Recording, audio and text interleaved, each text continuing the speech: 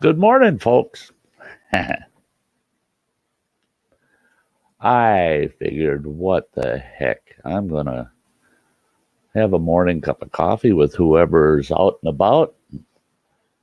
Let's see who we got going on here. Well, Terry Circle, she jumped in early. She's not sure she's going to be here right away because she's not a morning person. Pilo, good morning. Oh, boy, it is morning for Pilo. Oh, Chameleon Lizard, awesome. Hi. Blake, good morning, Blake. Unwrap a smile. I mentioned it last time. I really like that channel name. Yeah, unwrap a smile. You're on your way to work, Pilo. Wow, drive safe. Yeah, I just decided. What the heck? I'm gonna fire up a stream this morning, have a cup of coffee with whoever wants to hang out, and um, I hope you're having a good morning, Chameleon Lizard. Um, yeah, this old boy, he didn't get much sleep last night. Well, it didn't help. I was up with Crazy Ann last night. Um, we were playing PS4. Hey, Cheesehead, good morning, buddy. Go to bed already. I was in bed, but Mother Nature woke me up. Charlie horses this morning. Really bad Charlies. Oh, look at here. There she Hey, is. Hello, hello. Good morning, Anne. Well, good afternoon for you. Good morning for me. good morning. You're early on. I I had a terrible night, so I thought Why? what the heck? I'm going to do a stream that You can misery loves company.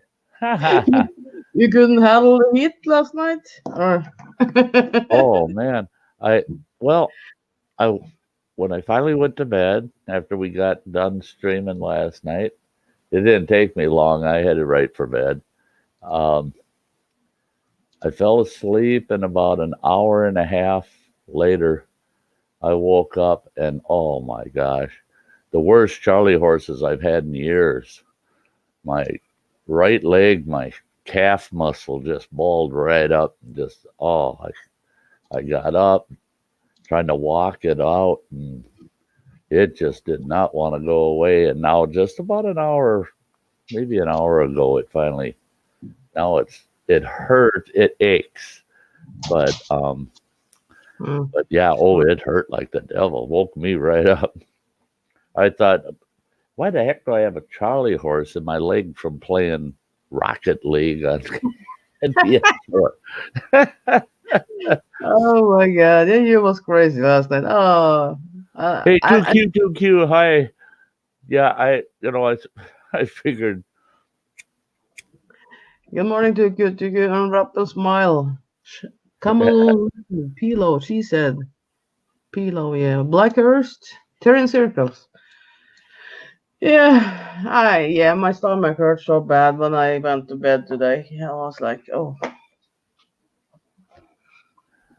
So I guess it was just not a good day for sleeping.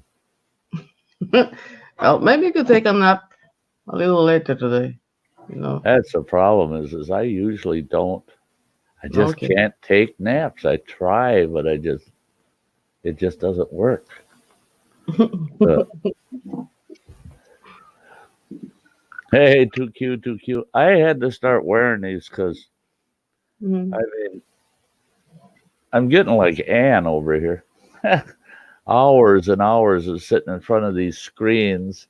Plus, I've Yeah. got studio lights and the like. My old eyes just don't take it anymore. So, yeah, the shades get me by. Hey, Hey, Scrap and Irish, good morning. Well, good afternoon for you. howdy.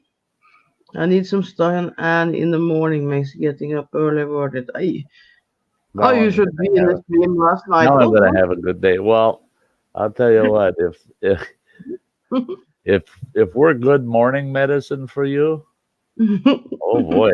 Well, now I feel like I'm good for something. You're always good for something, Sty. Okay. No, Ann never sleeps. And not much, but Not yeah. much. Sometimes I sleep too long. Oh, yeah, that one day, didn't you get 12 hours? Wow. Oh yeah, I was like all over the place then. Hey, good afternoon, Gunner. It's morning for me. I was gonna just talking about our shopping list. What the fuck is spicy? Hey Nick Jones. Hang on. Spicy.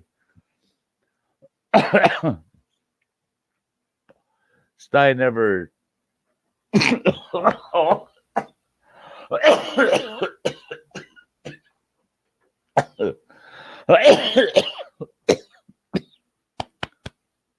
Stop smoking, you old fool.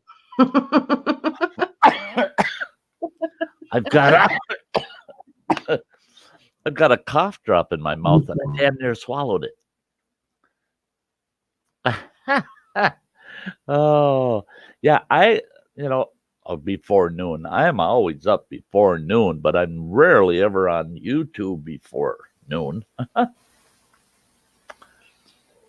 I I try to get up and catch Gil Skills lunchtime shenanigans each day and at least get over there, give them a thumbs up, listen to folks. And that's what I start my YouTube day off on.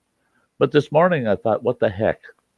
Yeah, what the I heck? woke, stinking Charlie horses woke me up, and there's no way in heck I'm going to lay back down with that leg the way it hurts. I know they'll come right back if I lay down. Hey, Tarrant Tea with Mrs. B. Ha ha. Good morning. Good morning. 2Q gets up at between 5 and 6. I hope that I get to bed by 3 or 4. You hope? Last night, I was really tired, but still managed to get to bed at a fairly decent time. Well, as long as you're done by 8 p.m. Eastern Style. What? Of course I'll be done. I don't stream tonight. That's the only reason I'm streaming this morning is because I know my favorites aren't streaming this time of day. Yeah, 2Q. You're right, because I got to go out to the store today.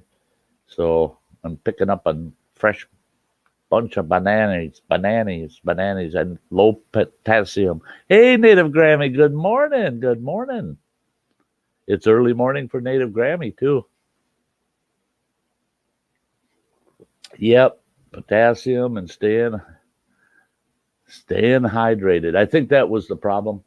All I drank was coffee throughout the day and last night. Didn't drink enough water. Didn't get enough water in my system.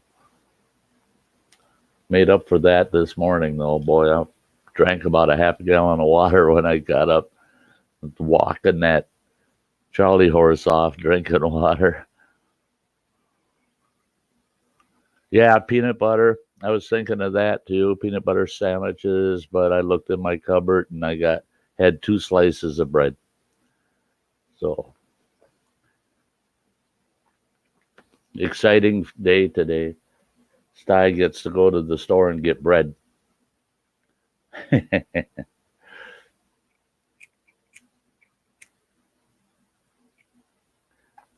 Well, hey, Cherokee Rebel, good morning. That 2Q.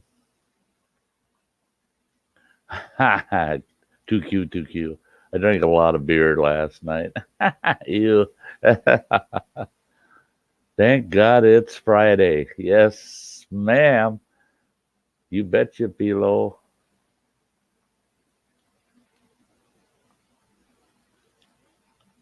Yeah, I actually had a Charlie horse, same leg that I got the bad ankle now.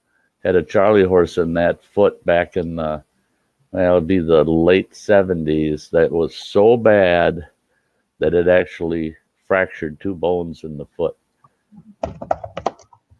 Couldn't walk on that foot for about 3 weeks.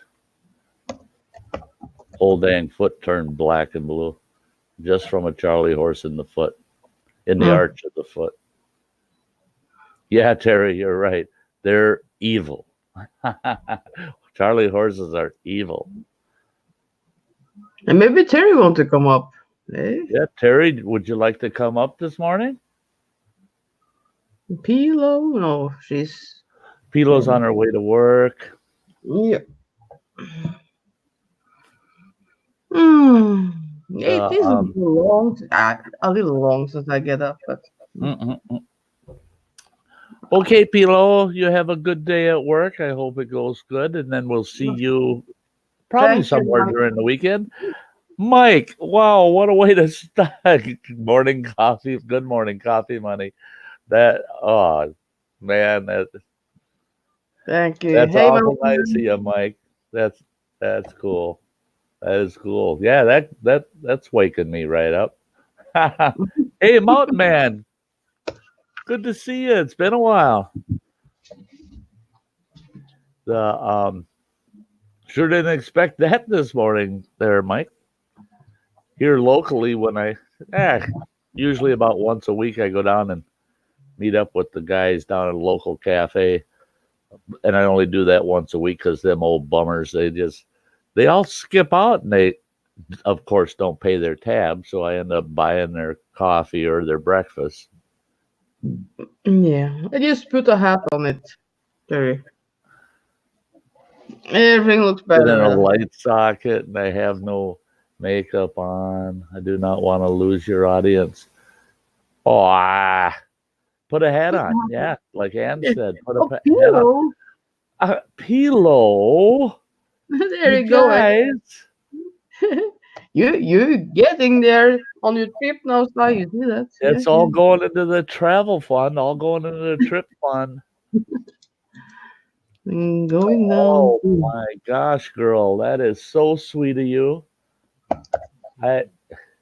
Pilo. I wish I was more wide awake. Boy, I'd be just excited as hell here. I got 2 super chats first thing in the morning. That's it.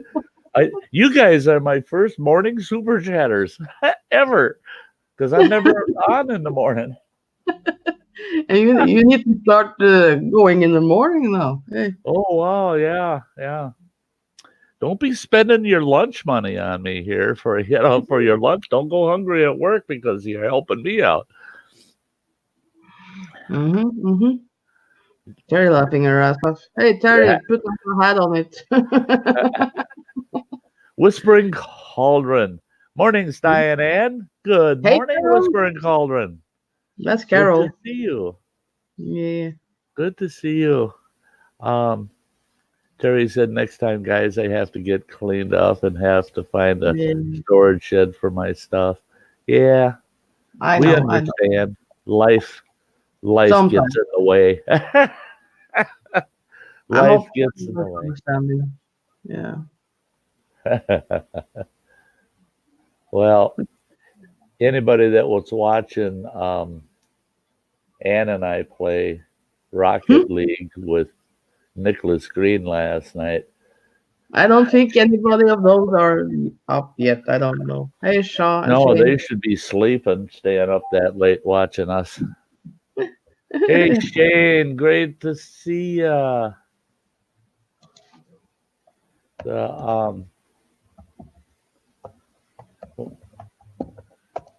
Did I ever get Rocket League? Yeah, I played Rocket League twice now with Ann. Got my butt kicked royally. Hey, arcade. Yeah, if you go like last night, you have to go like an hour out in. I think you joined us. Yeah, I don't know. It was about an hour. Hour. I just cut that video in 2 so I can just get a part with you in. Oh, you don't know. No.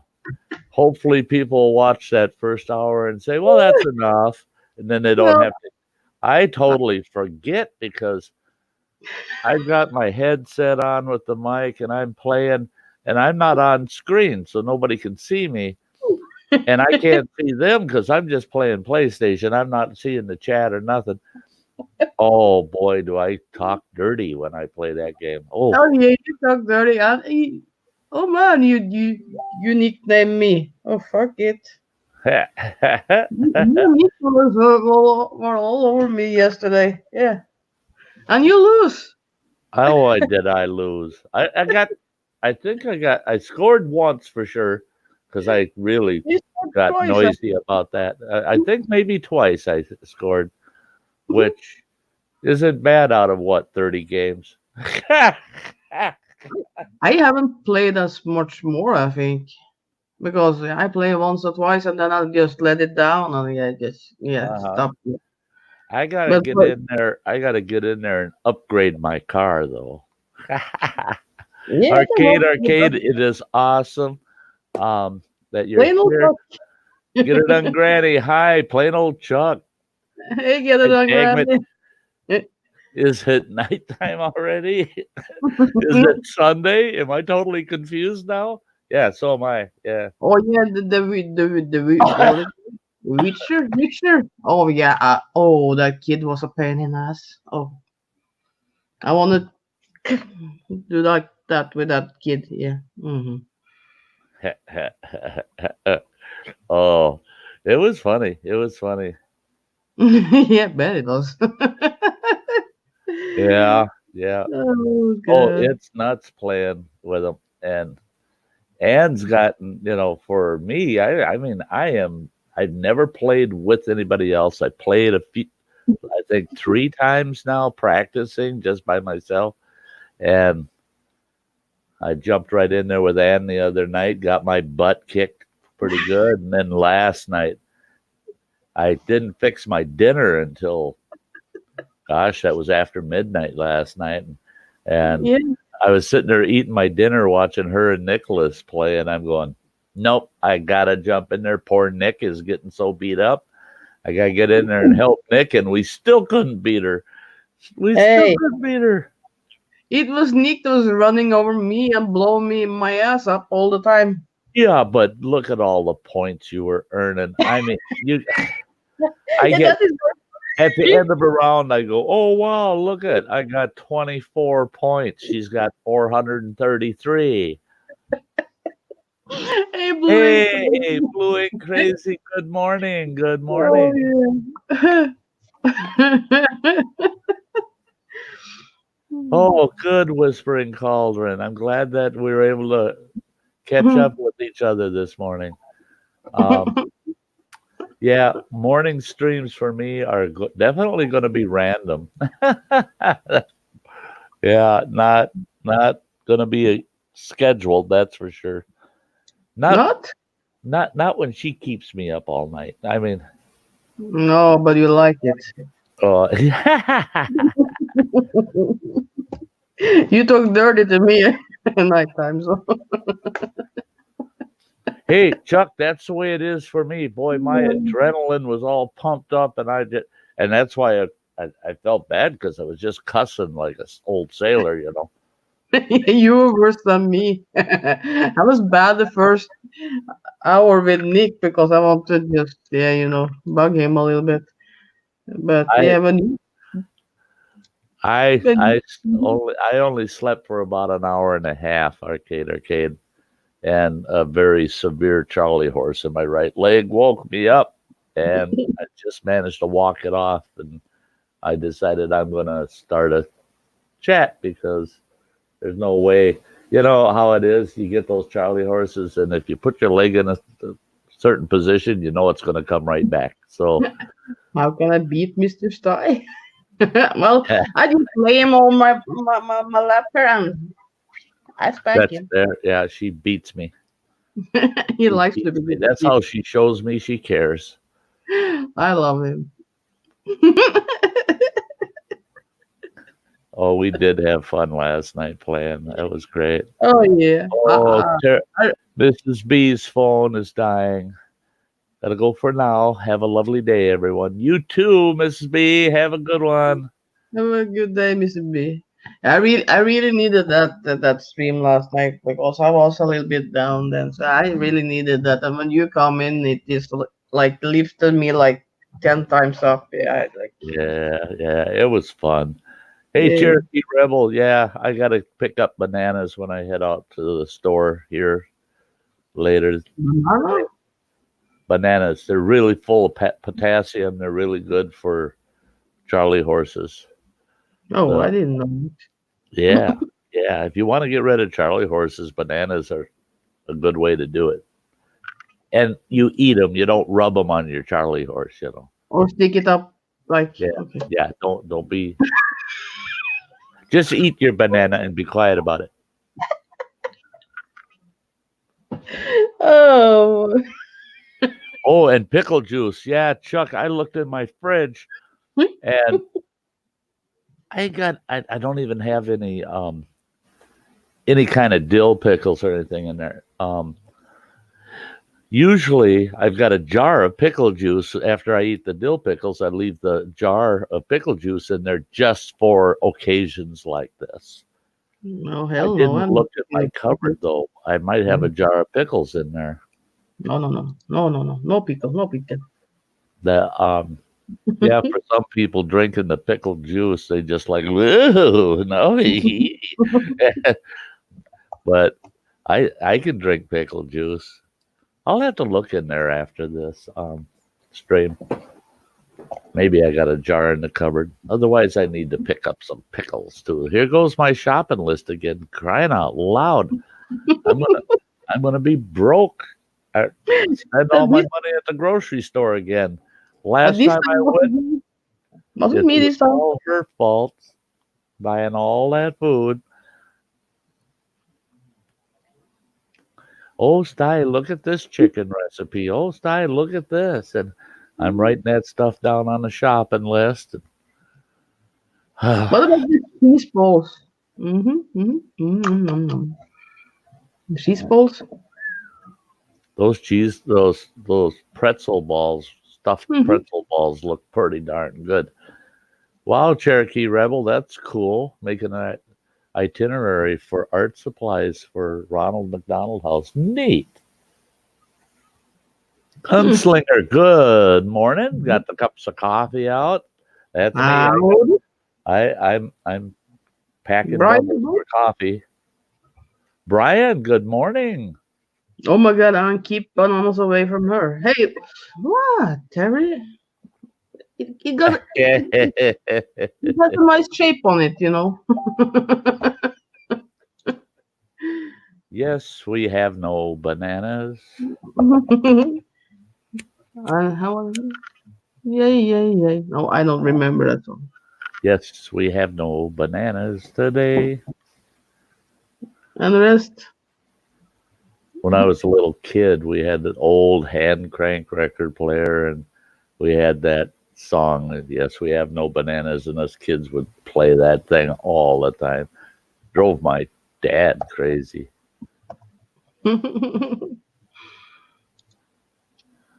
Well, I can understand that. Oh, With you, Brian.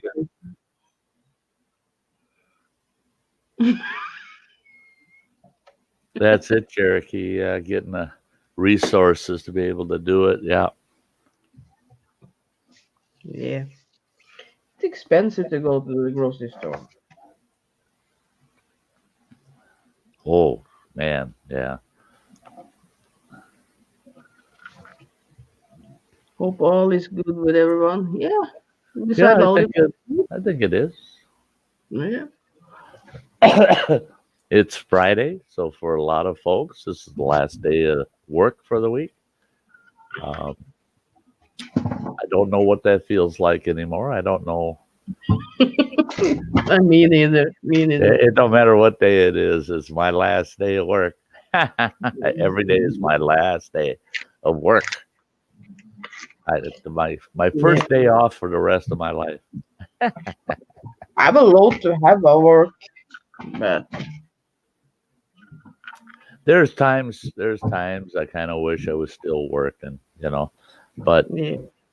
But then there's other times where, thank God, I'm not. I just Yeah, sometimes the days get long and you just yeah. Well, no, I can sit and talk to you guys, but else it can be pretty boring just going home like 24/7. well see, and that's it. Is I I'm now starting to feel how you feel because being stuck in all winter. Oh my God, it's driving me nuts. Some days it's just like, is this day ever gonna end? Yeah, it can be some long days. Yeah. Are you taking your pills too? Oh, I already took my regular pills. I'm taking some ibuprofen. Mm. Oh,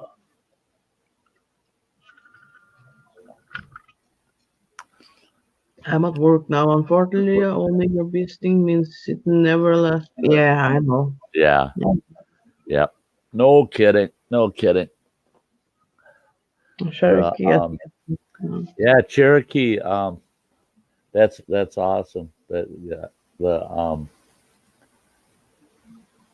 when I helped those four families out for Christmas, it was pretty cool to um get all of the help we got. And yeah, they had a great Christmas. They had a great Christmas. Um, Thanks to my viewers, they really helped. There, just so folks know, we don't have a lot in the house, but so folks know, Cherokee Rebel has um, his PayPal account is in his about page um, Yeah, on his channel. Um, in yeah, fact, he make a lot of great stuff there. The videos are a yeah, little he's short, but crafty, crafty. Mhm. Um, uh, Hey, Tyler, hey, Bubble Wiz. Bubblevis, great to see you. Um, Tyler, good morning.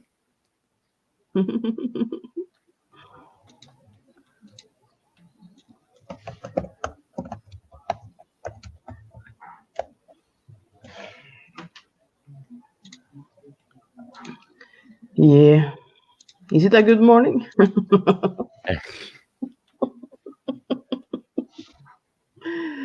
I'm gonna buy that green screen. I think I just give up painting that shit. Oh yeah, Yeah, yeah, yeah. She says, yeah. yeah. Fuck it. I'm gonna take the easy way. Well, I tried the other way, but yeah, you need the right color, and it went too dark. I think. Oh. I was in Oh, last night working, but busy. How is everyone? He was lurking. When was he lurking? On over Sty's at or on? the campfire. Okay. The yeah, it's. I'll tell you what, it's too early for me to know what this day is gonna be like. So far, all is well. Yep. Yeah. Who knows? Who knows? Maybe I'll be able to take a nap. I don't know. I don't know. Yeah. After tonight, I yeah because yeah you had your leg, but yeah. Yeah, Phil's streaming tonight, ain't he? At 9 o'clock. Was it eight? Oh, Didn't you his say time. eight? Yeah, his Eight. time. Yeah. 8. So that'd be 7 my time. Yeah. Okay.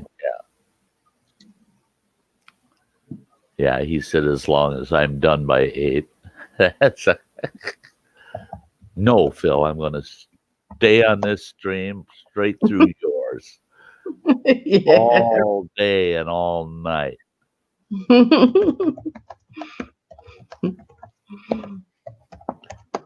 If you listen now, you will get response on that. But If I do what to who? oh, Oh, don't go there. Don't go there. don't go there. if Bill was listening now, you will get respond on that Oh yeah, comment. oh yeah, Yeah. oh yeah. He wouldn't miss the chance to tell me you better not stream.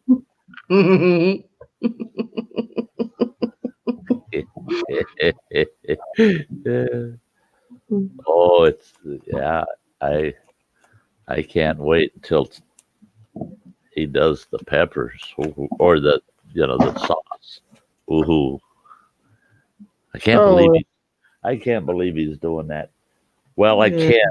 I can. I've gotten to know him well enough to know that, oh, that ain't no surprise. That goofball's going to do five. He can't match her and do four. He's got to do five. And Yeah, then he last have to go over. Yeah, like. and then last night he said, I'm not going to attempt five. I'm going to do five. I heard that. I heard that. Yep. And I thought, here we go. Ann and I are going to have to babysit him while he's laying on the floor again. Well, whatever makes him happy. Yeah. Whatever turns your crank. I will be there to support him. So yeah. I don't I don't think he's got 6 bottles, does he, Ann? No 5. No, he's only got 5, so he can't even do 6 if he wants, Yeah. because he No, only he wants has to go 5, 5. and Yeah. they're all sold out. Nobody's able to get them. And he had only ordered 5. He'd have to be able to Oh, get a bottle from somebody else real quick. I wouldn't have one. So yeah. Mm-hmm. You Hmm. don't scare the world. I still You don't have makeup on. I do too, and you didn't even notice. I'm sorry, Sty.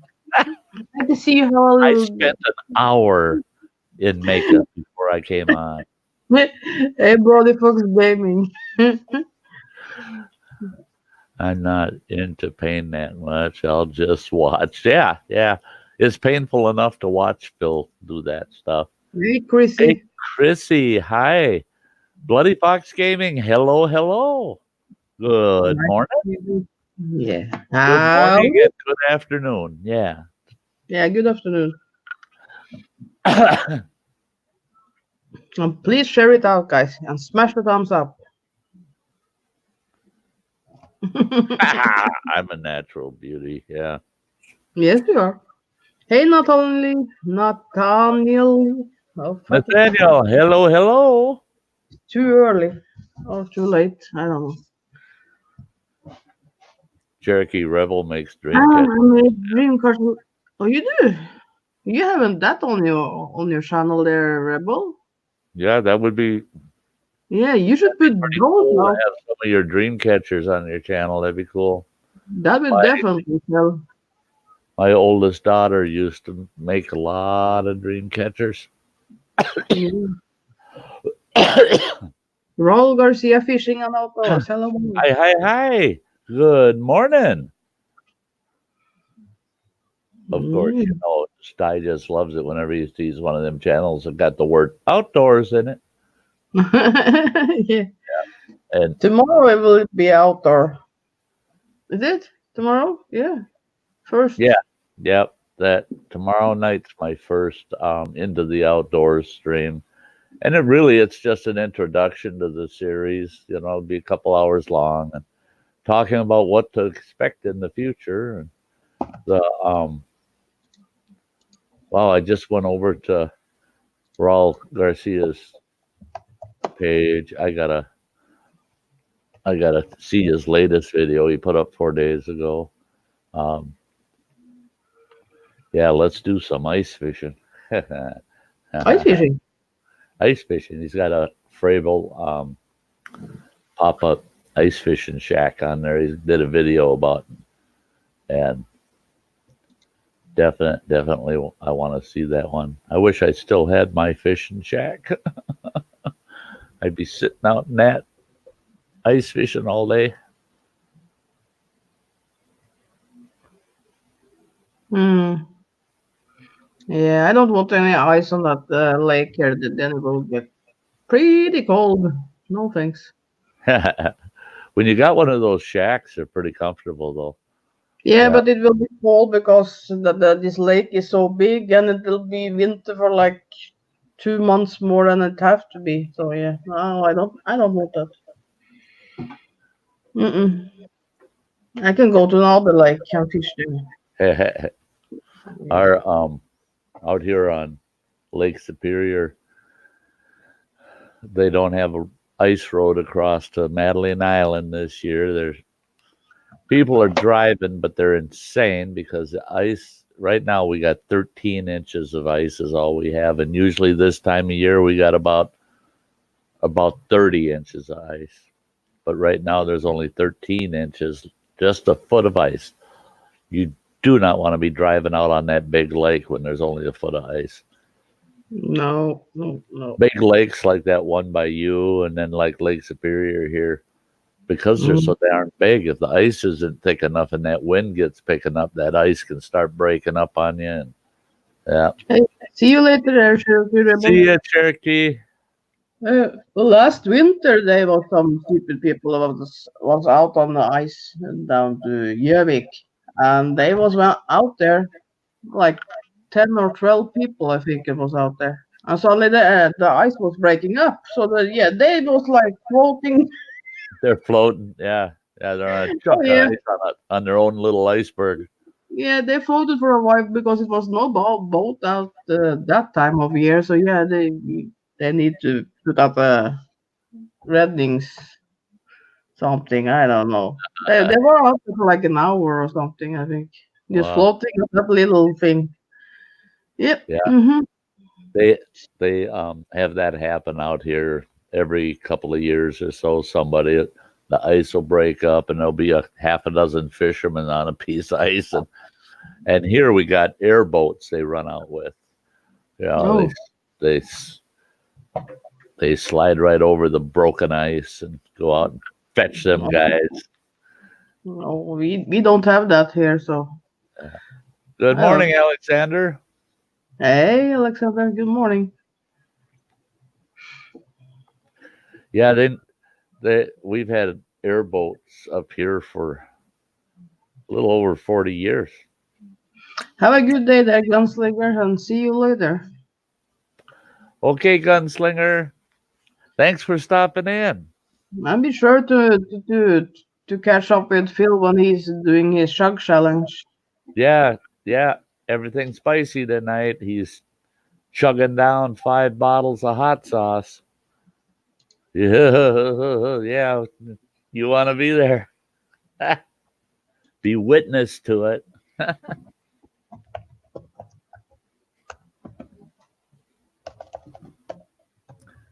Yep.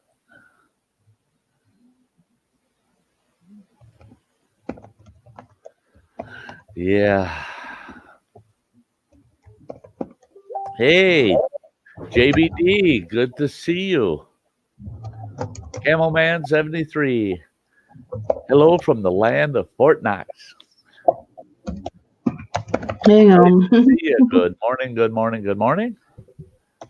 Yeah. George, Yeah, we got George, kind of a light crowd in here this morning. Folks, if you think of it, share it out. Share it out. JBD, come on, Nobody. man. Well, hello there, Teresa.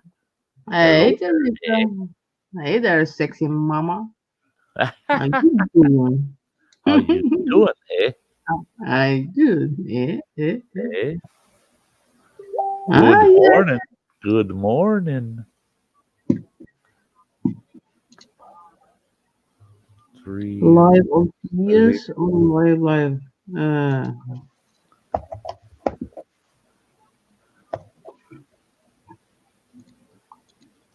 Hang Yeah, on. afternoon. The 9:30. Yeah, it's about 4:30 for you, isn't it, Ann? Yeah, 4:25. I'm 7 hours before you. Yeah, after. After. Yeah, Before. ahead of me. Yeah. in front of you. Yeah, just like in that damn game. There she is in front of me, always in front of me. That is why you like to watch my behind, so yeah, that's why. I couldn't believe how many times. I don't know. People must really like me. They keep hitting me in the behind all the time. uh, and it wasn't me that was smashing you up all the night yesterday. I was trying to get the ball, and you only want to run me over. Yeah. Oh, hey, Teresa, in that game last night, if there was a swear jar, I would have duct taped my mouth shut. I'd be so broke. I'd be throwing IOUs in there. Look at this. So early and, well, late in the day for him. Hey, Hey, buddy. Oh, don't you? hey, look, you caught me live from the allotment. There, we can see him He's outside. out at What? the allotment. Let me turn There Yeah. this you round. go. You Don't off don't work? you feel You about? off work tonight? Yeah, I'm not at work tonight. Hey, Good. Shelby, how are you today? Yeah, Chuck. Yell loud if anything comes up. Yeah, they're just gonna download the Hey, Rocket League Chelsea now. Lynn. Mm-hmm. Boobies. Awful early in the morning for boobies. Oh, Oh, Jesus. Now I'm awake. Ow. Now I'm awake. Oh, it's windy out oh, here. do this. I hope that when you say that, I have to lift them up, and show them. See, I, you know, I don't, it doesn't bother me. If you feel the need, it doesn't, no, it don't bother me. It don't bother me a bit. The, Oh man. Oh, there she can. the Chickens. chickens.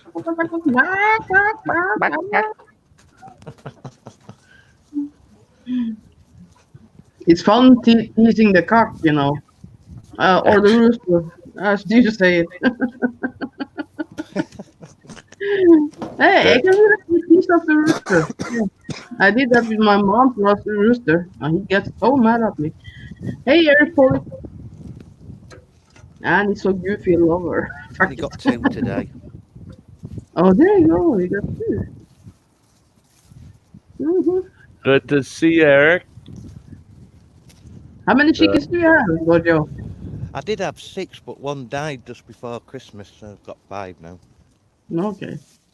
Well, two egg is good then. So, they're all hens. Yeah, they're all ends because where I am, because I don't know if you can see there's some houses up the back, okay. and we can't have cockerels because they're too close to the house. Mm. So then you have to be the cockerel, whatever you call it.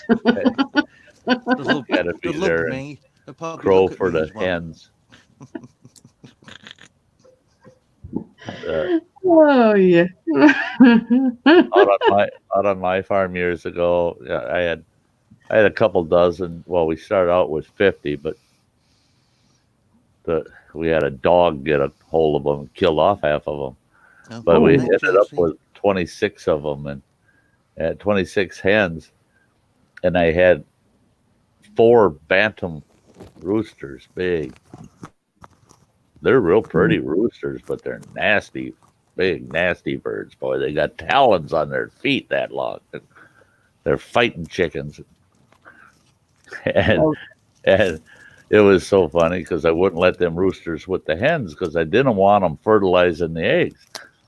So we had a pen right next to the hens that the roosters ran in, and them roosters were banging into that fence constantly. They want to get to those hens. And the hens are just, we'd watch them, they'd strut back and forth next to that fence, drive those roosters crazy. There's, there's a just bloke here. like There's a bloke here. He just took on some chickens. He made the biggest mistake of buying two roosters.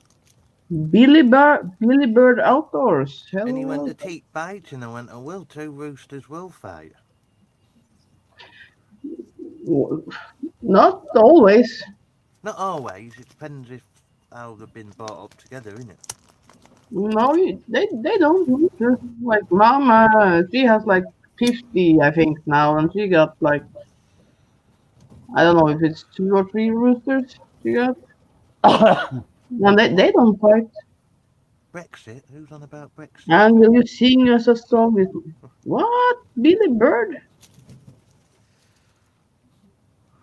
I don't sing. No, no, no, no, no, no, no, no, no, no. No. Billy Bird, And Billy it's Bird. and it's very bright early in the morning for Samantha. I don't think she's going to come up singing at this time in the morning. It's only 6:30 in the morning there. Oh wow, it is, isn't it? Yeah. Yeah, she's 10 hours behind me. So. But I heard you sing before. When? When you yodel. Oh, yeah, it was yodel. Oh, yeah, okay. That's been a while since I did that now, so Yeah, it's yeah. been a while since you've been yodeling. Oh, That you one, were singing a lot before, but that was before. I don't know. It was like singing like Kiss You All Over and with Roman and Phil and things like that. On that another stream, it could be my stream or it could be Phil's stream. I Yeah. remember on one stream.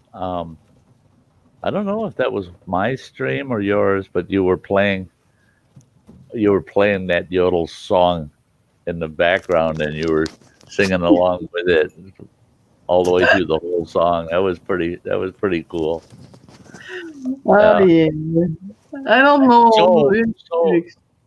Dojo, did you get Rocket League? Now I'm gonna look for it today because I've got I can download it. Yeah, not that So that is I'm what gonna I did. when I get home. That's why I messaged Dan. I couldn't remember the name of it. I woke up smiling. What was that game name? That's what the fuck noise Mike, again. Mike, Huh? you are crazy. You are crazy. Oh yeah, he's crazy. Wow. Want to adopt some Anybody want to cows? adopt some cows? Well, it's nice meat on cows, so yeah. If I could have a cow on here, I'd have one. That's Mhm. that's all you need there now, Dojo, is a cow on your allotment. Couple of pigs, a cow. Be well Yeah, away. yeah. Yeah. I Pi- can see you Pigs. going out there every morning and evening milking that old cow by hand. Yeah, that's a little bit of the charm, the hand milking. Well, it's not different than a no shot it. No I've shut milked it. the You cow. better you better be careful where you go with that. I've milked the cow before when I went to a country fair and they was showing people how to milk cows and I had a go. Not as easy as it Uh, looks. yeah, we had cow. We had one cow, and we was milking her. So yeah. Uh, I've milked a lot of cows. Ugh. I had myself personally. We only had the one. Bought a I bought a yeah. little bull calf and a little heifer and raised them both, and then I when the heifer freshened, I started milking her. But I was working for a local farmer, and God, we had 75 head. I had to milk every morning and every night. I feel left Them out dang here. There you farmers, when go. they That's on. hire you, they want you to milk 6 days a week. There you go. There you go. Mm, It I would. Chelsea wants a miniature pig. I, there was a I would story use about this one. a miniature pig and someone bought a miniature pig and it ended up being a pot belly pig. This is weird. There you go. There Check we that go. out. We're all Real camouflaged in now. tree. I can't Yep. find. I cannot find my baseball cap. I don't know what the Or hell I've got happened to this it. one as well. this one will maybe people. That that makes you look like Barney Fife off of Mayberry RFD. Andy Griffith's buddy. That straw hat. They had one where Barney was going fishing. He had a hat like that. I got my hats. I got a lot of hats. I've got loads of baseball caps. Yeah, little potbelly pigs. How you And then doing? I've got this one. Yeah, ratters. We used to call those ratters. Yeah, And I got a I wore those all the time when I was young. Yeah, yeah. No, Joe, I had a couple of really nice leather ones.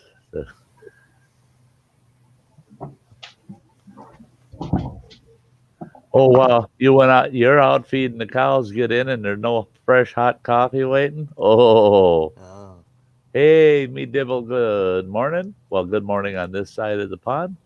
it's Yeah, good evening afternoon. here. Near Yeah, enough evening. yeah. Half, it's half 3 here. Just gone. And do you think you need to go buy a new hat? Yeah, I need a black one. Oh, I I need don't a need black one. That's I don't need a camouflage cowboy hat. I want a camouflage cowboy hat. That one. Yeah. hat for every occasion. Yeah, and I always go back to this one. I don't know. I didn't put my hat on yet because I don't plan on going anywhere till later. No, you can go out with that bandana or whatever you call it.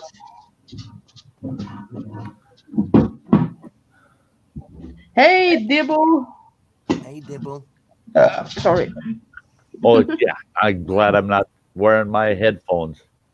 When she belches when you're playing a game with her, oh man, you hope you can see it coming so you can pull them headphones away. Oh my god, just whoa! And I told her, I said, "Geez, it blew snot out of my nose. It was so loud." I bought some gaming ones and they're that sensitive. I was playing with You're I was great. playing with Bounty. I was playing with Bounty and he said something. I was like, "Fuck no." Yeah, I got the actual Sony headset for the PS4. It's an older set, when I first got it, but oh, those darn doggone things, they're great. You can hear everything, but when somebody burps or sneezes, holy God, it just about blows your brains out. I didn't sneeze a bird twice. Twice you Sorry. did, yes. The Twice. first one, the first one was bad enough, but the second one, then Nick fakes one right after you. Oh And yeah. when Nick did it, it was so damn loud. Oh God, I didn't think I was going to hear right for a week. That's crazy. Oh, I did have a knock on my door this morning before I started my stream, and I went and I answered the door, and it was my neighbor. He says, for the first time in almost 2 years, I finally heard you next door. And I go, you did? When was Oh. that? He goes, in the middle of the night, you were yelling, fuck this and fuck that. What did I say, Ann? What did I say? With these headphones on, I don't know how loud I'm yelling. I I'm the don't. same. I'm the same because my housemate came in my bedroom one day. I was on my PlayStation. He come in and he waved at me and I went, "What?" He said, "Oh, I can hear you saying fucking hell, shit, listen." Yeah, he was. My neighbor. He's a good egg. I mean, I said, "Oh God, Tom, I'm sorry. I didn't mean to. Oh, I must have woke you up." He says, "No, no." He says, "I was playing." He says, "I was playing GTA in there, and I was worried it was too loud because I figured you were probably headed to bed." And he says, and all of a sudden I hear you yelling, "You fucking cocksucker!" And he says, "Get off my ass!" And he says, "I thought you were having a hell of a fight over there." And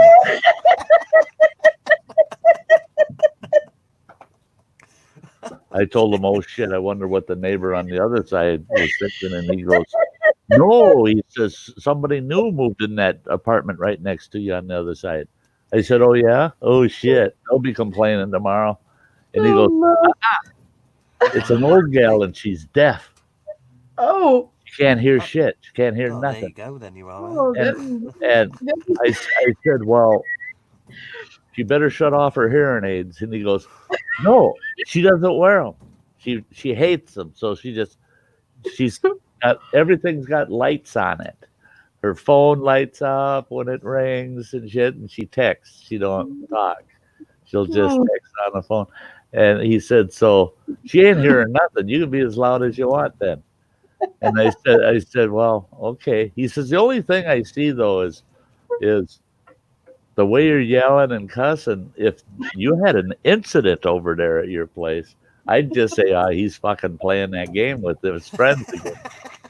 He says, somebody could be killing you and I won't come knocking on your door. Okay.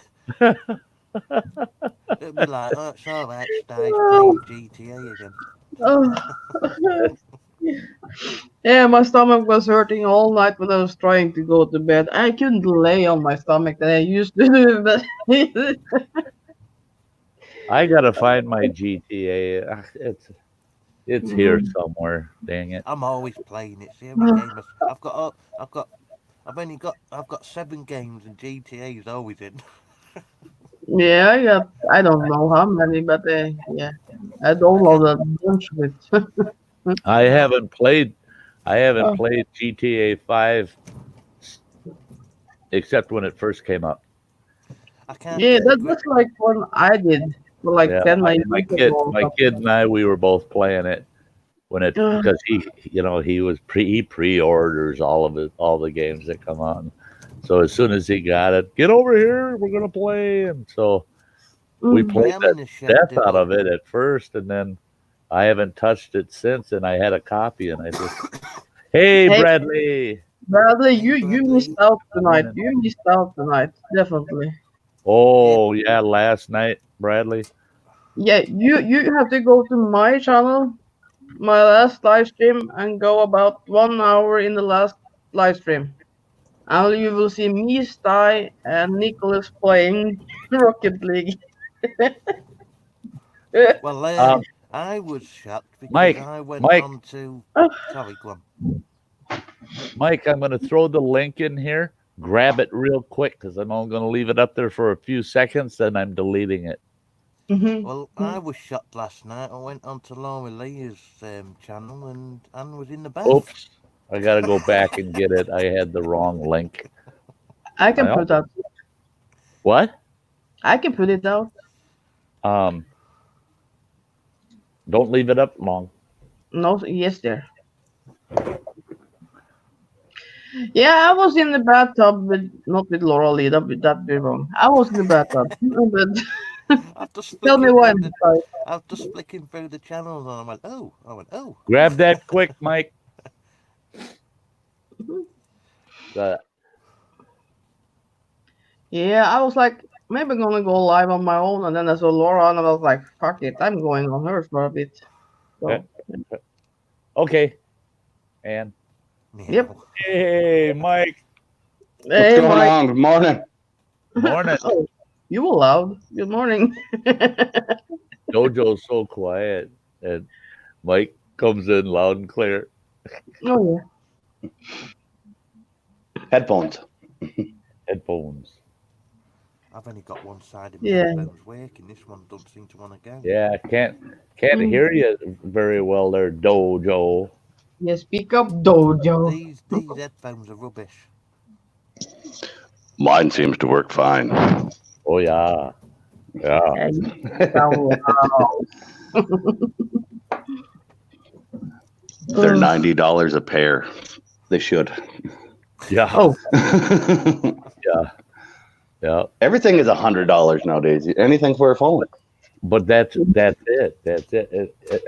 That's what sucks is every time you buy an accessory for anything, it's $100. Yeah. $100 then- for this, $100 for that. That is like $100 is the new $10 bill. You know. That's pretty much it. Yeah. I looked them up when I bought my phone. I have the Note 10, and I wanted an extra set of the headphones that come with it. And they're $90. That's I not. was like, I don't know if I need an extra set. Yeah. I get mine from Poundland. Right? Oh, Gibbles just said that. Stop buying them from Poundland. I don't think that handheld mic's doing you any good though, Joe. Ain't it doing any good? No. We can barely hear you. I mean, I can, but I have headphones in. Yeah, I don't want to have to wear headphones just to hear Dojo. No. Let me try it without me earphones in, see what it sounds like. It's, I have to stick my hearing aids back in.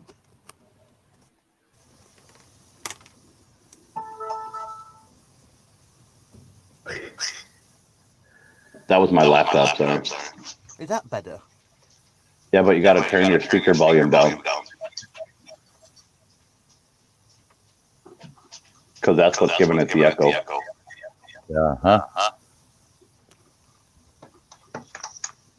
Yeah. See, I come in and everything gets all messed up. Yeah, we're still getting the echo. Oh, there it's gone. No echo now. Good. Golden. Yeah. But can he hear us? I don't know. He doesn't. Oh, he look muted like himself. No, he muted himself. Yeah.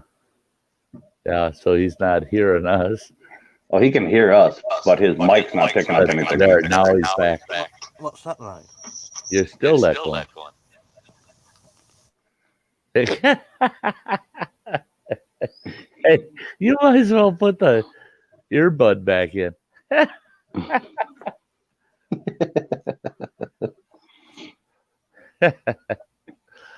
Oh, I have an extra set of these, Dojo, if you want me to send you them.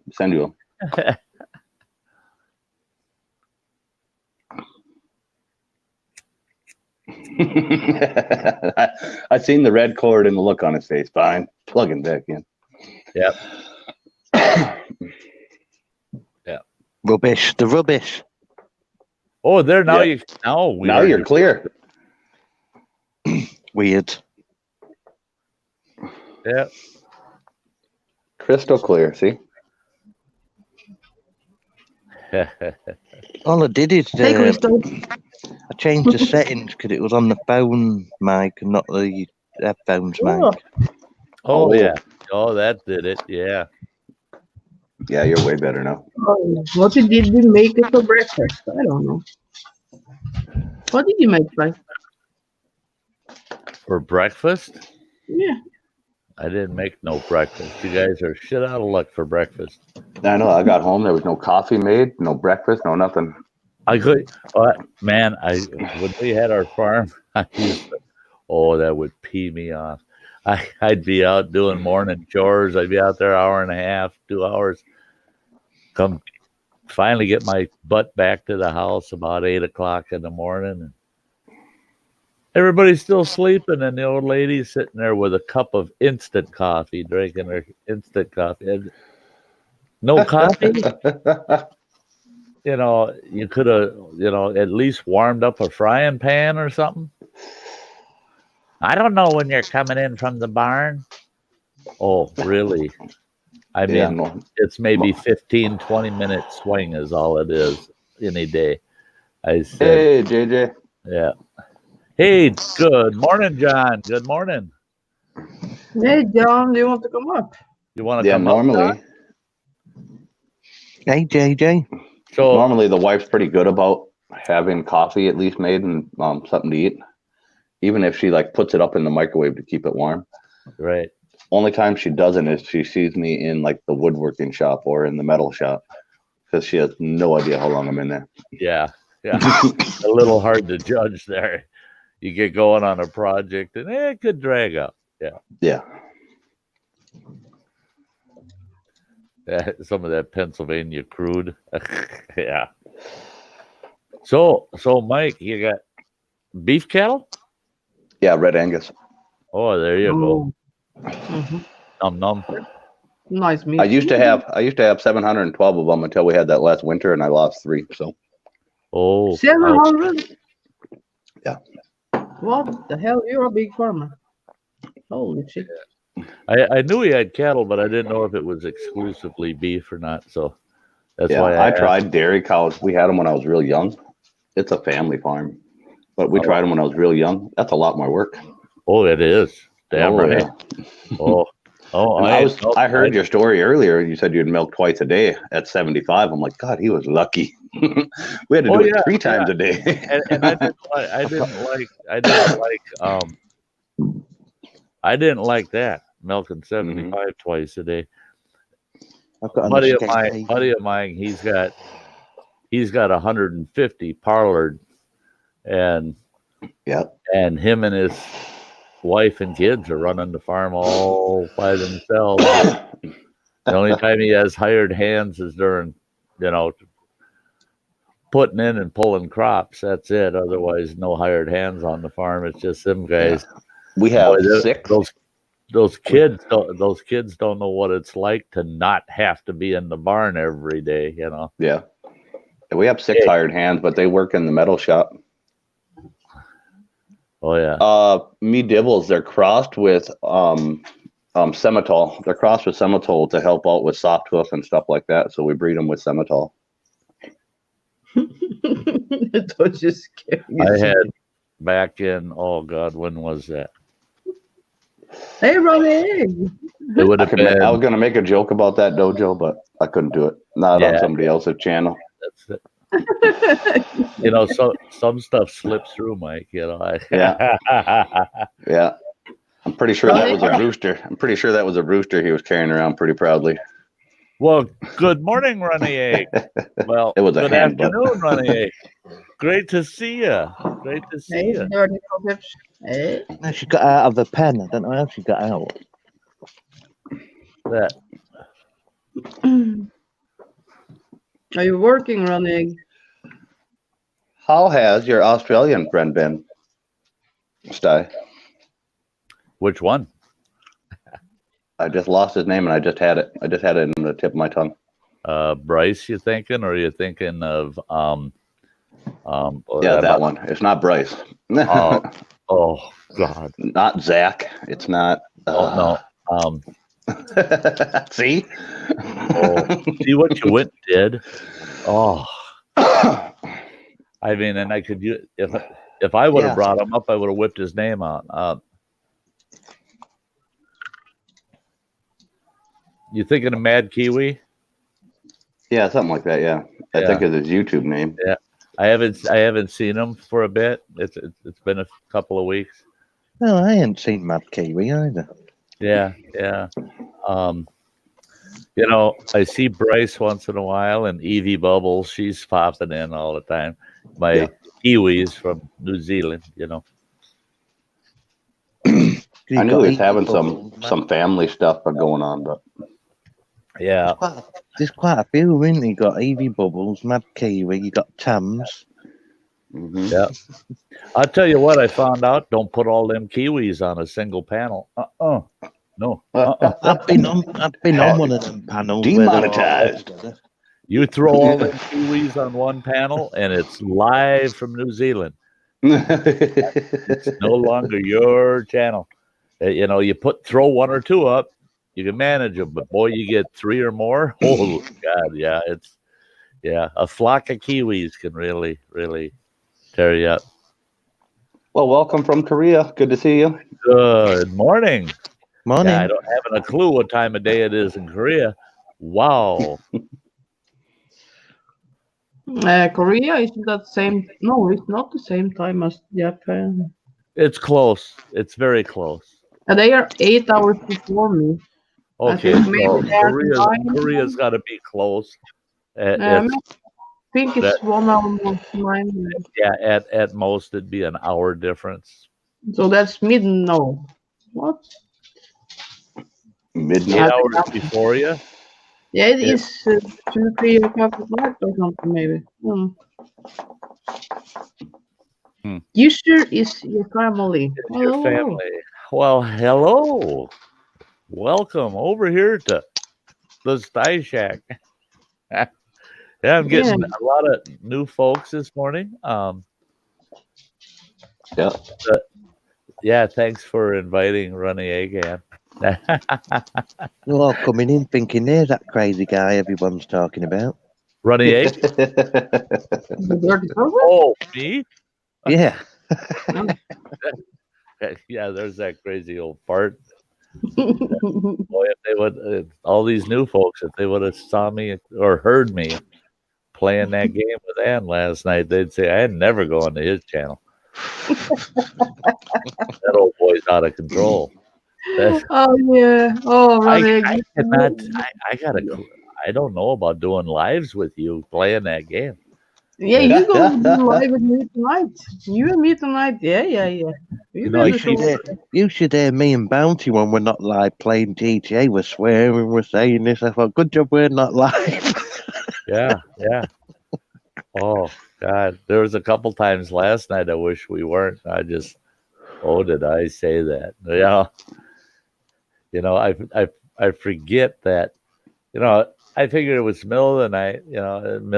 It's after midnight. What the heck? There ain't no little kids watching this. But I forget that it ain't that way around the whole world. Yeah. Well, it was morning here. So I don't know. Somewhere over in Europe, some poor little kid sitting there eating his cereal in the morning, and he's hearing his cousin left and right playing a cutesy little video game, and this old guy's just. I don't know how many. He talks like Dad when Dad hits his thumb with a hammer. I don't know how many little kids are watching Crazy Ann in the morning. Dad, what does Mike, the fuck you up mean? That's crazy of you, Mike. Thank you so much, man. All contributions to the channel go towards a couple of trips this summer. I got to go to Chicago, Pepperheads. I can't do. I was gonna go to that this year, but I can't make it. Oh, bummer. Yeah, they moved it to July. I ain't going to Chicago. I'm not going to Chicago until they figure out if those 42 people have that coronavirus or not. Well, I'm watching that too. And I want to know what part of the city that crap really set up in, and hopefully it's not folks that are moving around too much. There's 3 cases over here of it. Yeah, we had 5. We had 5 in the States that were confirmed, which are literally across the state, some over on the East Coast, some on the West Coast. And then all of a sudden, Chicago had 42. No. Yeah, that's nuts. They're not confirmed yet.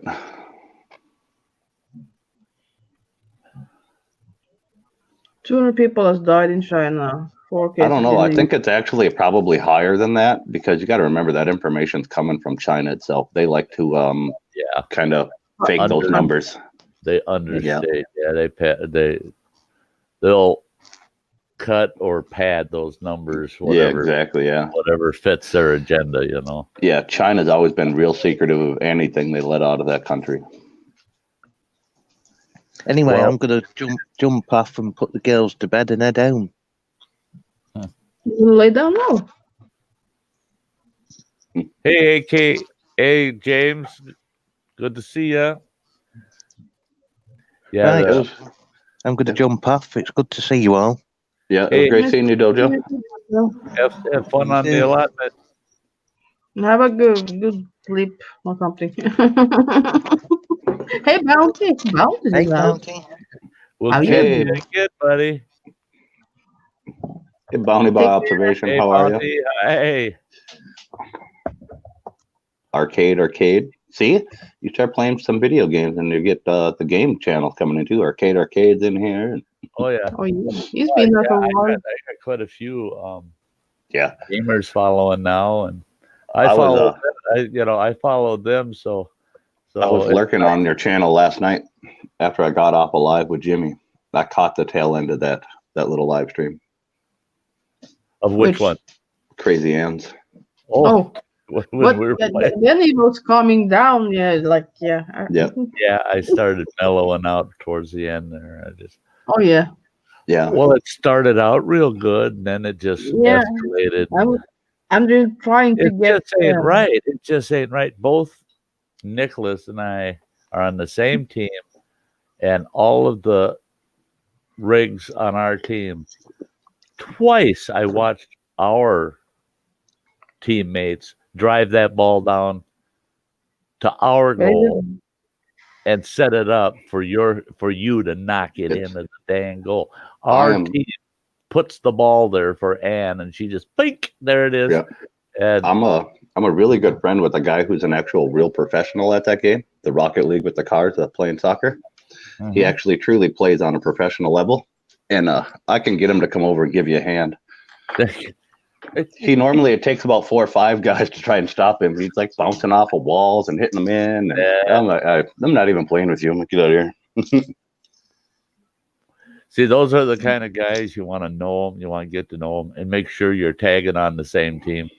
Yeah, yeah. That's what I always tell him. We talk all the time, but that's like my youngest kid.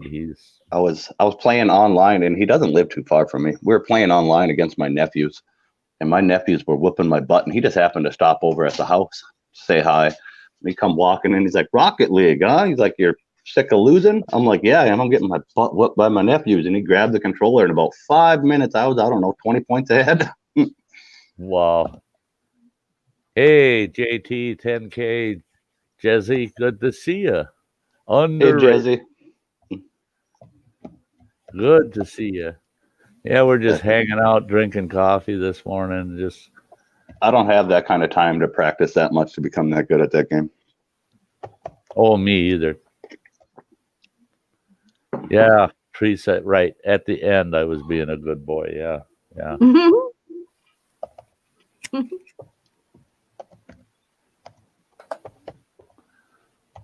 Yeah, I got to get on there today and trick out my rig because Good morning, Smokey. I gotta get a little more boost to that bugger. It's good to see you, Smokey. Yeah, and man, her car is just snappy as hell, and my old truck, it just, I'm 5 vehicle lengths from the ball, and there that goes. So I've been learning to jump instead of try to hit the ball. Jump, try to block that sucker, off of center. You're gonna end up doing like I did. Like you start to learn to play with that truck. Now you're gonna soup it up, and it's gonna be way quicker, and you're gonna be jumping way too early, and you're gonna mess your whole game up now. Yeah. It's exactly what I did. Hey, Bradley. What Bradley. made me stream this morning? Charlie horse. Whoa. The Charlie horse. Oh, woke you up. A killer too. It was in my right calf. Oh, yeah, those are the worst. About the size of a tangerine, Yep. It's hard as I've a had rock. those. And I hate the ones in the bottom of your foot in the arc. I broke 2 bones. Well, fractured 2 bones in my right foot because I got an arch Charlie horse, and it folded my foot right in half, and it actually fractured 2 bones in my foot. My whole foot turned almost black. It was all black and blue halfway up the ankle, and they did the x-ray, and they go, my God, you fractured 2 bones. And I go, and they said, what'd you drop on it? I said, nothing. It was a Charlie horse. It started cramping up, and then the foot started folding in half, and there was nothing. We couldn't get my ex-wife. I told her, I said, beat on it. I said, just take your knuckle and get in there and just beat on it, because we got to get those tissues to release, And she was afraid she was going to hurt me. I said, no, that's killing me. Got to get it out of there. I stand up on them immediately when they start happening in my foot. That's what I would usually do with an arch cramp like that. I'd get up on it, and then I could walk it out. That one, it bent my foot so much. If I stood up, my heel and my toes were touching the floor. Oof. It was that bad. It was almost kind of amazing the strength in your body that you don't have control of. Yeah. You could never flex your foot that hard to. No. It freaked me out. I told the doctor, I said, I'd never seen nothing like that before. And yeah, of course, they did the blood test and said, yeah, there's no potassium in your system, you moron. Yeah. Said you bottomed right out. That's what my doctor said too, and he recommended I start eating bananas and anything banana. He's like, if you like banana, he's like, eat banana bread, eat banana pudding, eat anything with bananas in it. He's like, your potassium will go up, and you'll get way less of them. Yeah, and and pickle juice is another one. There's a lot of Oh, potassium really? and dill pickle juice. Yeah, Oh, yeah. I suppose that's why all the exercise guys drink it. Yeah. yeah. The yeah, and that was the problem yesterday was I drank coffee all damn day. I didn't drink any just good old fashioned water or any other clear liquids at all. Just I drank couldn't. coffee all day, so I was dehydrated when Oh, I went to bed. If I would have yeah. been hydrated properly, it probably would have never happened. Well, I'll tell you Bradley. what. I'll tell you, Bradley, a little Charlie horse story here. You guys get a freebie today. Okay. My ex-wife and I had this big, huge 3-room cabin tent. Great big bugger. I think it was 14. No. That bugger was 18 feet long. And Hey, it was running water. 10 feet deep. It was huge. And we took running water, good morning. We took this other couple camping with us. And we had the one end cabin in the tent, and they had the other side, and there's a big common room in the center.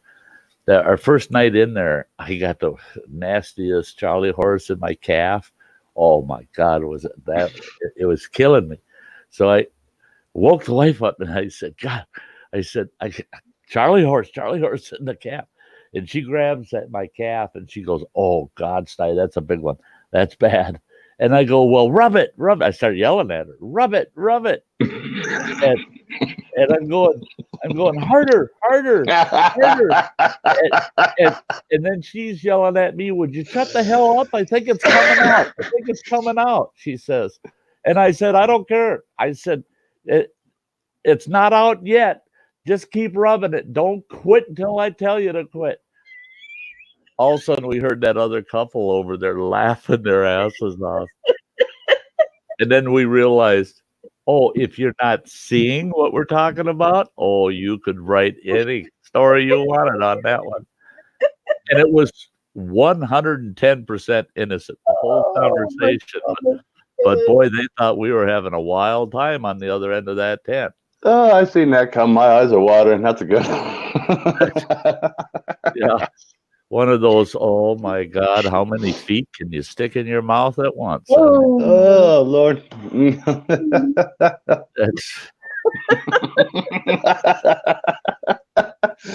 This is why Sty camps alone now. Yeah.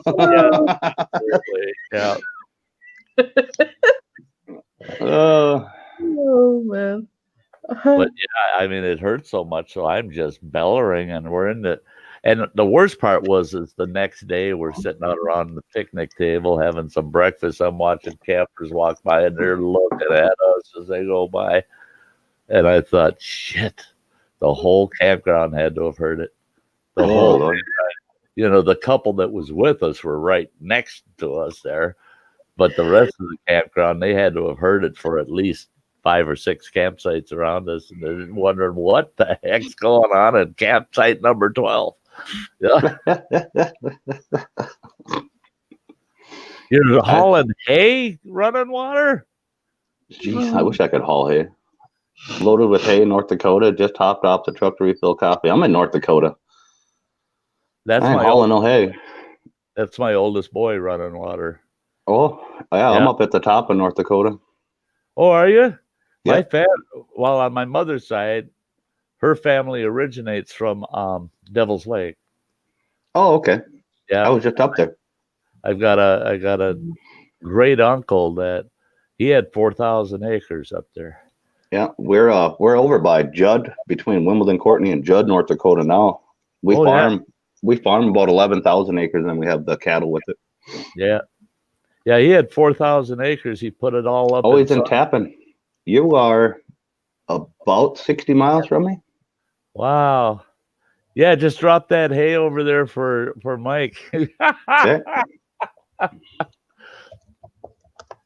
Well, I don't know how I ended up with that truckload of hay, but sure is nice. Yeah. If you want to do some hauling there, running water, there's a couple grain bins up at the behind my steel shop that need to be emptied out, and that wheat's got to get in. Oh, Kimberly. hey, Kimberly. I need the room when we start actually combining corn. Over in Tioga. I just came back from that way too. I was over in Williston. I haven't been up in that country for a while. I'm just going to the kitchen to wash the set. Okay. As you hey, Donald. As you get closer to Jamestown, there, running water, careful. The fog gets really dense. It was pretty bad when I came in. There you go, running water.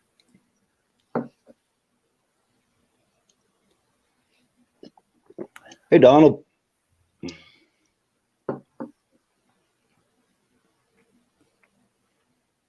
Yeah, I wasn't quite sure, if there was going to attract any coffee drinkers this morning or not. Oh, I was up watching it from when you guys started, but like I said, I was out feeding cows and stuff, so I was in and out of the tractor. Yeah. You're going to be heading towards Pennsylvania. Kayla. Yeah, so you're heading east. So you'll go right through Jamestown because you're on I-94. If you're making it happen and tapping right now, which is the little thing for the city, that's their logo. Make it happen and tapping. Tiny little town. It's a gas station and a bar. And they're across the street from each other, so you can fill with fuel and walk to the bar. Yeah, we got our fair share of those up in this neck of the woods too. Yeah, you see this sign that says "Welcome to," and then you're going, okay, they got a sign. Yeah. You go, was there a town? Oh, yeah. I guess that one building did have a single pump out front, so that must have been the gas station.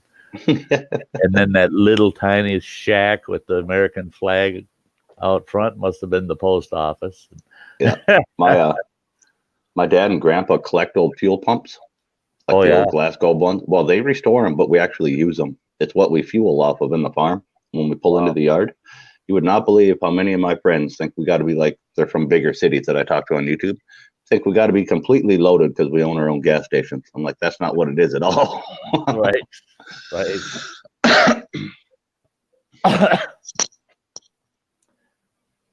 Yeah. Yesterday was 11 years of fog from Grand Island near to Minot. Yep.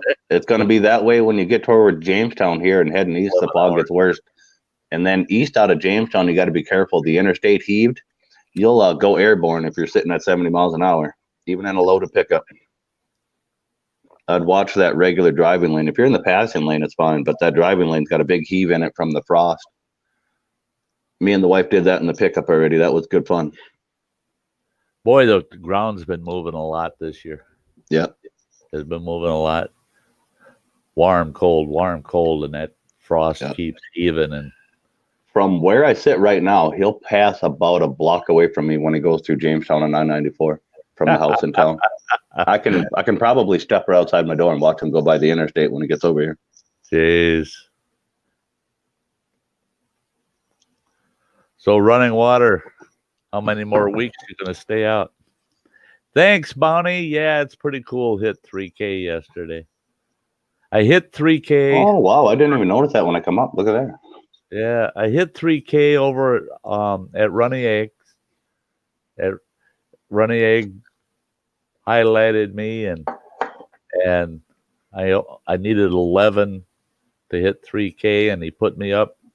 I was at 3,005, I think it was, and then by late afternoon I was down to 29.99, and then last night's stream bumped me up to 3,005 again, and it's stuck. So it's I think I'm there. Congratulations. Yeah, that was cool. That was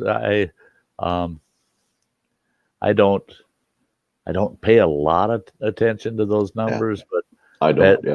3K, that kind of everybody says that stands out. That's a benchmark, So okay, cool. Oh well, I didn't even know that. I thought it was the 5K was the main benchmark after your one.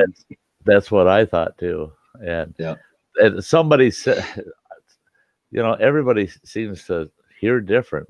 One person told me it's 1,000, 2,505. Another person told me it's 1,003, 5, and then 10. And I get that out of here. What do we got here? What do we got here? Baked potato with bacon, ham, cheese, béarnaise sauce. Mm-hmm. All right, you're gonna have to mute her, Sty. You're gonna have to mute her. Nom, nom, nom. Shoveling that in, she'll mute herself. Yeah. Well, I've got plenty of leftover biscuits and gravy from last night. I couldn't believe that after my stream. How did she get bond, Bradley? That's crazy. How would they even get bond? That's nuts. Something like that happened similar here, but it wasn't like that. A guy shot his kid's karate instructor. The karate instructor molested his son. And he was detained and he was found guilty. And as they were walking him out of the court, he shot him. And he still had bond. He didn't even, he got let out. He didn't get let out, but he's got a $250,000 bond. I don't know. I don't know in North Dakota, though. I don't think there's going to be a jury that'll find that man guilty. Really? I don't think so. Not around here. Uh-huh. Not after what they proved that he did to his son and everything. The kid was missing for like 4 days. Wow. I think they're going to call it justifiable. I think he might. He might get a way lesser charge, but. Right. He might get involuntary or something. They'll give him 9 years, make him serve 1. Something like that, yeah. I had a buddy that was justifiable, and he got sentenced 15, and they said he'd have to serve 9, but he ended up only serving 2. The temporary insanity. Yeah, they could probably bounty. That could probably be on that one. I don't know. That whole thing happened about 100 miles away from me, west. Well, I sat in the courtroom while this guy out in northwestern Montana sat there, murder case. The gal he killed her right from that courthouse just across the street in a little public park. And he gets in there and his attorney told the judge, at first they pled not guilty. Then the attorney decided they're going to change the plea and said he's pleading guilty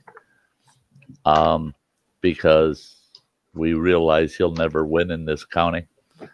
And he turned around and he looked at everybody in the audience in the courtroom and big smile on his face, this punk.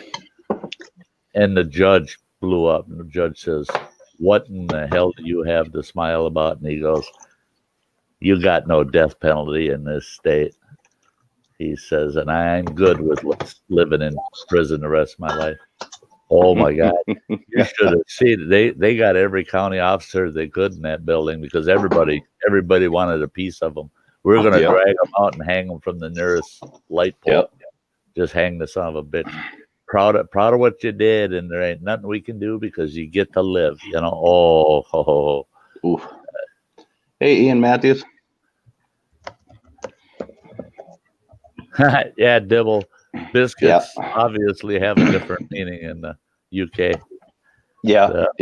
I found that out the hard way. Those are crackers. Yeah. Hey, Ian, good to see you.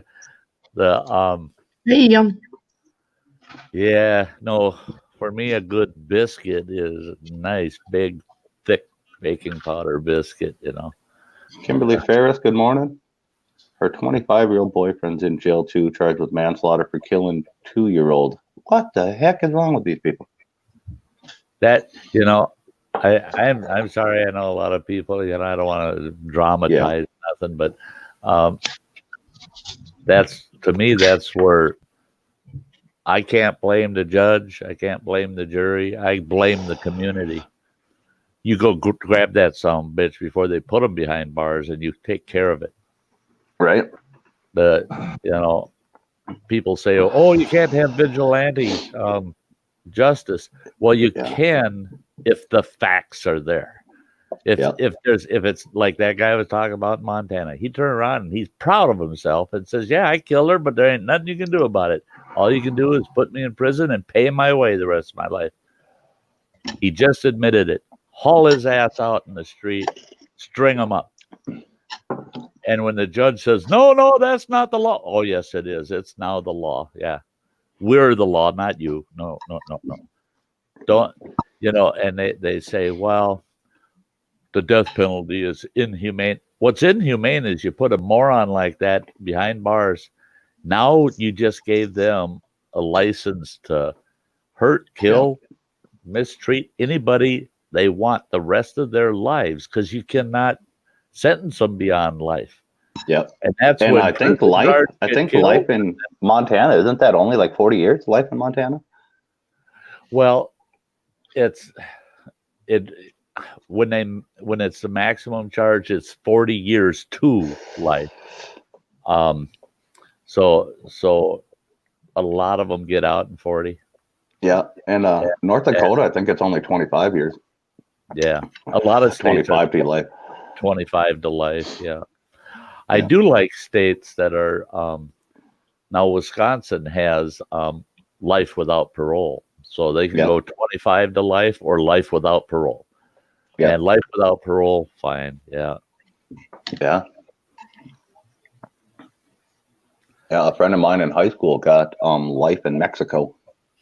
I don't agree, arcade, that law enforcement should be scientific in all cases. No. There's no science required when somebody says, I raped her. I killed that little kid. There's no science required. There's no science required. Now, if there's question in the case, the person says, I didn't do it. So-and-so said they saw you do it, but I didn't do it. Now science is required. And no, you shouldn't lynch mob somebody that's proclaiming their innocence. Yeah. I'm saying you lynch mob the buggers that admit it. Yeah, we lost two sheriffs. It was me. Well, there's a consequence. Yeah, we lost two sheriffs here in Jamestown, and they ended up getting 5 years apiece. They lied on stand. A guy was proclaiming he was innocent, and then they were the two people that said that they'd seen him do it and did what he did. And then later on, footage from the local DACTEL office, which is like the TV communications office here, their outside cameras caught the whole incident. And the guy wasn't even there. They tried to pin it on him. So they got together and made up the story, and they both got 5 years out of it. See, and that's the thing. Anybody's got the right to claim their innocence, and that, to me, that puts it all into the field of let's look at all the evidence. Because we put too much weight on word of mouth in our judicial system. Exactly. On testimonies and stuff like that. And that's my only point is that they need to, if a person's saying, no, I'm pleading guilty because I did it. Mm-hmm. Okay. You just sentenced yourself. But even if the exact same person said, I plead innocent, prove it. Prove I did it. Well, now we're stuck. We got to prove it. Now we got to prove it, and that goes for both sides as far as I'm concerned. Is defense has all the right in the world to say that was those two. There was two kids. Where was that? It was, I don't even remember, but there were two kids in the late 90s, early 2000s. They were twin brothers, identical twins, and one was being a criminal and robbing like jewelry stores and banks and whatnot, but they couldn't prove it was him or his twin brother, so he always got off. Yeah. Hey, Margate Marauder, great to see you. Yep, we met over there at Runny Egg. Ian, totally agree. 2-year-old boy dead, but the woman is charged with manslaughter. Too, so why is she out but the boy isn't? Of questions that cannot be answered reasonably. Yep. Yeah,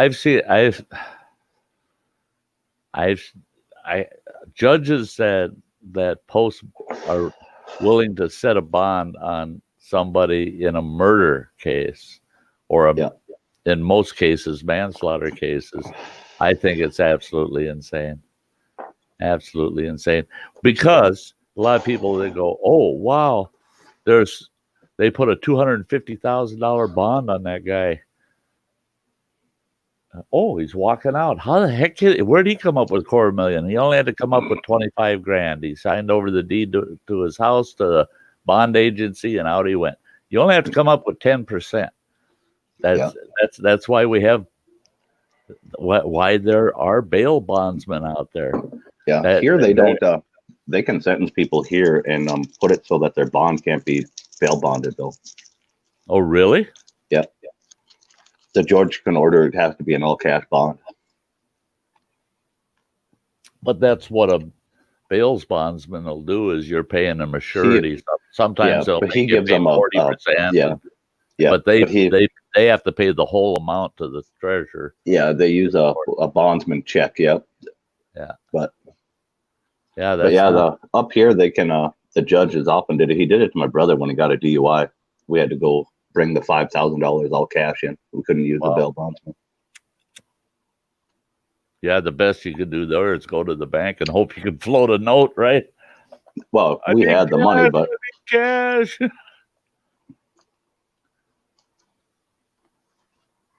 And the only reason why his was so high is he like knocked out the power for like freaking probably 30, 40 mile radius. He took out one of those giant transformer boxes. Oh no. Yeah. Oh no. Yeah. Yeah, the one and only DUI they tried to charge me with, but they didn't win. That was $1,000 bond and cost me $100. Another $425 for a good attorney. So I give the attorney $325 and told him get your other $100 from the county clerk. She's got my other $100 for that when I paid the cash surety for my bond. But that one worked out to my favor. But it did teach me, man. Watch it, man. Don't get caught buzzed up behind the wheel. Right. But that poor dumb moron cop, he kept writing me tickets. He pulls me over for speeding. Well, then he makes me blow and he says, yeah, you're right at the legal limit. You're getting nailed for DUI. I said, okay, whatever. Takes me down to the cop shop and he wants to take a picture of me up against the wall. And I said, no, you'll do that at county when they book me. You ain't booking me. You ain't getting no picture of me. I said, you can take a picture of me sitting in the chair here. You can take a picture of me as I'm walking out to the county paddy wagon, but you ain't taking a picture against that wall. Oh, he got pissed. He threw his camera across the room, and then he wrote me a ticket for obstructing a police officer, and then he grabbed me by, I was wearing a suit, and he grabbed me by the tie, and I grabbed him by the tie. And because I grew up in a cop fan. Your dad was a cop, yeah. This boy wasn't wearing a breakaway. Yeah, I mean, all of a sudden I got his face in mine. I'm like, ooh, shit. I expected to have a tie in my hand. No, I ended up with his face in mine, and so assaulting an officer. Well, there was a total of 16 charges against me. And when we got into court, my attorney right away told the judge, he said, Your Honor, I think we should have a pretrial conference in your chambers. Judge agreed, and we went in the chambers. My attorney said, Your Honor, he says, look at all these tickets he got. And they were all written within an hour and a half. Mm-hmm. And the judge looked at the prosecutor and said, come on. They said, the judge says, I think you're going to need to adjust this down to maybe drunken disorderly. Prosecutor says, no, we want every charge. And the judge says, here, okay. He says, I'm bringing it down to drunken disorderly because he said, when you're drunken disorderly, you're going to speed. When you're drunken disorderly, you're not going to cooperate very well with the cop. When you're drunken disorderly, you're going to be a smart ass. And he says everything you wrote him a ticket for is because he was drunk and disorderly. So I'm giving him drunken disorderly. And the cop says, stepped in and says, but he was driving the car. And the judge says, then why didn't you just write him up for a DUI? Just a DUI. Because all the rest of this stuff goes along with drinking. He says, I'm giving him drunken disorderly. He says, you screwed up the DUI charge. I said, yes. And the fine for it was like $60 for drunken disorderly. Yeah. So otherwise, it would have been $1,000, 30 days in county, a full year of AA. Yeah. So, yeah, I squeezed out of that one.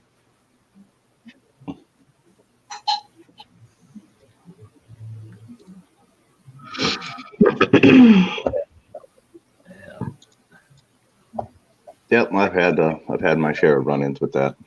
They tried to give me my DUI in my driveway. That didn't work out so well for me either. Yeah.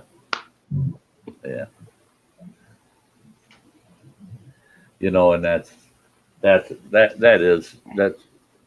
you know, I don't know over there, Dibble, but here in the U.S., the biggest problem I have is the amount of time that people have to serve for nonviolent crimes. Yep. It's ridiculous. If it's a nonviolent crime, come on. King Queen Gamer, welcome. Good to see you, King Queen Gamer. Yeah. Hey. Here's the dirty talkers. Hey. I rather they call me the dirty sausage. Yeah, I'm doing good, King Queen Gamer. Hope you are too. Hey, you need to see the game from last night, King Queen Gamer. Me and Sty is playing. Yeah. Is that deal with is Phil's thing tonight with his hot sauce? Yeah. That's tonight. Hey Mo. Oh, wait a minute. No, Phil's not doing it tonight. Saturday. No, he's just doing a live stream. Just a Yeah. regular Oh, okay. live stream tonight. Oh, Saturday. Tomorrow's when he does the chug. Yeah, what 5 time- bottles of that stuff. Yeah. He's doing it at 5. Is it? Yeah, it's 5 p.m. Eastern time, I believe, tomorrow night. Me and my memory. Yeah, because Skills is doing his at 1 p.m. Eastern time, and then Phil's It's coming 5 on o'clock. at 5. 5 o'clock Eastern time. Yeah. Gil's gonna try to down one of them. No, Gil's doing that. What is it? It's a friendly competition between channels. Oh, okay. Kind of I got you. Contest thing. Yeah. Okay. I thought he was gonna try to down one of them bottles of that hot sauce. I'm like, that guy was sweating from the hot and spicy ramen noodles he ate. Oh yeah, that one. I remember that one. Yeah. Nice stories. Good to see you. Hey, Tanya. The Mo homesteading is awesome. Good to see you.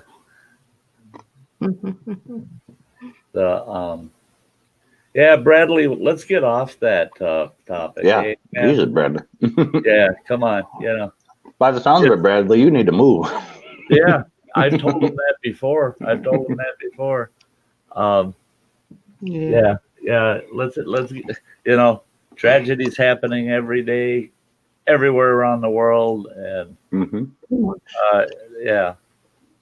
And I hope people don't take me terribly wrong with what I was saying earlier, but I have zero tolerance with people that totally abuse another individual or murder somebody. And then especially skills. when it's children, because I am a firm believer you can never, ever give them the opportunity to You want hurt to come up? somebody else. Hey, Gil, come on up. Yeah. It's a tournament of skills. And there's no way I'll touch any hot sauce chugging competition. That's right. Tournament of skills. It should be a blast. It Is should he be going hilarious. live in 45 minutes or so? I don't know. Okay, Tanya, thank you. Or Mo. That's my oldest daughter's nickname. Her name's Mariah, but we call her Mo. Hey,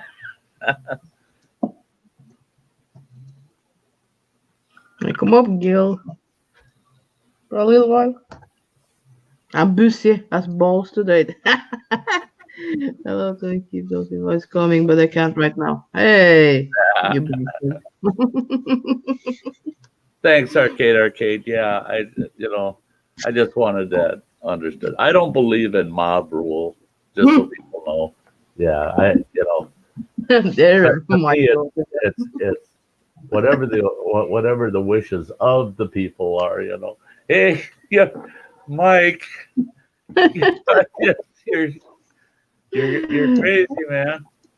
I feel bad because I'm this trip has taken me out to the East Coast, man, and you're west. But this trip, if this trip plays out, I'm figuring the trip will probably be a month long. It's going to be a full month. Yeah. Where'd you live up in northern Montana? In the Northwest? Okay, do you know where Troy is? Yeah. Libby? Oh, okay. You're in Libby. That area, yeah. Oh, okay. I was about 70 miles south of there when we first moved out in a little town called Knoxon, Montana. It's one of the few towns where it doesn't matter if you spell it forward or backward, it still comes out Knoxon. And that town isn't forward, it's more backward. Tiny little burg. It's one of those towns, you drive through it. Whoa, was that it? But then we ended up living up by the Yak, up in Libby, and yeah, that was my stomping grounds out there, all around the Libby, Troy area. I did exploratory drilling for Longyear Corporation. Okay. And looking for precious metals in all the big mountains out there. Yeah. Tell you what, there's a lot of it, but most of it's now in wilderness areas. The only way they can mine it, there was one area that we did our drilling in. Holy God, is that prime silver? Oh, only problem is they're going to have to go underground for about 11 miles to get to it.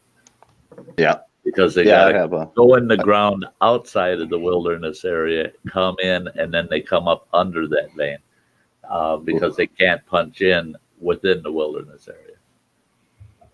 Yeah, normally they even own the rights underneath. They don't let them do it. But yeah, I got a family up in Kalispell. Oh, really? I used to go into Kalispell all the time. Mm. I had a huckleberry camp and sold wild huckleberries, and I had a buyer in Kalispell. So I was there a couple times a week during the berry season. That was I wouldn't mind doing that now. That was good money. Yeah. Awesome. Now you should put the banner up like that you did last night. And boy, has that town changed over the last 15 years, even Kalispell. Yeah. It's really become a giant ski resort. You can find a lot of celebrities and stuff living around Kalispell and St. Mary's. I spent a lot of time in St. Mary's when I was up there. But. Yeah. Yeah. Well, it's a beautiful area up there. Ian, do you know how long it took for him to figure that out?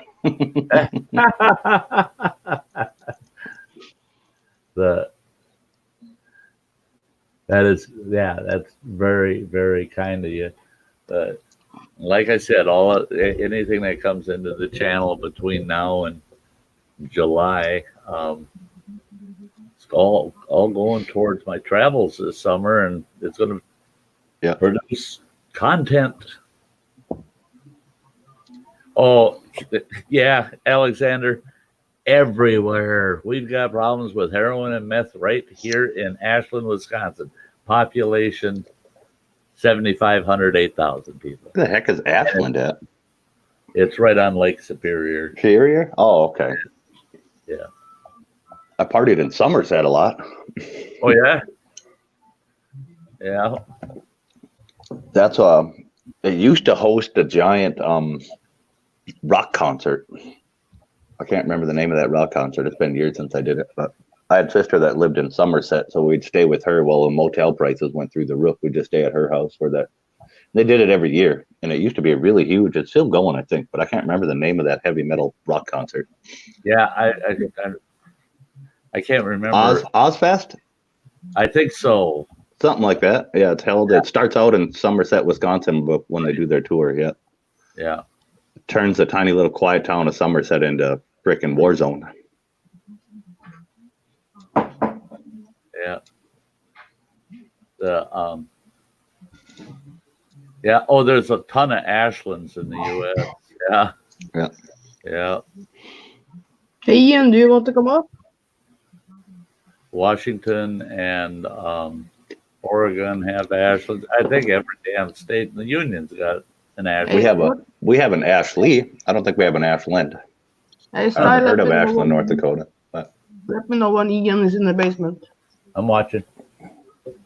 The but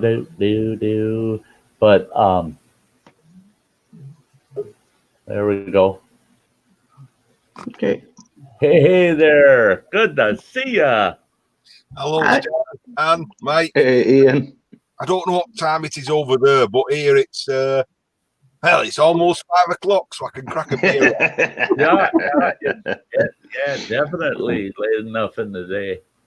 There you go. Yeah. I was born up in Glasgow, Montana, on that old Air Force base that's up there. Oh, really? Yeah, my dad was military. Cheers, Ian. I got the coffee now. The first many to this evening, because of course it's Friday night. So what kind is that now? What time? The beer. No, what kind? It's a pale ale. It's the old speckled hen. Yeah. Pale ale. It's a hoppy beer. It's a bit stronger than we call Indian pale ale, IPA. Yeah, IPA. Yep. A bit stronger, a bit more beerish, if that makes sense. Not so much a hoppy flavor. Well, over here we've got bitter. Yeah. We've got lager and we've got pale ale. So you've got as well.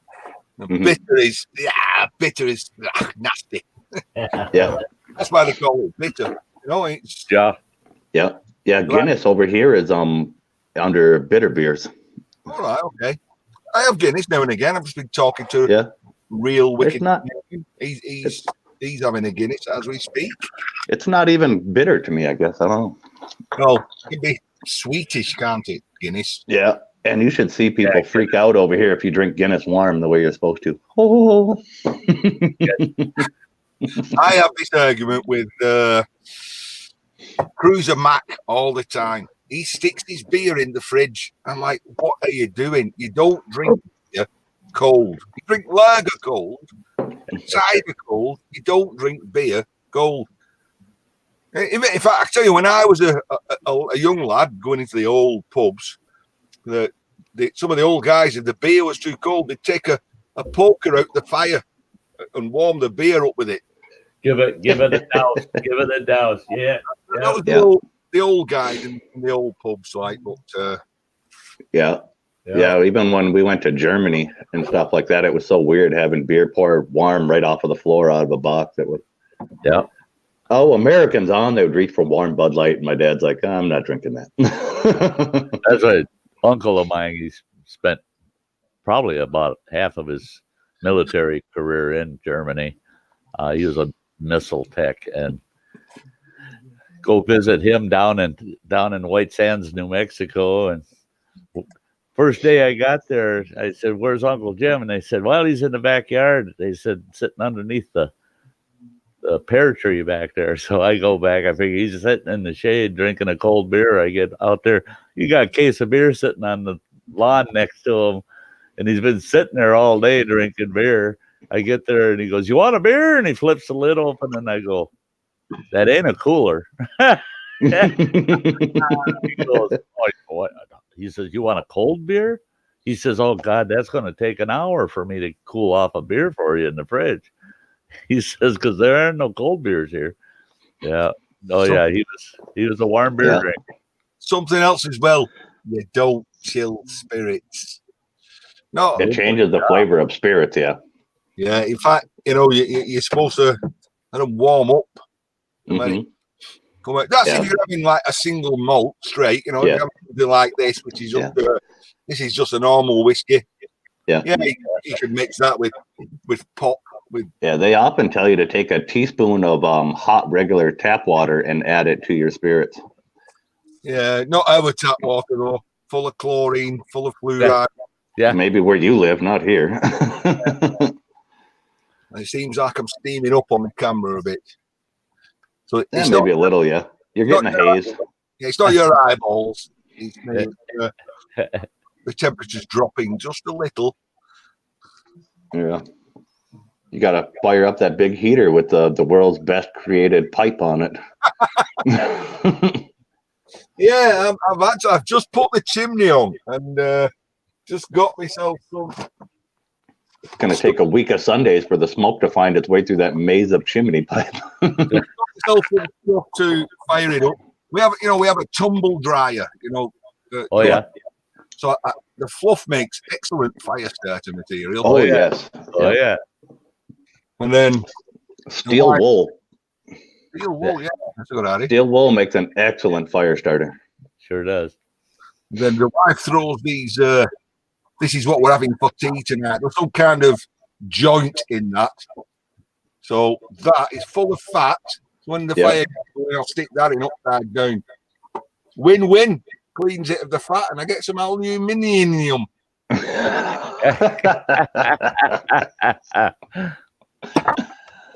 Arcade. Mm-hmm. Yeah. Oh, sorry. Across the pond here, by the way. I'm Hey, Dennis. A north of England, Lancashire lad, so I've got a bit of a strong accent. That's here at the Sty Shack. We're getting pretty versed in that accent, Yeah. I would say I'm running about 30% of my audience is from over the pond. So yeah. Probably and then 10% Australian. Yeah. And then we get folks on here that they compete with, and they try to show off, and they're trying to throw Norwegian words at her, and she's like, "What? Oh, Lord. What are you doing? What?" Had Nicholas Green the other night. Holy God, that was funny. Funny. Yeah. Trying so hard, but then you get blokes on here like Dojo, and everybody's going, "What did he say?" I can understand him clear when you can hear him. If I can hear him, I have no problem. Yeah. I did when I first met him for a while, and then caught right on it. I mean, that's So some people just can't catch. Yeah, it. They get so confused because they don't realize that, especially in England, I mean, it just right in the British Isles. All the accents that exist, you know. Yeah. And Yeah, there's a heavy Scottish accent. That's the one I have a hard time with. Oh, you mean Ali Mac? Ali Mac. Yeah. I can understand him sometimes, but Yeah. Oh, when he's maybe if he had about a 6-pack of beer and then give him that accent, so where it slurs together more, then I can't understand a word they're saying. Oh, yeah. Well, and then that, you know, strong Welsh, like Nick Jones, you know. There's Yeah. times with Yeah. Nick, you're going, Nick, get No. your foot out of your mouth, you know.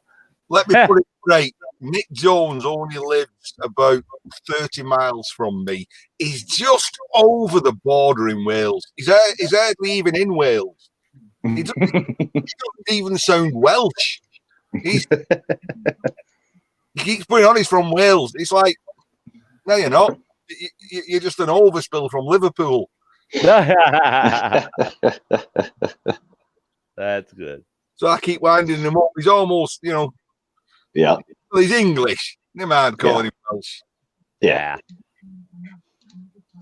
Me Dibble says Lancashire is in the Highlands of Scotland is another. Yeah, you're certainly right there. I struggle with Ali Mac, and when he gets together with his mate Bruce, that's it. Yeah. They start talking together, and it's just like they're arguing when you can't understand it. Yeah. It's like Japanese, where you think, what's upset them? Like they shake hands, they're not arguing. Yeah. Yeah, everybody over here says English is so hard to learn. Like when you meet people from Korea and stuff like that, it's so difficult to learn English. I'm like, really? Go visit Crazy Ann. Try to learn Norwegian once. Yeah, try that. They just make stuff up that sounds good together. Yeah, Joe, this is one of my favorite backgrounds here. Norwegian's got to be better than is it Belgique? Yeah. Belgium and Danish. Oh, A lot of the Norwegian words, when you speak Norwegian, you need like a couple wads of phlegm in your mouth to make it sound right. That's Danish is worse. Danish. Oh yeah. Oh yeah, I got it. The only Danish I know is like the donut, the pastries. Well, I'm not doing too bad with Heineken. Heineken. Yeah. Heineken. That's Danish, isn't it? Hey, McCoy. Oh, there it comes.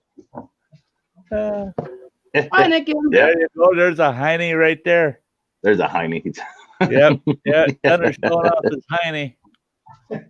We drink a lot of Heine here in Wisconsin. Oh, I'm being corrected in the chat. Yeah. Heineken is Netherlands. How do I There you warm up? See, I had no idea where the heck Heineken came from. I would have even never guessed over there. I always thought it was Denmark. If the Danes made, all the adverts say, if the Danish did this, it would be. De lagar väl Heineken på licens många Yeah. platser. Yeah. Don't worry, I just found out Foster's isn't even made in Australia, so. No, they don't drink. I'm going to try and warm you guys up. Close your eyes. Yeah. I'm going to get you somewhere warm.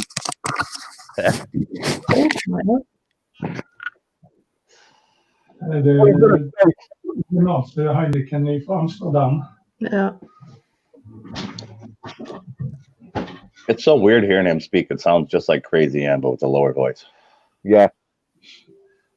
So if Crazy Ann ever says something and you think to yourself, that would sound really good in a lower octave, just yell for her husband. I don't have a husband. See, me Dibble is getting foggy up north. Yeah, it's foggy up there. Yeah.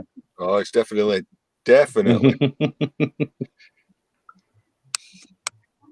Nice.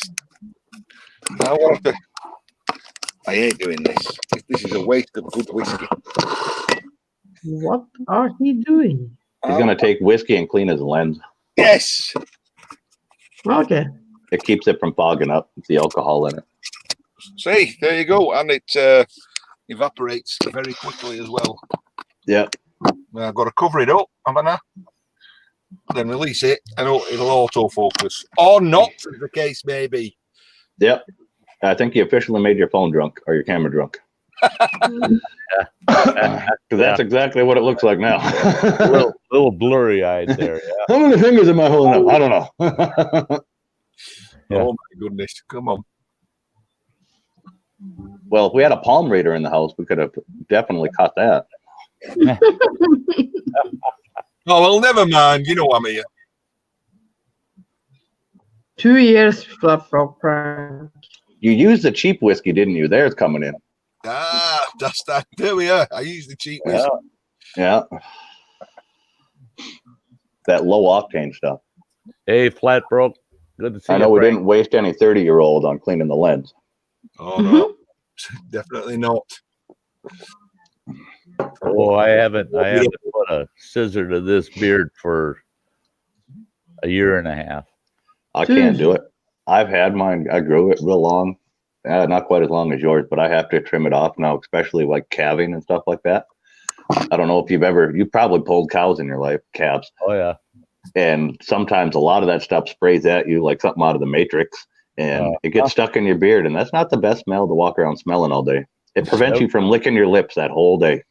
That I had the same. I raised horses for quite a while. Same issue there when they're foaling, especially if you got a problem birth, And I used to always wear a bandana from my nose down, beard tucked up underneath the bandana tight, because all that spray back, you don't want that in your beard. Yeah, exactly. Yeah, it doesn't make a great cologne. The women don't really enjoy it. So hair dryers have more than one purpose. Yeah, look at that. Yeah. That might be the redneck way. You know what I mean? I don't know. I don't know if it's the redneck way, but I bet you your camera's probably smiling ear to ear. Best blowjob and yeah. Scotland. Oh, crystal clear now. Yeah, I mean, wow. That's Ian has everything in that shed. Everything. Than grabbing some old oily rag off the workbench and trying to wipe your camera. I've seen guys do that. They'll take their snot rag out of their pocket and try to wipe their lenses, and you're going, "No, don't do it." Yeah. There's a couple of things I've not got in here. One is space, and the other ones I've got nowhere. Oh, it helps to like reflect the light across the room. If you can't ever see anything in a dark corner, take the hat off. I've been wanting to shave mine again because it's starting to grow back, and this little lady, no, don't do it, Sty, don't shave that. God, I hate that. I hate. The only thing is, I hate the hair because I'm so damn cheap. I don't want to pay for a haircut. Yeah, that's kind of the same thing, but we have snow taller than the corn here right now. So when we start calving, you'll see me shave it all off. Yeah. Clean face. Yeah. Yep. And that's coming up. I'm not looking forward to it. Nah. I use the four-wheeler now. That's way easier. I use the winch on the four-wheeler to pull cabs. I can stand off to the side and hit the button. Yep. All you got to do is reach in and hook the legs with the straps, and then to a counter on the wall, go to a pulley.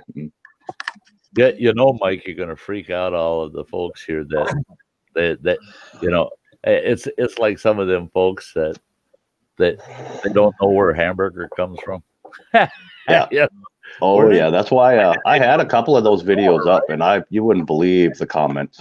Yeah, the first time they see a grown man with his arm up the tail end of a cow or up the tail end of a horse, and then they see you start dragging a couple of hooves out, and they're like, "What the hell do they think they're doing?" I've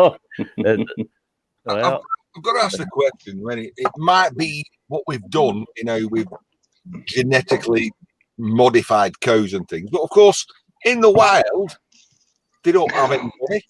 Those herds of bison and wild cows, horses, they just drop them in a field, don't they? Yeah. They don't have, So will cows. They don't have vets there pulling them out. There's probably a higher mortality rate. Probably. Yeah. Right, and that's the thing is that's what you're trying to prevent. Yeah. When you're doing it commercially, you want to lower that mortality rate as much as possible. Yeah. Look, obviously, it's a business for you, isn't it, mate? You know, you lose a cow, you're going to lose a few $100s, aren't you? So Yeah. Yeah, a buddy of mine out in Montana, he's got a huge lease of land out there and thousands and thousands and thousands of acres, and most of his range cattle they're natural drop for their calves. You know, he's not out calving them. He's had some years, depending on weather, that he goes out and helps them calve because of the conditions. He wants to make sure to lower the mortality rate as much as he can. But when they're ranging those cattle over that many acres, they're just that, and then they're broke up into several smaller herds. So, well, all of our trees are solid ice. They're they're all. I can't zoom, but everything's solid ice. But yeah, the snow is piling up, and all the trees are solid white. We've had nothing but fog and misty, rainy stuff. It's been crazy. Right up. Yeah. Well, thank God it's over there and not over here. Yeah, I couldn't imagine Europe with this much snow. The UK closes with that much snow on the ground. It's shocking. Yeah, I was in Vegas 3 years ago when it snowed in downtown Las Vegas. And you want to see people freaking out. Go to a desert city when it snows one time randomly. Oh, try it down in Alamogordo, New Mexico. They got 6 inches of snow overnight and 137 car accidents within 4 hours of the snowstorm, and all the snow was gone within 8 hours. Yeah, they only got like 4 inches when we were in Vegas, but every limo, every van you seen, everything like that, hauling people around, they were all stuck up against the curves. Because they arc their road so much in Vegas because of the rain wash off. Yep. So everybody was stuck up against the curbs, and I'm in my pickup from North Dakota with snow tires just driving around. People are like, what are you guys doing? Yeah, they're looking at you like, why can he do it? Yeah. The us folks up in the North Country, you know, we get 6 inches of snow and we go, damn it, I got to sweep off the truck. Right. I bought an electric leaf blower for that. I got to go sweep off the truck. You know, we got a guy called Flat Broke Frank asking me where I'm from. I'm saying I'm about 8 miles from Manchester in the UK. And we've got a story here, and it was, speedway motorbike racing. You got round and round in a track. Yep.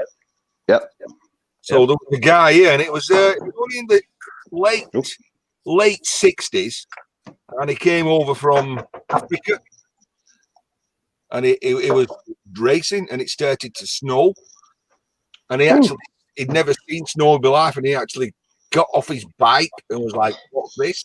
And then he got run over and killed. Oh, damn.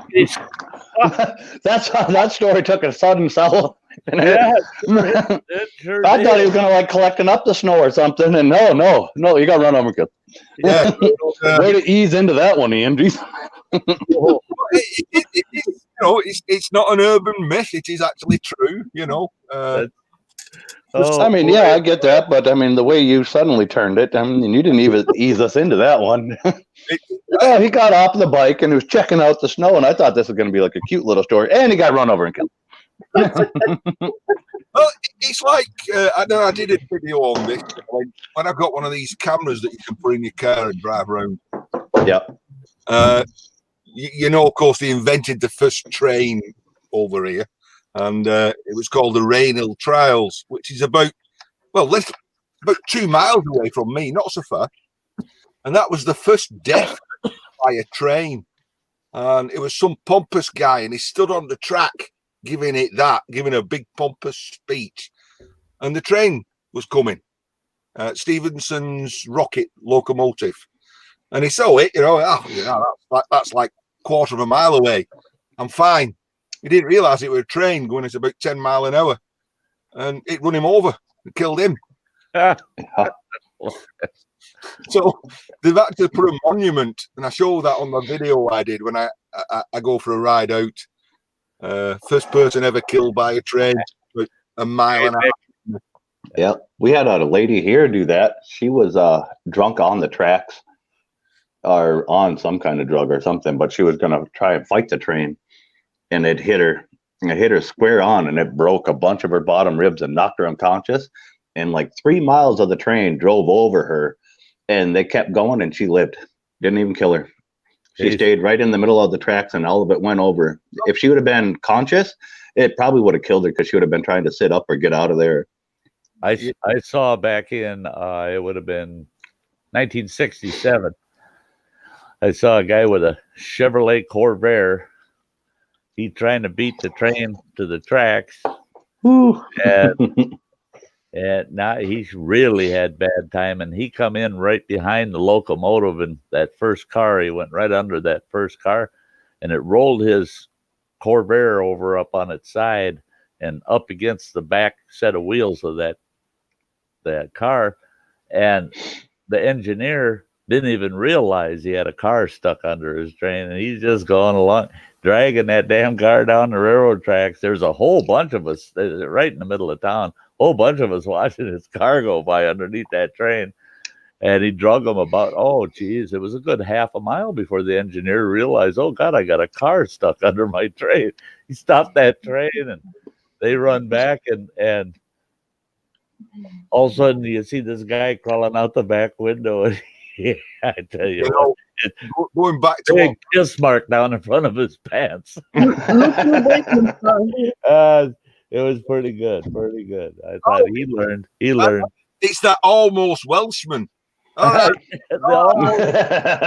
Here we go, guys. Now behave down there.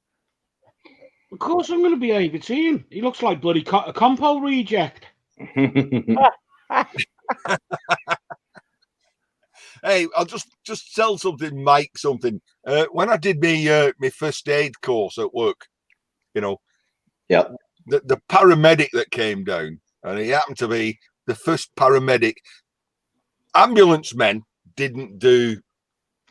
They just pick you up and take you to the hospital, and then they started to train what they call paramedics, who did actual first aid at the roadside, like mouth to mouth and everything. Yeah, well, this guy, he happened to be one of the first dozen that they trained, right? And he was telling me a tale when he was doing it. They got a call about a suicide on a railway line, and it was at night. So they're walking up the line with torches, and they do actually find this woman, and she's been cut in half with the train. And they're like, "Oh, God, help! Which half are you going to get, and which half am I going to take?" He says, and they got there, and as they're talking about it, this woman actually sat up with her hands, and they bloody freaked themselves. And I bet. Like you said, it had actually sealed her. The train had got across, and it had cut her in half, but sealed her. So she survived as well. I had an incident. I worked for our county that I lived in. It was Hennepin County, Minnesota. I worked on what was called the search and recovery team. And what we did was after we went out, part of Minneapolis to do it into. And what we did was the local lakes, whenever there was a drowning and there's no body, but they know there's a drowning, then our team went out, we searched and recovered the bodies. But we all had to go through first responder, and we were backup for the ambulance crews, and we get a call. My pager went off, and get a call, and I headed to the scene and hear this guy on a bicycle.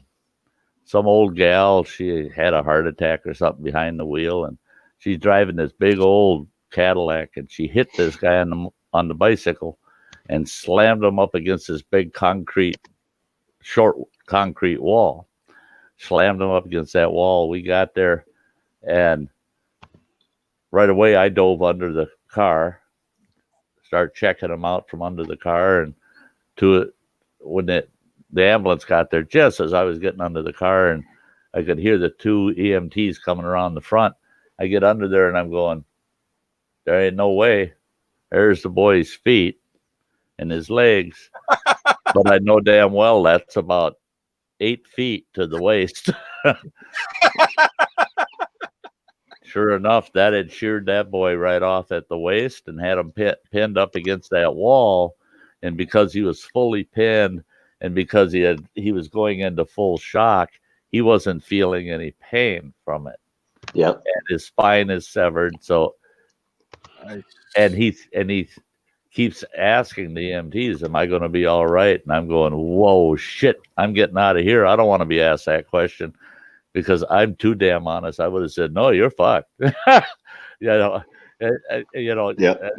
want us to call somebody and hope they can get here in time to say goodbye to you because there ain't no saving you.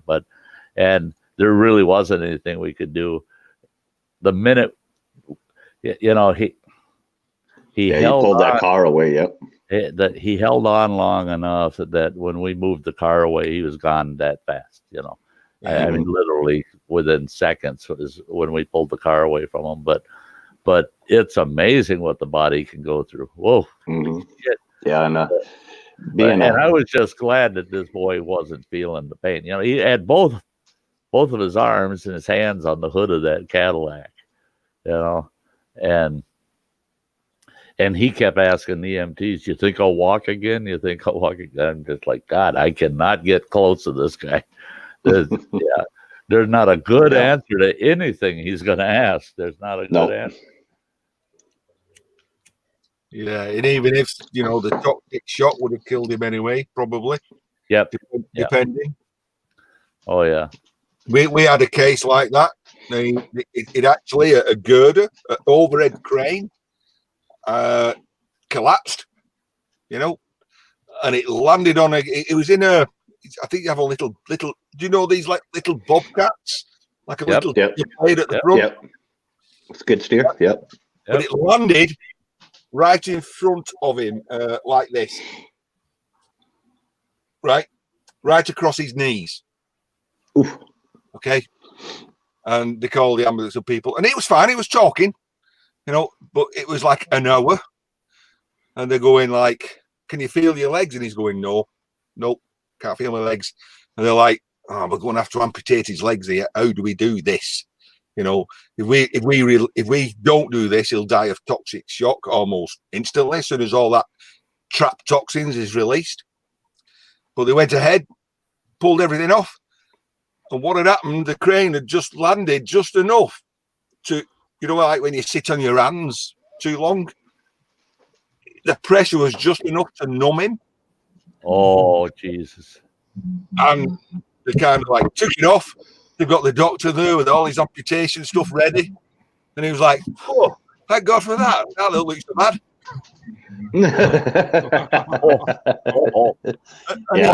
And got off and walked off. And doing.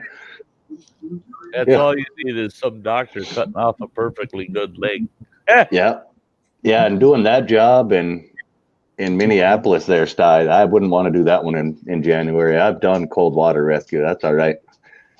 So I volunteered with the fire department rescue team up here for cold water stuff. Nope, I'll pass every time. I was on the cold water team up here for 2 years, and then I gave it up. Lake Superior's a bitch. I told them no. I don't. And I quit diving. I was a certified diver. That's why I was on that team. And I still dive in the summer and stuff, but I gave up the cold water. I don't need that certification. And that's not a lot of fun. I just gave up the diving. It was a hobby that, if you're going to do serious diving, it's not cheap. It's not cheap. Yeah. Well, you're only under 10 minutes in cold water. Oh, well, we used to do long cold water dives in dry suits and with boiled wetsuits. I don't know if you've ever. Yeah, we have boiled wetsuits up here too, but they only still say to stay down for 10 minutes because it's still frigid. In a dry suit, I've been down 45 minutes to an hour. Oh, dang. See, the thing is Lake Superior, you get down below the thermocline, it's the same Oh. temperature as the water is Water. in the middle of the winter, just below the ice. It's, you're looking at about 36 degrees. So, Oh no, our water here is way colder. the you know, The only the, thing, the thing. the only thing I know about Lake Superior, that song, the wreck of the Emerald Fitzgerald. Yep, the Edmund Fitzgerald, in the 70s. That comes up now and again, and I've researched it, and it's apparently you can get a storm to come up straight away. I actually had a friend that went down with the Fitz. That's Michael Armagoss, third mate. Yeah, he went down with the Fitzgerald. Wow. There was what, 17 people on the Edmund Fitzgerald when it went down? Was it 17 or 13? 17 or 13? I think it was 17. I think it was 17 total. Yeah, he was a long-time mariner. I think everybody on that ship was. It was a really well-seasoned crew.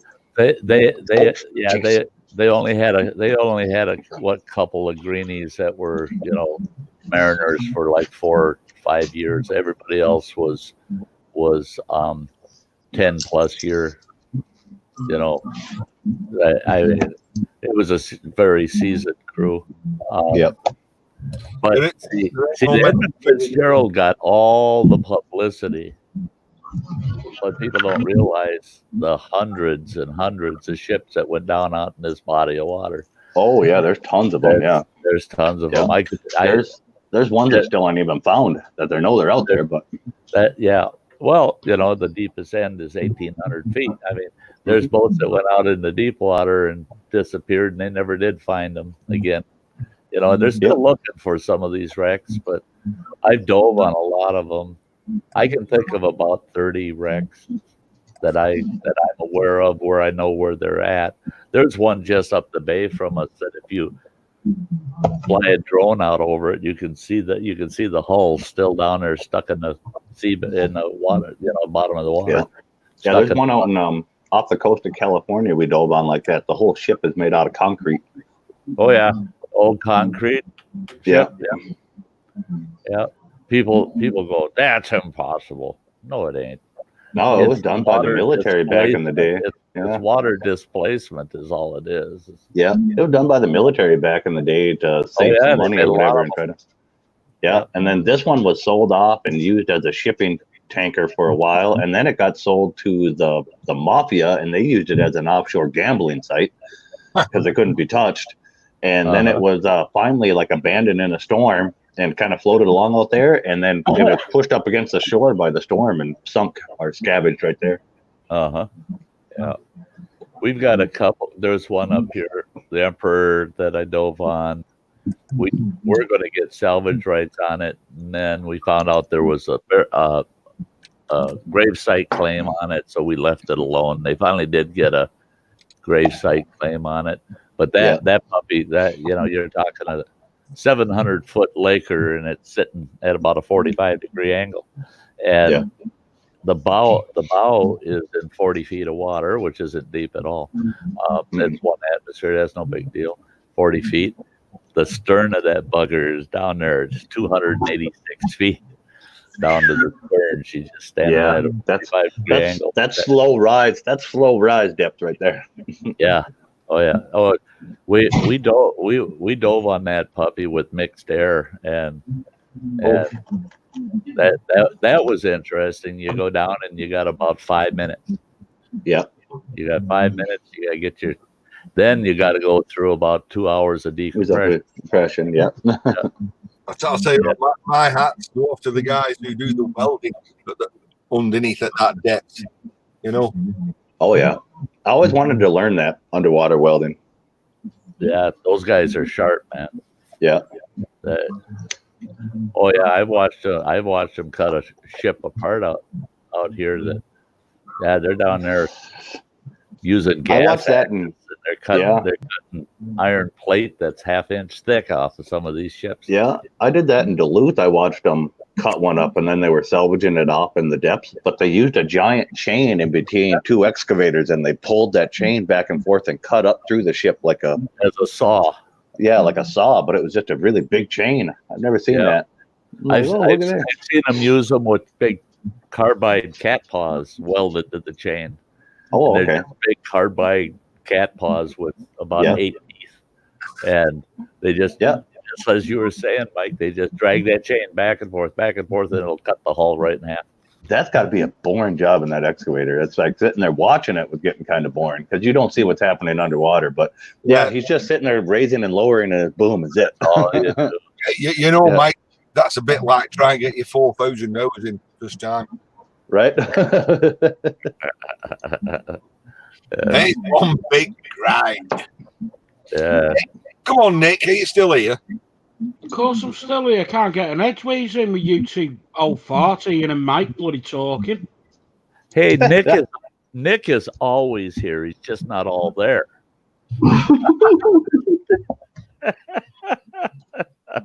Oh, God.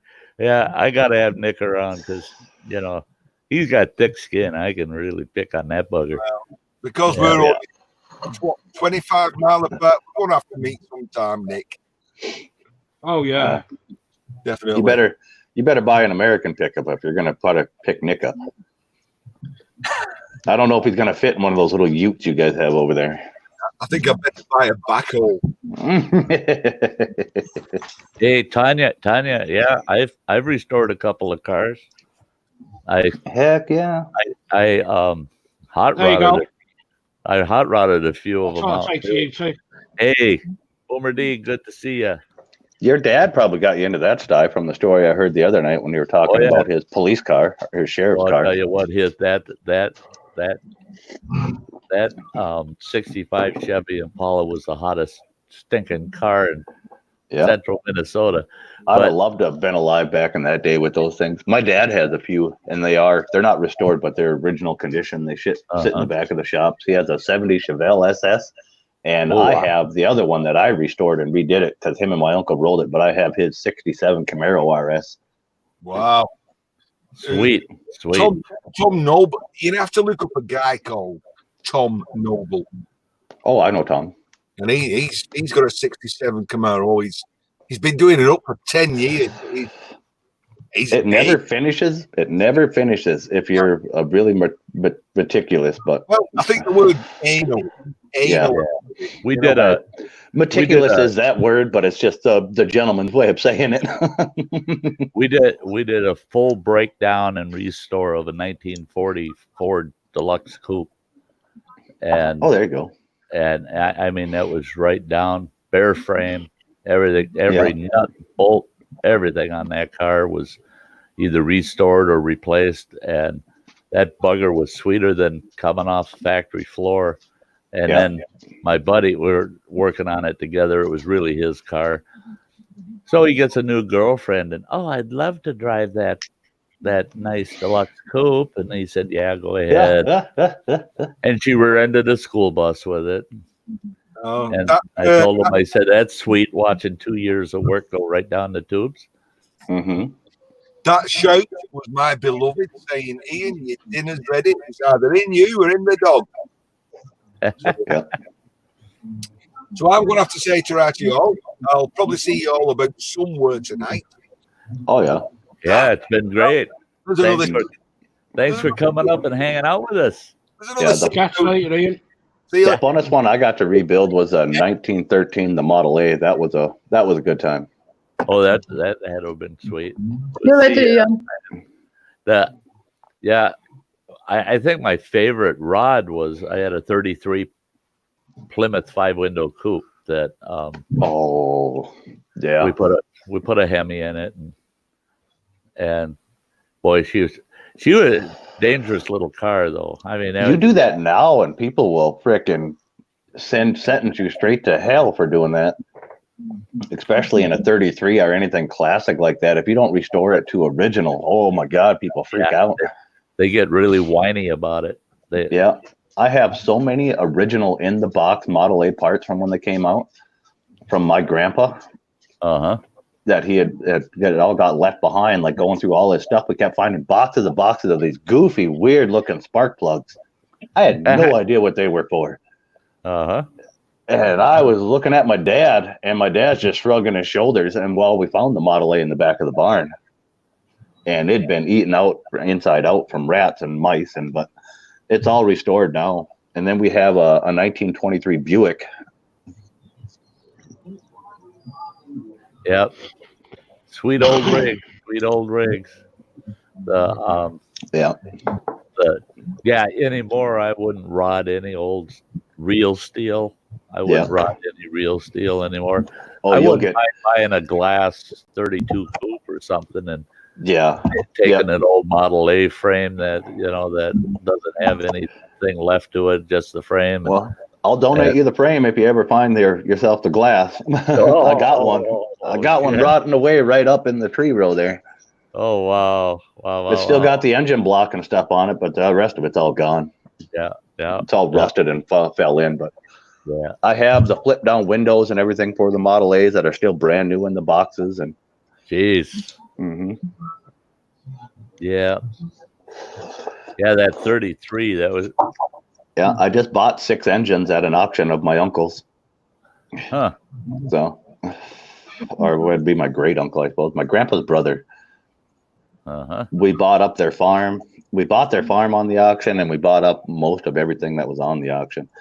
But hey, Jeep, good to see you, Kilroy.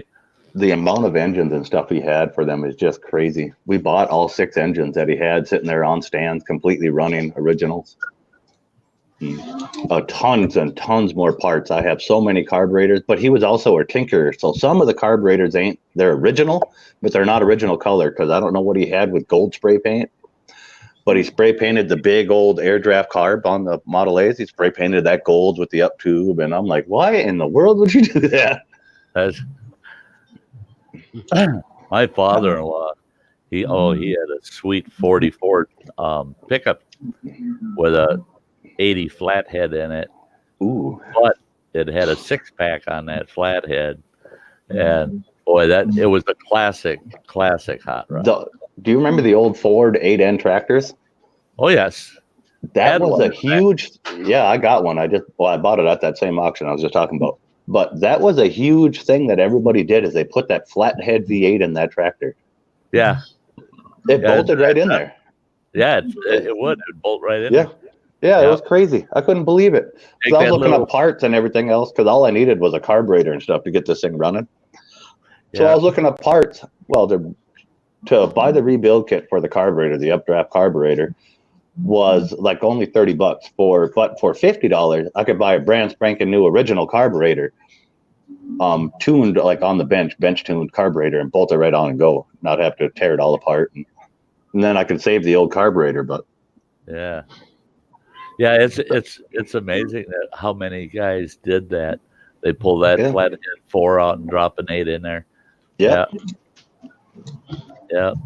I tell you what, that 8N is just a sweet tractor. One of my followers, Alexander, with Aristocratic Order of Prussian Hunters. he was in here earlier. Yeah, he just bought a 9. He just bought a a 9N. Yep, a 9N. I don't know the differences yet between like the 8N, 9N, and 2N. You know what? Really is the only major difference? Is the transmission, is what I heard. Well, the tranny and the hub assemblies. The hubs are that big on a 9, where you got the standard hub on the 8s. The 9s had them big old stinking hubs on them, and even the front. I mean, okay, so I'm pretty sure I got an 8N then, because I wasn't even sure if it was an 8 or 9. But this is a running tractor I bought. I couldn't start it at the auction, but I knew it ran because it's a relative of mine. And nobody had bid on it because I couldn't get it to fire up out there in the freezing cold as everybody was doing it. So I got the tractor, I think it's like a 10-tine plow that goes behind it, a mower deck, a loader that was never put on it, the loader that's original, with the hydraulic that mounts on the front of the motor. Right. Mounts on the crank on the front with all Yep. that and everything else, $650. Oh Jesus, you boy, did you steal that? Right? I looked it up and it'll sell Oh, for I a tell you grand what. without touching it. Around here, $2,000 if it's running. Yeah. If it's running and no implements. Yeah. Yeah, exactly. Yeah, none of the implements. I got all the implements with it $2,000. for $650. Yeah. Yeah. It's crazy. Hey, sweetie, good to see you, Samantha. Good morning. My dad has one that runs and it's completely restored, and he keeps trying to steal my freaking 10-ton plow. I've gone out to the farm many a times, and here's my little 10-ton plow on the back of his, and he's doing the garden and stuff. I'm like, yeah, no. My ex-brother-in-law has my 8N, and that had loader on it, mower. Mm-hmm. That I can't remember how many inch it was. 3 bottom plow for it. The disc. It had a half a dozen implements, and I let him have it for $1,500, and he just sold a couple of the implements and got his money back, and he's still driving the tractor around all over the place. Yeah, I want to find the old. I want to find the old tiller for one. Is the one thing I want is the old tiller, and I want the old snowblower. But everybody told me he's like the snowblower's not worth the money, but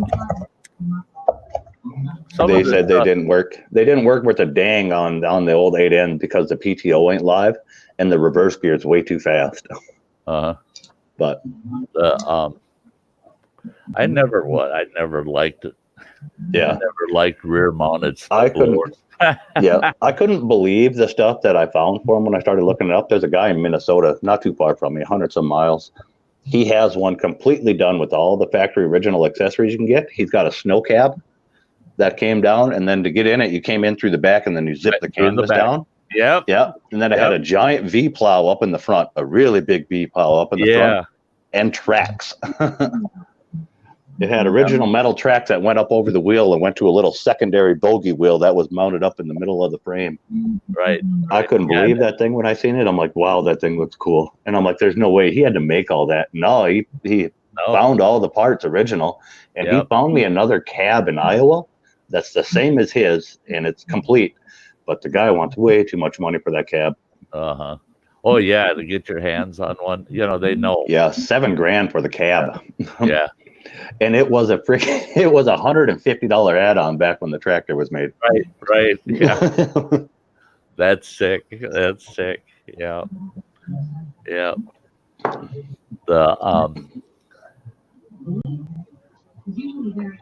Yeah, I see.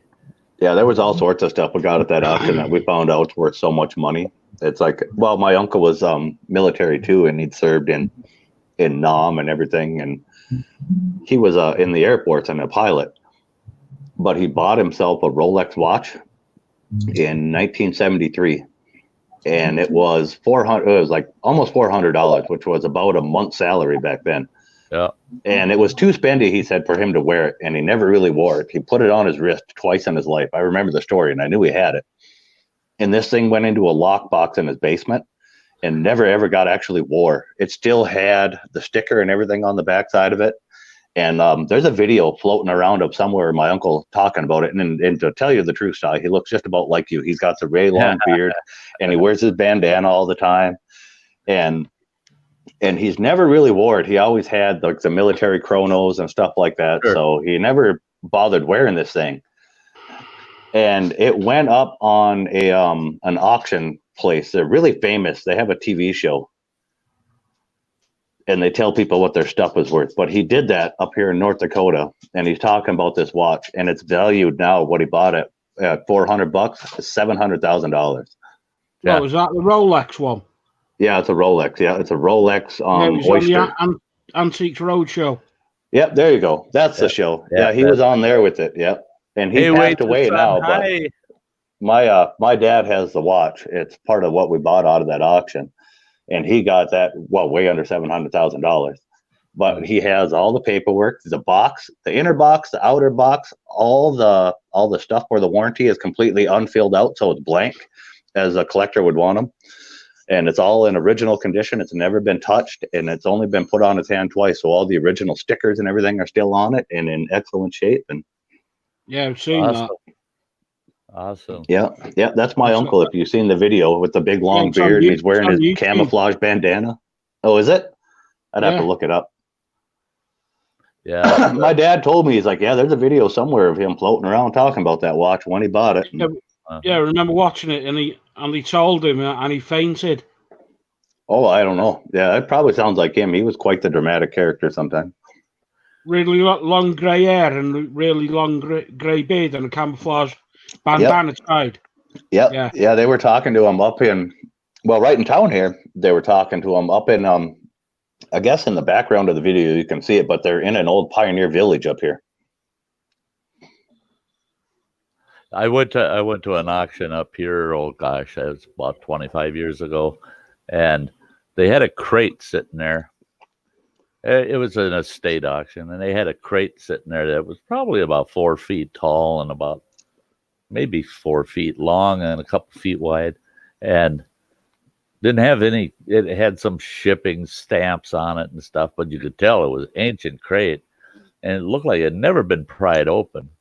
An auctioneer walks up and he's looking around on it, and there's a piece of paper that's been stapled to the crate, and he tears it off and he goes, "Oh." He says, "We're not tearing this thing open. We're just going to auction it off the way it is." He says, "It says here that it's a sewing machine." And right away through the crowd, people are going, "Oh, it's got to be an old treadle machine, in a big box like that, And nobody, everybody's saying, treadle machines, they're a dime a dozen, this and that. And I thought, now what the hell, I'm going to bid on it. Nobody wanted to bid on it. I bid $15. And it stood at 15. It sold for 15. I took it and got some help. A couple guys helped me. We got that thing in the back of my truck. I got home. I opened that crate. I just about pissed my pants. It's a 1950 Singer, brand spanking new. I mean, that bugger looked literally brand new. Mm-hmm. Upgraded to electric. It was a treadle, but upgraded to electric. And it had every possible attachment you could buy for a Singer sewing machine. And all those attachments, that was all new market product in 1950. Yep. They didn't have buttonholers for sewing machines till then. Yeah, no, you had to have the special foot. And there's the full buttonholer kit. There's zigzagging kit. Oh, yeah. Crap. Everything's in there. And I got looking through it, and at the bottom there was another box. I pulled that box out. It's got a replacement motor for it. It's got replacement belts for it. It's got a full, almost you could rebuild the whole damn sewing machine out of that kit. So I started, I thought, well, I want to get an appraisal on it. So I had a couple of guys that were in the know that agreed that they do an appraisal, and they came out to the place and they looked it over, and they said, "Oh God, man," they said, "How much you pay for it?" I said, "That's none of your damn business. I just want to know what it's worth. I want to know what to insure it for." And when they threw me the price, I couldn't get them off the property fast enough. Go! I gotta get. I gotta sell this son of a bitch fast. and I got $4,800 for that machine. $4,800 because it was literally pure new old stock. Yep. And it was 110% complete.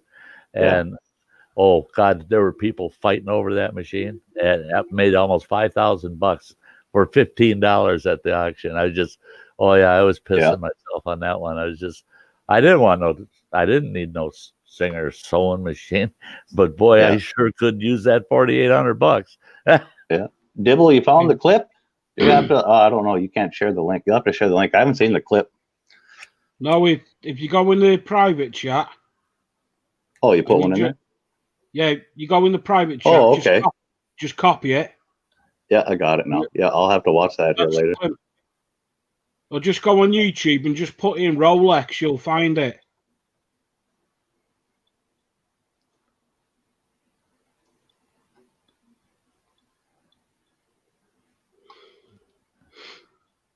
pretty neat. Yep. Yep, there he is, right there in West Fargo. Yep.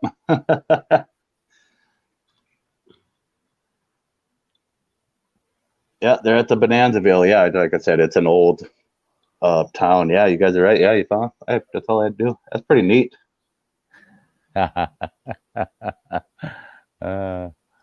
Yep.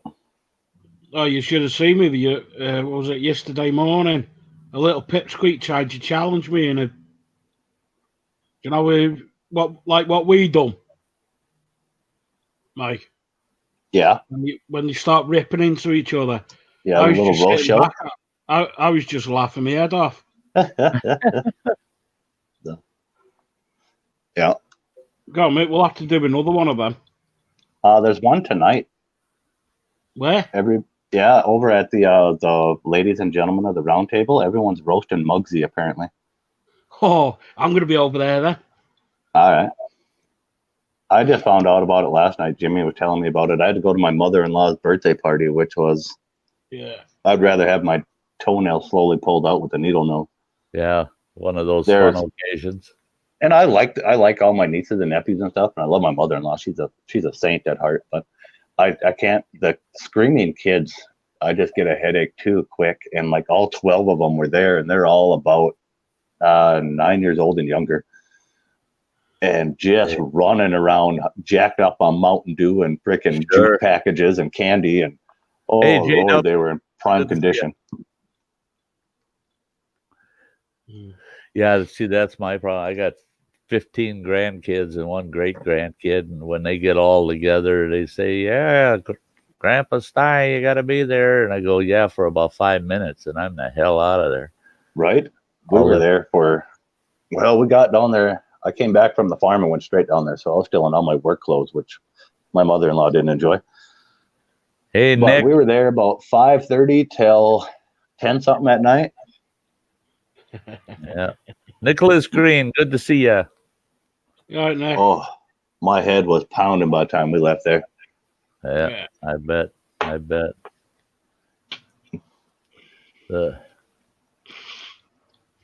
No, but I've been boozing since about 12 o'clock this afternoon. I thought you quit drinking. Yeah. For a minute. Yeah. Yeah. I really enjoy it now, just in my own home, but I don't drink anymore, like in excess.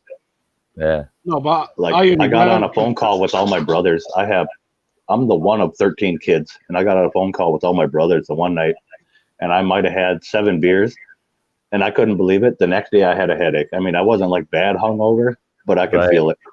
Yeah. That's it, is you get away from it. And, geez, yeah, last month I decided to tie one on and drinking Windsor half the night. And I wasn't, just like you're saying, I wasn't hungover, but holy shit, I was rough around the edges. I could feel it.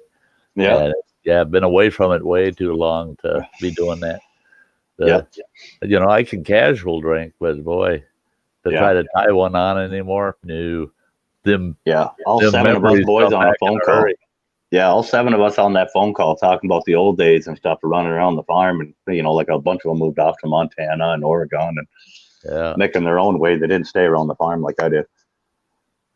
But man, we got to telling old stories and drinking whiskeys and beer, and oh Lord. Yeah. Yeah. I can tell I'm pushing 40. God.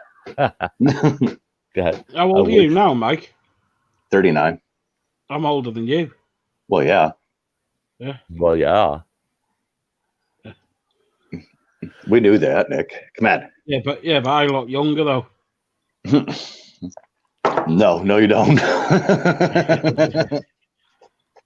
Well, my mum says I look younger, so I'll go with what my mum says. Yeah, all right. Oh, here comes some stabilization to the stream. There she is. Right.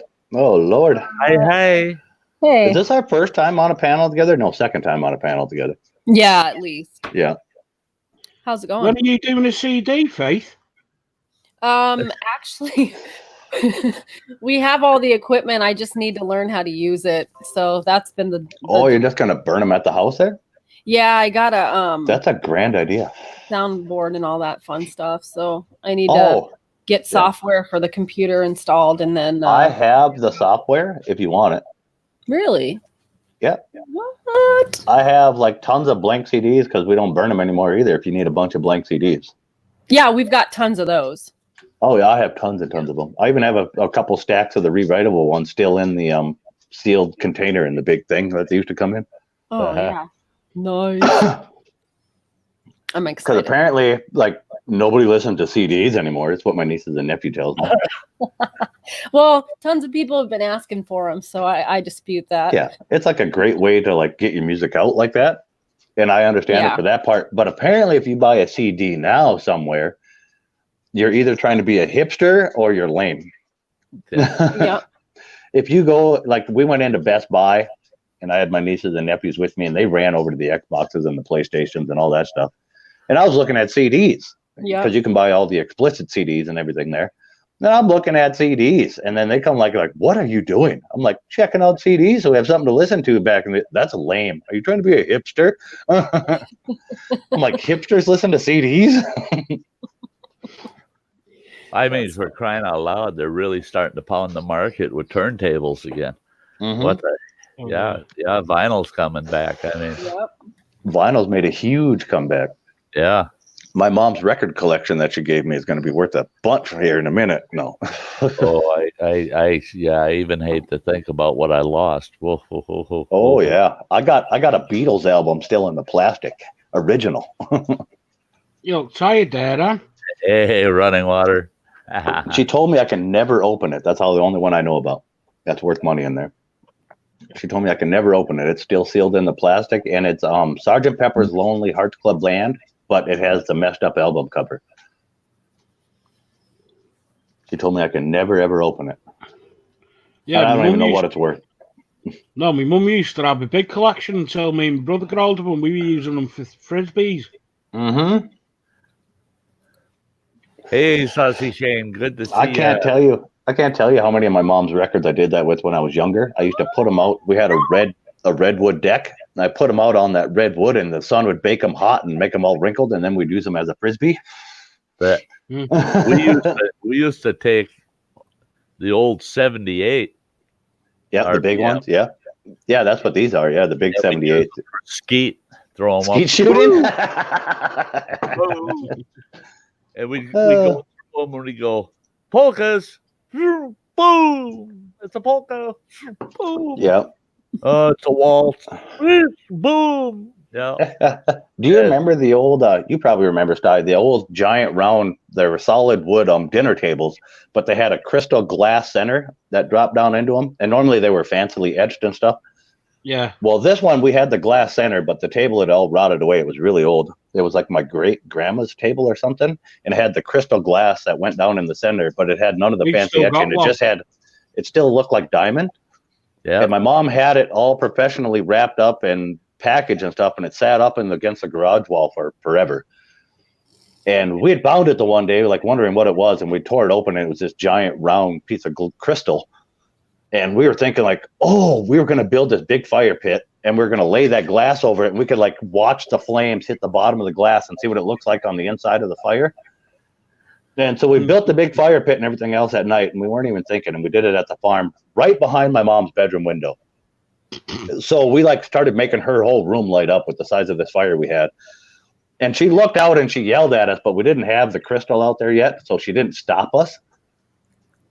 But she like finally went back to lay down and everything else because she could hear us clear as a bell. So, so we went finally back down to the garage again and like rolled this big piece of crystal up there and then like freaking rolled it down over that fire. Holy Lord.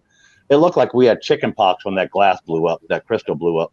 All that stuff hit us all over the place and stuck to your skin. It was so hot. Whoo, did we get our butts tanned? She heard that crystal pop from inside of her room and come running to the window again. What is that? Oops. Yeah, we're all screaming in pain because we have little pieces of hot glass stuck to us all over. That's evidence. Yeah. Yeah. What are you doing? Crawling up there.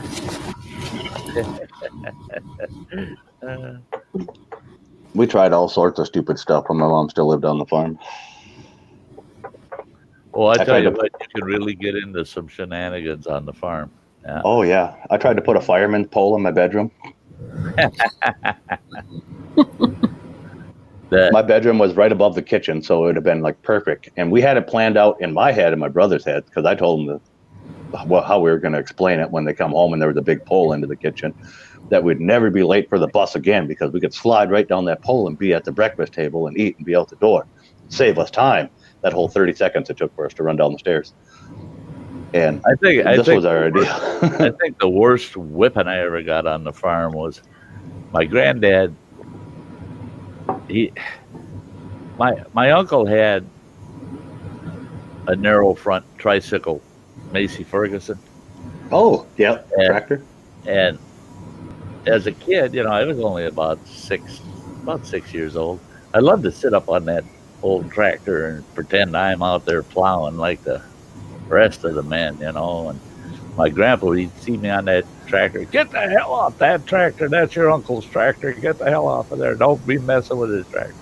All the time. And he told me, one of these times I'll catch you on that tractor. I'll give you a whooping. Well, I headed out early one morning. I'm going to go play on the tractor. I'm sitting up on the tractor. Grandpa's still drinking coffee in the farmhouse. And I'm going, well, what's that button there? And I push it. Boom! She fires up and she's rolling. She's in park. Oh, shit. I bailed off the back of it. I ain't driving that damn thing. I can't reach the pedals even. Right? That damn in gear. Right across the farmyard, went right into it. He had a big granary, and it was, it's double-sided. You got the grain pins on each side, and you can drive through it, and it's got doors on each end. Well, the doors were open towards the farmyard, but the doors going out the back were closed. That tractor went right in that granary and right through the freaking doors in the back. On the other end. and it went through the fence. He's got all of his cattle fenced in behind there. Went through the fence, and that damn fencing went up and around one of the wheels. And it ripped about a quarter mile of barbed wire off all the posts. Oh, Lord. That tractor just chugging across that big pasture out there. My grandpa comes running out. What the hell is going on out here? I go, look, Grandpa, the tractor took off. Yeah, he took about 1.5 foot of skin off my ass with the razor strap for that one. Yeah. Oh, yeah. I kept telling him, I don't know how that happened. I haven't a clue. I was just out here playing, and there goes the tractor, Grandpa. Right, boy. Right? Yeah. We have a Super C, a Farmall Super C that's that way, the narrow front end Super C. They had the mower deck underneath of it. Well, when we graduated from the regular riding mower, we drove the Super C to mow the yard with the finish mower on it. And it had the axle stuck out a little further because you could run duals on the Super C. So that axle stuck out past the wheel. Well, I found out I could save a lot of times instead of driving around the trees real slow to come up real close to it and let it. Yeah, let the axle catch the tree, dynamite the one brake, and you could whip right around that sucker. Just like a zero turn. Yeah, and it wasn't bad at first. Like the first couple years I've been doing that, and my dad never said nothing. But the tree started getting these weird rings going up it. Yeah. My dad couldn't figure out what was going on. He even had he had Stutzman County come out. Yeah, he even had Stutzman County come out. The tree guy. They look at all the trees in town. Well, I can't remember their names. Yeah. But he had them come out and look at the trees because they thought there was something going on with them. And it was just me freaking grinding rings into the trees as I'm mowing. Yeah. But the tree guy couldn't figure out what was wrong with it either, why it had these weird rings going on. That's funnier than hell. Yeah, I can see that band of bark rubbed off. Yep. The tree. Yeah. What in the world's causing that? Yeah. Yeah, even the tree guy that does it professionally couldn't figure out what would be causing. That's good. Well, my uncle, he took an old John Deere narrow front, and we had a tree on on the farm that leaned. Yeah, it was close to 45 degrees. And he decided he's going to straddle that and run the tractor up that tree and just get the rear axle to hit the trunk. He didn't realize that by the time the rear axle hit the trunk and the front end of that tractor's halfway up that tree, that he went beyond the center of gravity. He was damn lucky he didn't kill himself. That tractor flopped over on its back, and it's just sitting there, them old John Deere single lungers, pop up, pop up, pop up, and them old back wheels are just turning and turning, and then finally it flooded itself out. But my grandpa was so pissed off. He says, "Now how in the hell are we going to get that tractor back up on its feet?" It's just, yeah, well, go get another tractor and let's chain her up, and flip her over. But yeah, my uncle was notorious for. Oh, he rolled over so many of the tricycles. My grandpa kept telling him to stay off of the tricycles because he couldn't keep them upright. That was the best thing about those things. They could turn on a dime and give you 15 cents change. Oh yeah. The only thing that they were just no good on a side slope. No. On a side slope. No. Yeah, especially if you turn into the hill, that sucker will roll right over on you. Hey, Saucy Shane. Yeah, that's what it's called. Yeah, an arborist. He even had those arborists and everything come out, and they were doing little samples of the tree, and the trees are healthy. They couldn't figure out what was making those ring. And I was young, so I wasn't allowed in on this grown-up conversation to walk around with them. Yeah. I was always told to just go off and play, and anytime somebody showed up. Yeah. It wasn't until I was like 18 or 19, and those things were up. They're still there. They were up the tree quite a freaking ways. And my dad's like, I never can figure out what's wrong with them, but it doesn't make those freaking lines anymore. It quit all. I'm like, those are from me. What do you mean? He's like, what the heck are you doing? I'm like, that's from the tractor axle, and I'd wrap around the tree. You did what? Yeah, I got my ass. I didn't even know he had to pay that arborist guy to come out there. He had to pay that guy good money to come out there. I got my ass in big trouble because we had this big ass. Oh God, it was 48 inches at the base, big red oak. God, that thing was a monster. And I got my first nice big Bowie type knife, and I went and carved into that tree facing away from the house a few explicits, a big FU on the side of the tree and a couple of others. Oh, Lord. And I was just a young kid, didn't know what the hell, I didn't. Oh, nobody will see that. It's facing away from the house. God, my old man was out mowing the lawn. You could hear him for miles. Where's that kid? And then he was asking the local arborist what can I do, and they said nothing. They said, he carved that in there, right?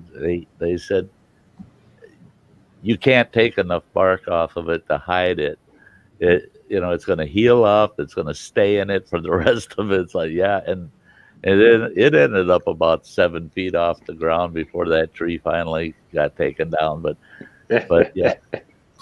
I'd look up at that thing the last time I had seen it, and I'm going, oh my gosh, that was years ago when I wrote that. Yeah, me dibble. Yeah, it wasn't that he didn't listen to me. It's just that I was just told to shoo off and go play when the guy that he had to talk to showed up. Yeah. So the two adult guys could just walk around the yard and look at these trees. See, my old man was one when anything weird kind of popped up on the place, right away he'd yell for me, "Get over here. What do you know about this?" Because they always assumed he had something to do with it. Yeah. My Aunt Barb, she went to school for agronomy and a bunch of other stuff, and they did the tree splicing. Yep. And we had apple trees in the one row in our backyard. And I remember when she learned about tree splicing, she came out and she did like pears or something off of that apple tree that came out. That freaked my dad out. And once that splice and everything grew in, and he didn't notice it until one day he was out there looking at apples for, I don't remember if he was going to do a deer feed plot or what he was going to do. and he was going to get a bunch of those apples off, and there was a bunch of pears off of the one branch. Most confused man ever in my life that I ever seen. Yeah. Yeah, we had a tree service for a few years, and most people don't know them. Byerly's food chain. They, multi millionaires, them folks. Beautiful estate on Lake Minnetonka there in Minnesota. Yep. And I know who you're talking about. And I had the contract to manage all of their trees on their property, except for one. They wanted me to take contract for that tree, and I said, no, I'm not maintaining that tree. They had the biggest ass sycamore tree you ever saw, and they don't grow in Minnesota. And that great big ass sycamore tree, they got this company, and they had all of these feeders that went to the taproot and everything. They're in there out there feeding that damn tree and babysitting that tree to make sure it survives in Minnesota. And I'm going, cut it down. I said, cut it down. That tree's way the hell too much work. Cut it down. And Mrs. Byerly, no, not my tree. It's been there for 40 years. No. Cut it down. Come on. Yeah. And then Mrs. Pillsbury, for everybody knows Pillsbury's.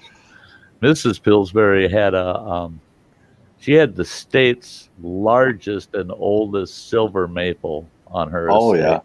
Yeah. And she wouldn't let anybody touch that tree except my company, which I was thrilled. She paid me $800 a year just to keep the tree clean and healthy, you know. Don't worry, my youngest sister, when she got her first job, she used her own money to try to plant palm trees outside of her freaking bedroom window in North Dakota. So they made it through the summer. They made it through the summer, but it didn't do well after that. Yeah, she would take pictures and everything, and they're still up on my sister's Instagram, the pictures of these trees from when she was young. And she had lights and everything on them. And so at night, she'd turn these little Christmas lights on, and it could look like she was in Hawaii. But middle of North Dakota, I'm like, those are going to die come winter. Yeah. Yeah. No, they won't. It's a tree. I got it in the ground. They're just fine. Yeah. Okay. Hey, Samantha, sleep has been just a little, isn't it, Ben? And it's been a crazy. Well, now I can say day because it's 12:02 here. Did you guys ever build the old square hay bale forts? Oh yeah. Yeah, we did that. Yeah, we did that, and then me and my brothers, we had this. We built the whole back of the barn. We built a huge fort out of it. It was like a little house inside these things that we had all done up.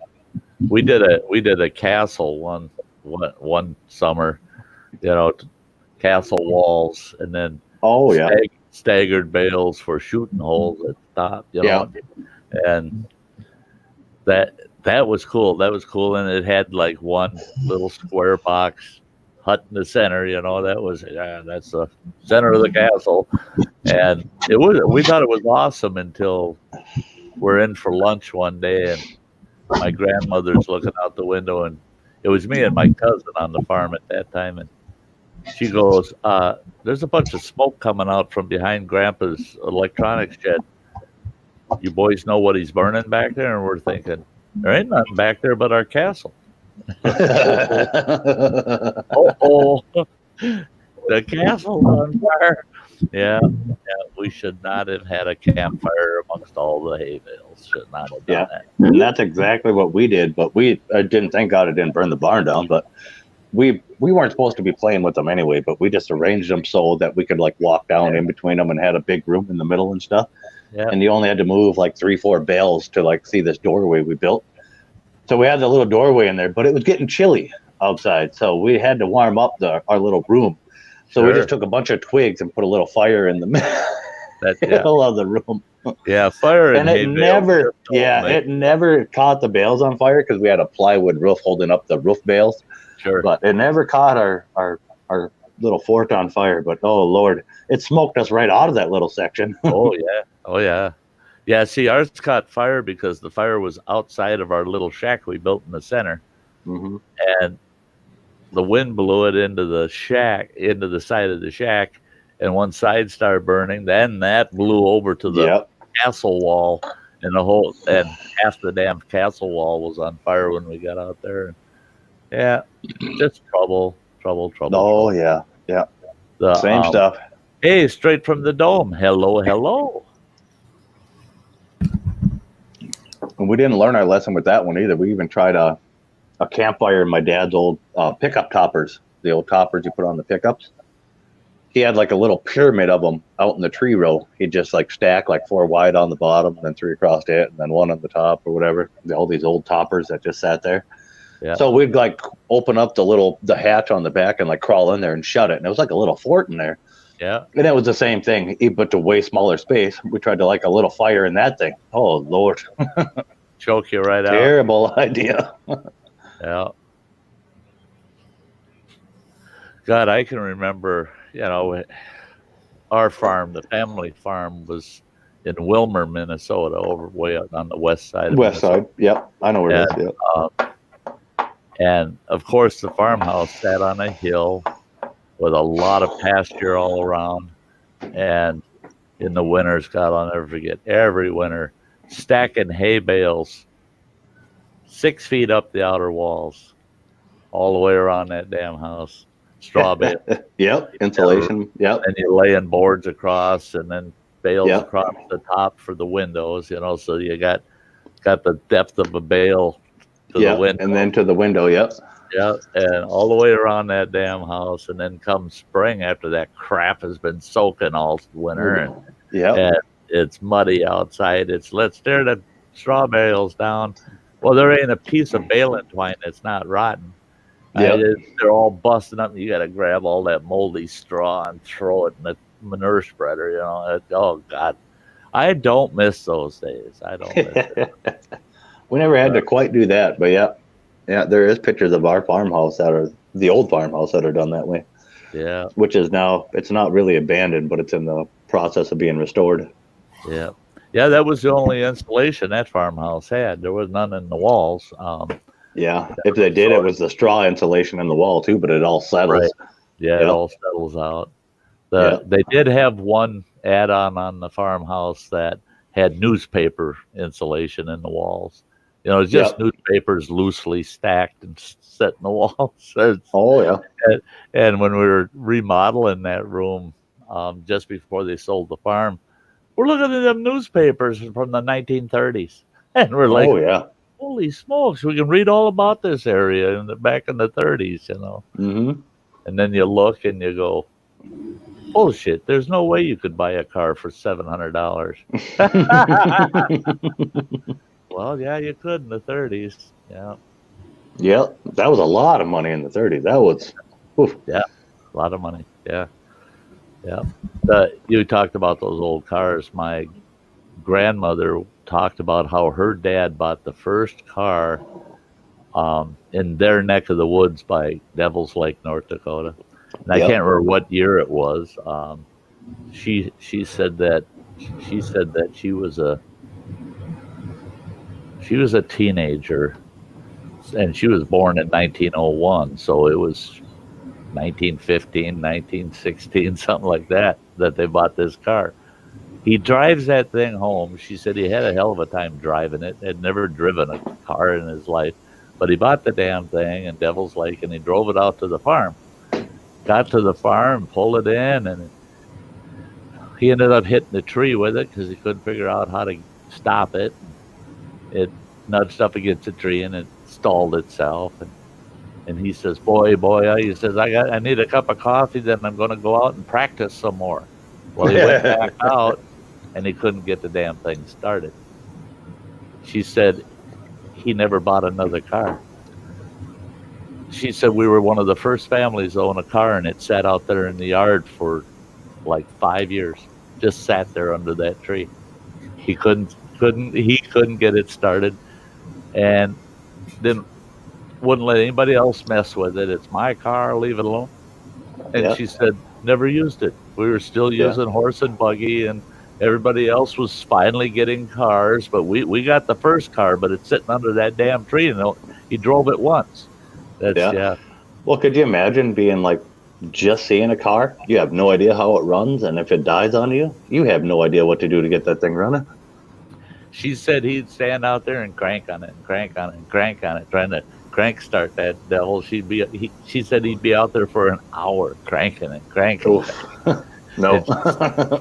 She said one day he just took that crank and threw it in the back seat of the car, and it's an old rag top. Just threw it in the back seat of the car and came in the house. Says, "Nah." Well, he says it looks good out there, but it ain't worth a damn. He said, "Yeah." Hey, I got to let you guys entertain yourselves for a minute. I got to get another cup of coffee. All right. Well, Faith, you grew up in Alaska, didn't you? You got to have some of these stories. I don't know. None as cool as growing up on farms. My parents, they grew up on farms. Both of them did, but not me. We had a babysitter who had a farm, and she raised cows and bulls and stuff. We used to get attached, and then they'd get butchered. That was heartbreaking. But no, I mean, we built igloos out of snow and stuff. Yeah, that was fun. We tried that. That never worked. I could never build an igloo. It was good times. My dad made a huge one for us one year.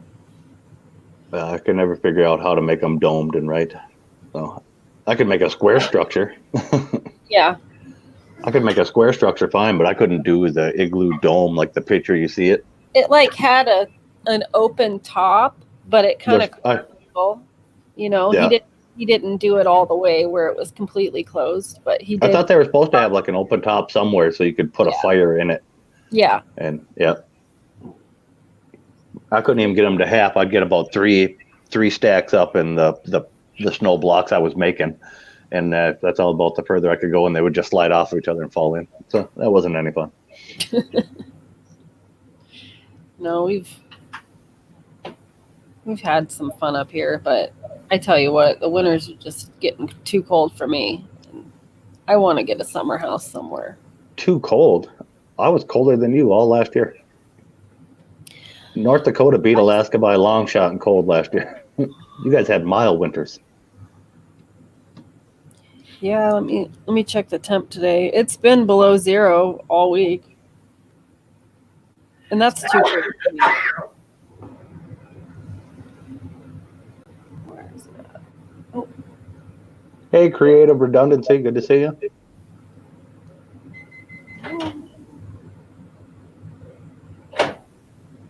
What's the temp outside?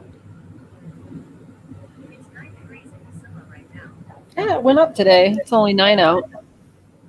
Hey, we're the same temperature. Yeah.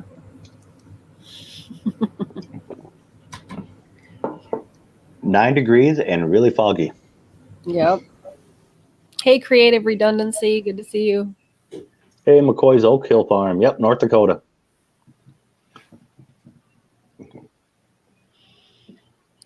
Yeah, I'd take 53 over 9 any day.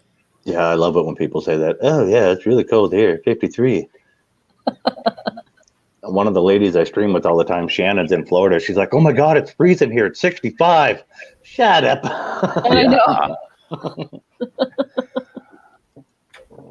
Yeah, we're supposed to hit 32 today, and that, to me, that's warm.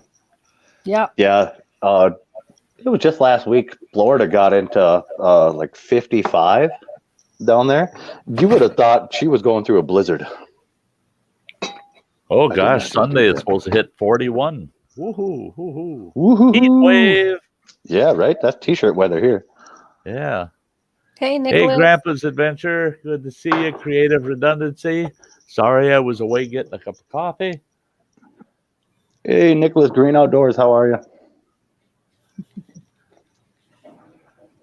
Yeah, 40 is nice. RSDT. Great to see you. I always wanted to spend more time in Alaska than what we had to do in the military. Yeah, That's where you do cold water training in the Marines. It's good fun. You should try that. That's a heck of a weekend experience.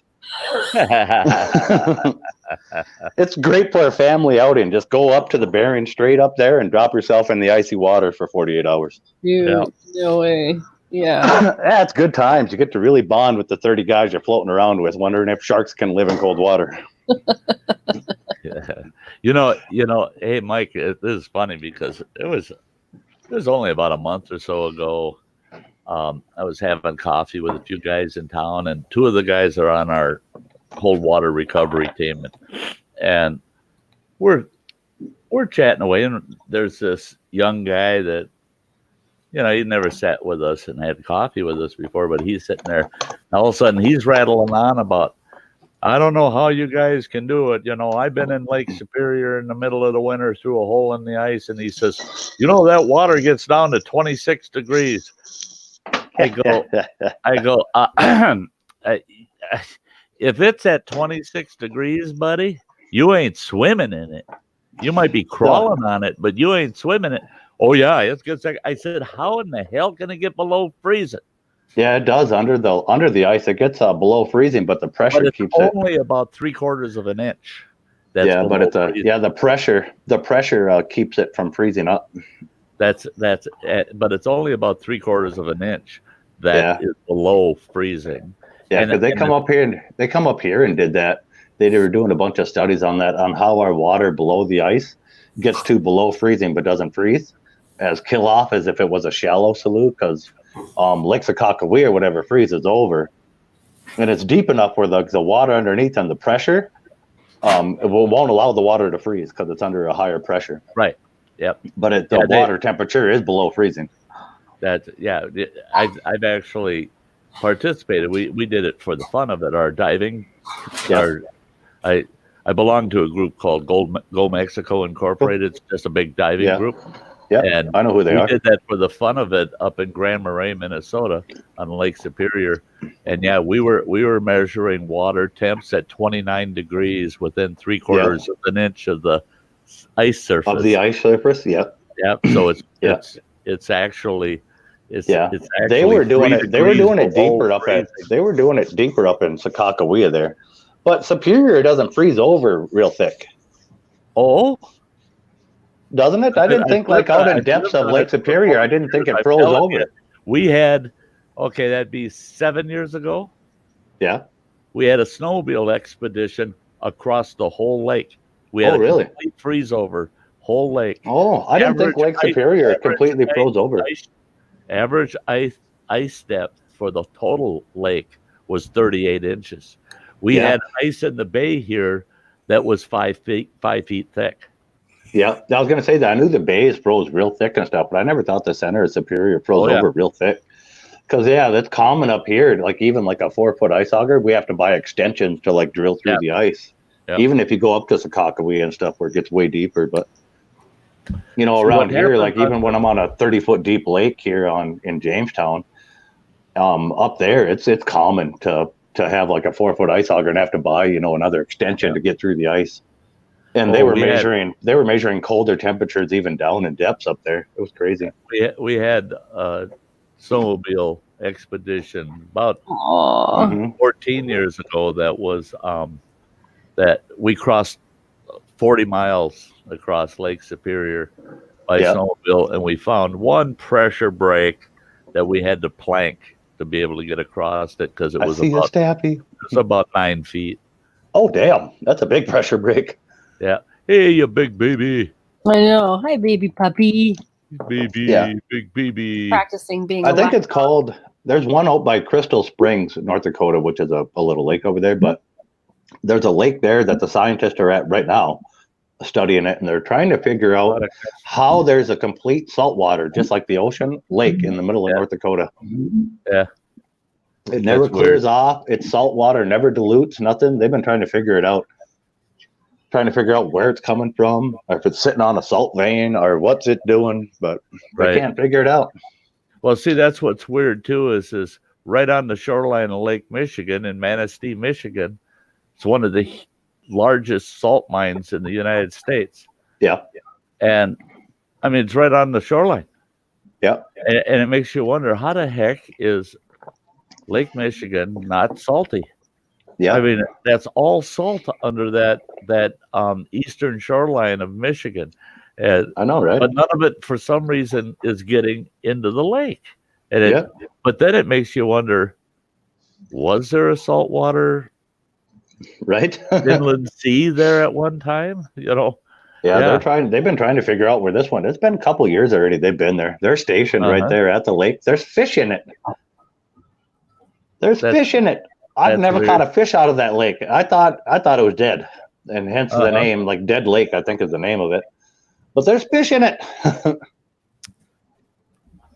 Now that one, you better watch out. Might be a shark in there somewhere. Oh, that'd be hilarious. That would. I wonder if I can get those little baby saltwater sharks. I wonder if I can get them to live in that. That'd be interesting. You can buy them pretty cheap on Amazon. It might be worth a shot. That's one thing that I just never, I never quit laughing about is when we'll get tourists here on Lake Superior. They'll walk out on the big pier and you'll be out there fishing or something. They'll go, can we see whales from here? See what? Whales from here. No, you go to the other end of town. There's a big swimming beach there, and all the whales are laying on the beach sun tanning. You don't see them out in the water. We don't have whales here. Right? Yeah. But it's don't worry. No, it's a freshwater sea. We get tourists up here too that come up for like the Peace Gardens and stuff like that. And they've even asked, like me, and I was young at the time when this happened, but they asked me about Pony Express mail and Indians on horseback. Oh, so okay. Now I worked for the native tribes for over 26 years, and you wouldn't believe how many times we had tourists show up at our tribal administration building and go, "We saw a sign that said Indian reservation. Where's the Indians?" Okay. And I'd start laughing and I'd say, "Look around. This place is packed full of them. We got 400 and some of them working for us." And they go, "We haven't seen any Indians." I said, They're all Indians. This is their reservation." And they go, "But where's the feathers and the leather and the No. Oh boy, you gotta catch up. You gotta catch up, buddy. No, you see all those nice houses when you came in? All those big nice houses there? Those are all tribal members that own those houses. That they don't live in teepees anymore. They got homes like we do. They got everything we do. You're goofy. They expect to show up and it's 1756 and we're gonna exactly they want to see teepees and a fire and skins hanging up to dry. Yeah, it's weird. I can't believe what people think, like what happens up here in these little flyover states that they never hear of. Right. I was like, oh Lord. And I like the tribe's approach is that we invite those people so we can educate them.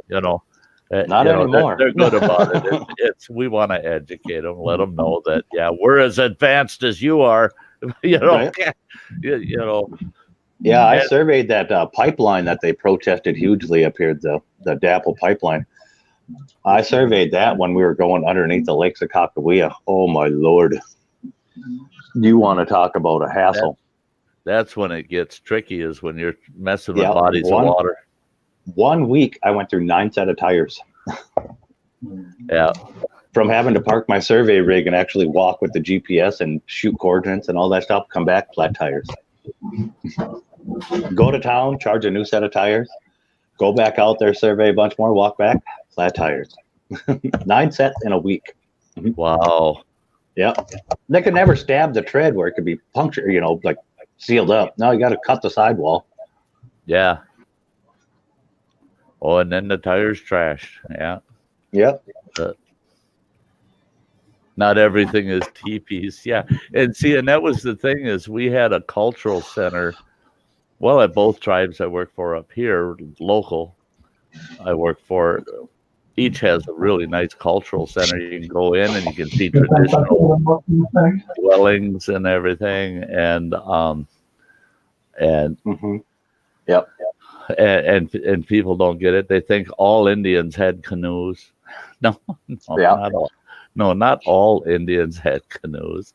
Yeah, and they expect it to look like it's something that you took a whole tree down and hollowed it out. Oh, yeah, people that think that tribes were making dugout canoes, Yeah, dugout canoes. Yep. Oh yeah, McCoy, the museum at Mille Lacs. Yeah. Yep. Now I got a Sty story about Mille Lacs. Oh Lord. Where's Pocahontas? We get asked that a lot up here because Pocahontas was a huge part of the reservation up here. We get asked that a whole lot of like where Pocahontas lived and everything. We're like, no. Yeah. She ain't from here. Yeah. The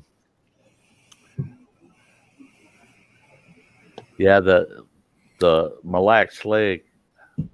My great grandfather owned 6,000 acres of the southern shore of Mille Lacs Lake, which included what is now today the Father Hennepin Park. I was going to ask. I'm like, I hear a development in you're making. which the Father Hennepin Park encompasses the traditional tribal burial grounds, and my great-grandfather held the deed to that 6,000 acres. He deeded it back to the tribe, to the Mille Lacs band of the Lakes. See, people don't understand that either. The Mille Lacs band is part of the Lake Superior tribe of Chippewa Indians. All of the Chippewas in our region are all one tribe, and they're individual bands within that tribe.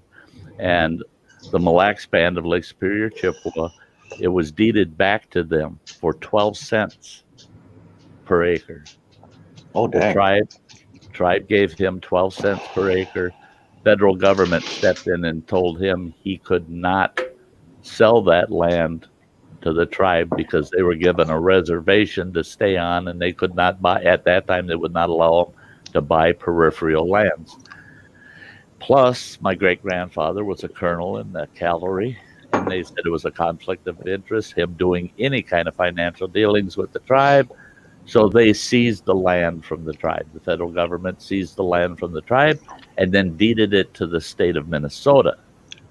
The state of Minnesota then sold that land off to non-natives and designated the Father Hennepin Park as a preserve.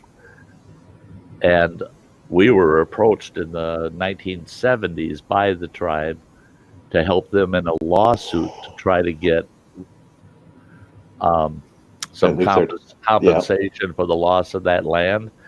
But it frickin' backfired on them because my great-grandfather, well, it was funny because the deed of sale to the tribe was for 12 cents an acre for 6,000 acres. Yep. And a case of high quality whiskey. My great grandfather liked his whiskey, so he wanted a case of whiskey to go with the deal. And the tribe paid up. Well, he paid the tribe back. He gave them their money back. And it was funny because he gave them the money back. There was a receipt for the transaction, but it also stated on the receipt less one case of whiskey. He's keeping the whiskey. You ain't getting that back. So he gave the tribe the land back, their money for that land, but he wouldn't give them the booze back. Now I'm keeping the booze. So yeah, the tribe was. And the thing is that we had the DNA thing done not many years ago because the tribe kept working with us on this lawsuit they wanted to get through the courts, and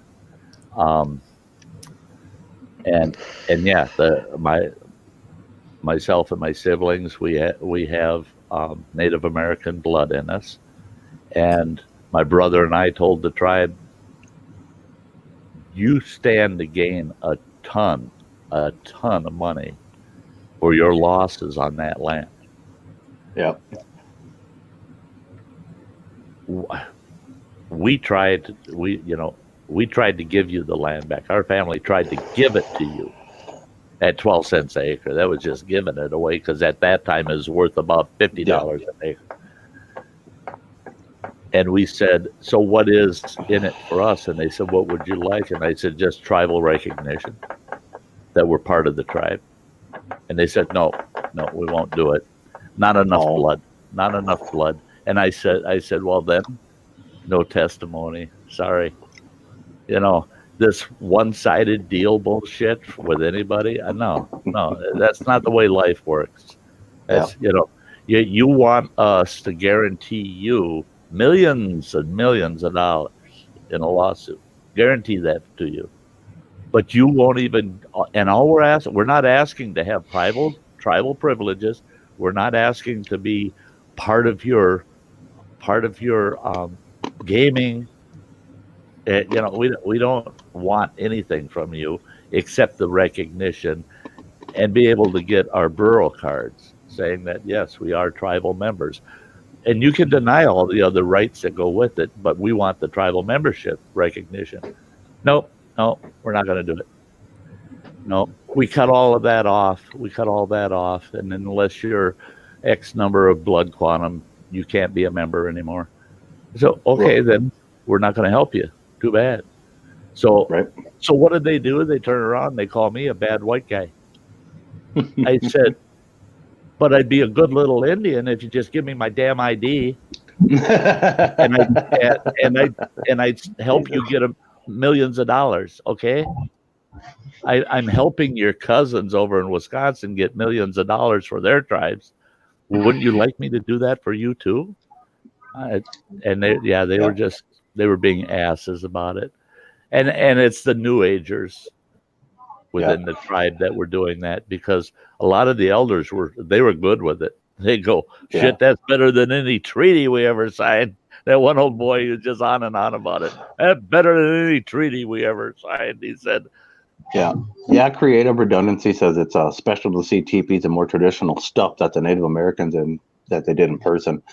There's a private couple Native Americans doing that on their land right outside of Devil's Lake. They have like big teepees and everything else built the old-fashioned ways, and you can rent them and stay in them like a motel room. Yeah. And it's really taken off. I've met a lot of people that went up there and camped in them, and then went over to Devil's Lake and did the fishing and everything. And I slept on the ground outside of a beautiful 18-foot diameter teepee. That an 87-year-old, 100% pure Lakota native lived in Pine Ridge. I've visited Pine Ridge twice. Her son and I had a lot of governmental relationships. We met in D.C. on a lot of Indian Nations issues, and he invited me to Pine Ridge, and he says, I'd like you to meet my grandmother. And we went out. That old woman, 87 years old, living in a teepee on the Pine Ridge Reservation, refuses to live in a modern home. She said she's had never been. How long ago was it? Oh, that would have been in 76, 77. You should see Pine Ridge now. Oh, I've been out there. It's sad. It's so sad. I've been out there twice, and I have fought for the Pine Ridge Reservation for over 20 years. Yeah, it's a sad deal that's going on there. When you see these really, when they were finished, really nice split entry homes with an attached garage, and the occupants moved into the garage, cut a nice big double door into the front of the house, and they keep their livestock in the house and they live in the garage because they can heat the garage. They can't afford to heat the house. And there's no running water. A lot of them don't even have electricity run out to them. But yet our federal government said, oh, great project, build those houses for them. They build the houses. There's no infrastructure to go with the houses. And they tell those people, "What are you bitching about? You got a house?" No, they got a wooden box that makes a better barn than it does a house. And I was very involved with HUD. I was on the team that rewrote and got the Native American housing code. CFR 1000. CFR 1000. I wrote about a tenth of that CFR to give tribes a little more hands on our neighbor up here, and she actually is from the Woodworth area, North Dakota, just went to jail for doing that tribe wrong. Oh yeah? Yeah, she was exploiting that tribe really bad. And it made news in quite a few places, but yeah, she got quite a bit of jail time out of that.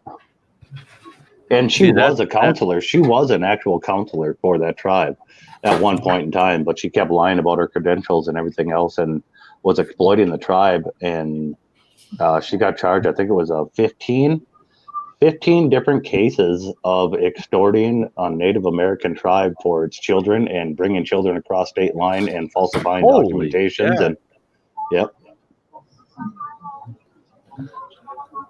See, I was my line of work, I was in crisis management, and the two local tribes up here, both tribes hired me during periods of extreme financial crisis. The one tribe, when they hired me as their chief financial officer, had just gone through a $1.5 million embezzlement. Their own tribal money, their own tribal members had stole tribal allotment monies, education monies, health monies throughout the whole tribal administrative. And that's actually rampant over there. It happens so much, it's crazy. And that tribe's operating quite clean now. Yeah, but that one was a chore, but we whipped it into shape. It took us 5 years, and the federal government said that they're going to put the tribe on high risk for a minimum of 15 years. I said, it'll be off high risk in 5. They said, not going to happen. Yep. They came off a high risk at 4 years and 8 months.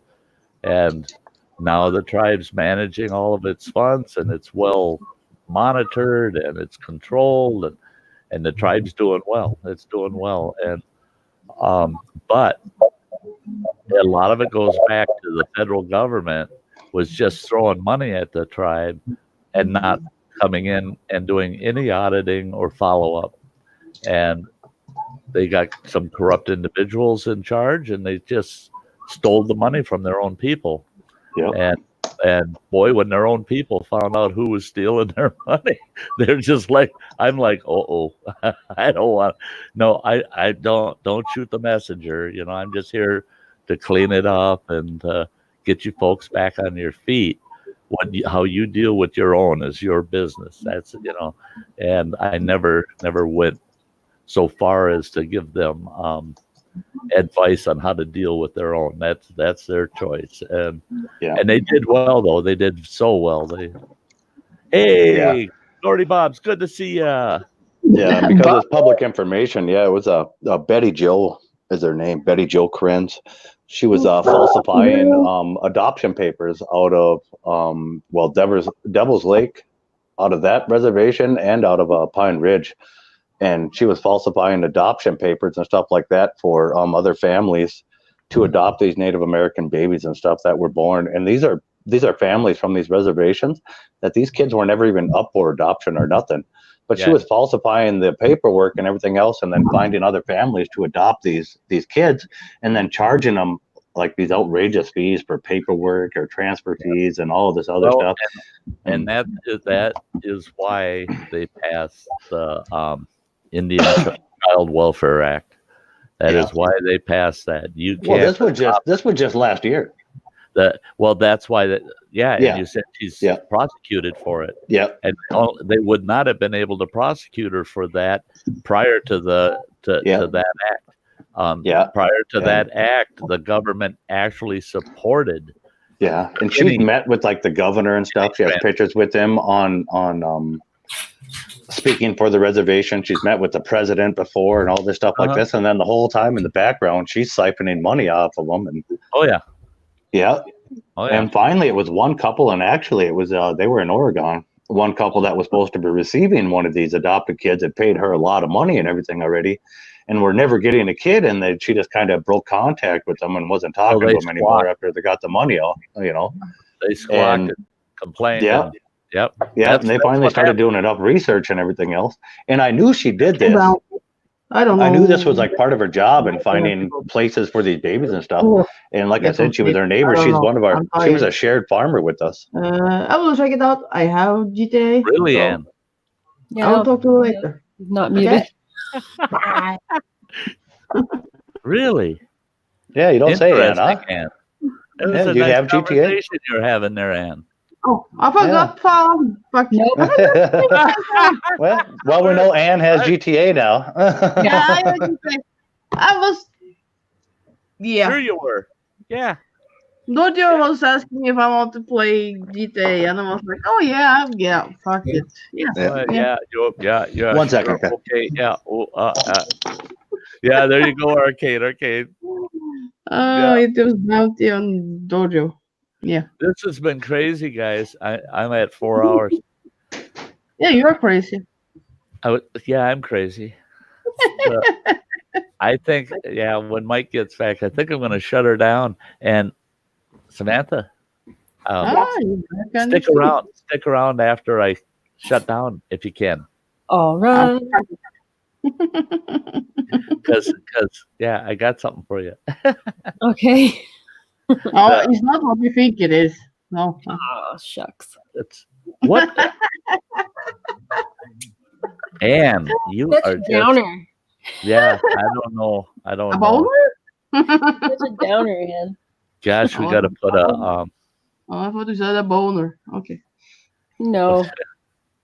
We got to put a leash on Ann, and sometimes I think she needs a muzzle. I mean, I was just gonna say that. Were you gonna say that? Yeah. Yeah, we got to put a muzzle on her. Yeah. Hey, you don't start with me. You pop. Pop, pop. Bop.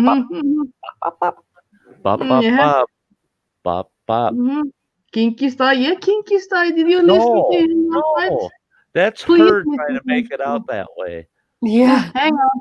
I'm gonna share a link now, and you guys gonna go in there and you're gonna listen to this. Yeah. You can see how Sty is. Don't you play that on my stream. I never talk that way. I'm not playing on his stream. I just share it Runny out. Egg. Hey, Runny Egg. Good to see you. Hey, Runny Egg. Click on that link, please, and listen to how Sty really is. No. What would you do? Tape him while you guys were playing games or some shit? That is where he started. Live. She had it on YouTube Live. Oh, that's funny. Click on that link. No, don't click it. Yeah. No. And listen to him. Curse me you don't up want to and hear down. that. It's a Sty impersonator. Crazy. I got he just said it was crazy style. Oh yeah. Oh hell no. Oh yeah. Let's Today. see. Yeah. How can I flag this and You better not flag this, you piece of fucking. I need to flag it, block it. I'm gonna flag your ass. File a complaint. Yeah, if you want to be verbally abused, just play video games with Ann. She's got it covered. That's it. Oh, she brings the worst out of you. He started right after he come in the fucking stream. He was cursing me up and down. I'm gonna kick your ass. You're gonna get some. And I was like, all over me. Both. You were loose with your tongue too, but I'm not I was like light version and he was big version in there. It's not my fault that you were playing dirty. Dirty. Who the fuck was running over me all the time and exploding me all the time? Yeah, wait a minute. You with your speedy little ass car. Oh, you're gonna get me going, see? You're gonna I tried to run away from you guys. I tried to run away. I'm telling you, Sty. I got my friend Tyler. He'll come over and he'll join your team. Yeah. I need Ronnie Egg on my team if someone gonna play more on his team because Ronnie Egg he know how to do it. Yeah. Mhm. Yeah, Tyler's a professional. He gets paid money to play that game. Okay, A lot of Ronnie money. isn't bad either. The Yeah. dirty fucker. That he did a tournament. That was last year. He just did that tournament at the end of last year before Christmas. He did a tournament and he won that tournament. It was $50,000 paycheck for playing a video game. Nice. I could not believe that. That's nuts. Yeah, they Right. kept rear-ending me. It wasn't me, that was the brute. And I had to make a stupid comment like, Jesus, everybody keeps banging me in the ass. That's not nice. Right? And, I was going to say, but it's Ann, crazy Ann. She's blonde and female. Driving is probably not at the top of her register. No. I was laughing so hard that I didn't see the fucking screen because I was crying. I was laying flat over my desk here. I was crying so bad. Yeah. I have this game too, so. Yeah. Are you guys playing on PS4?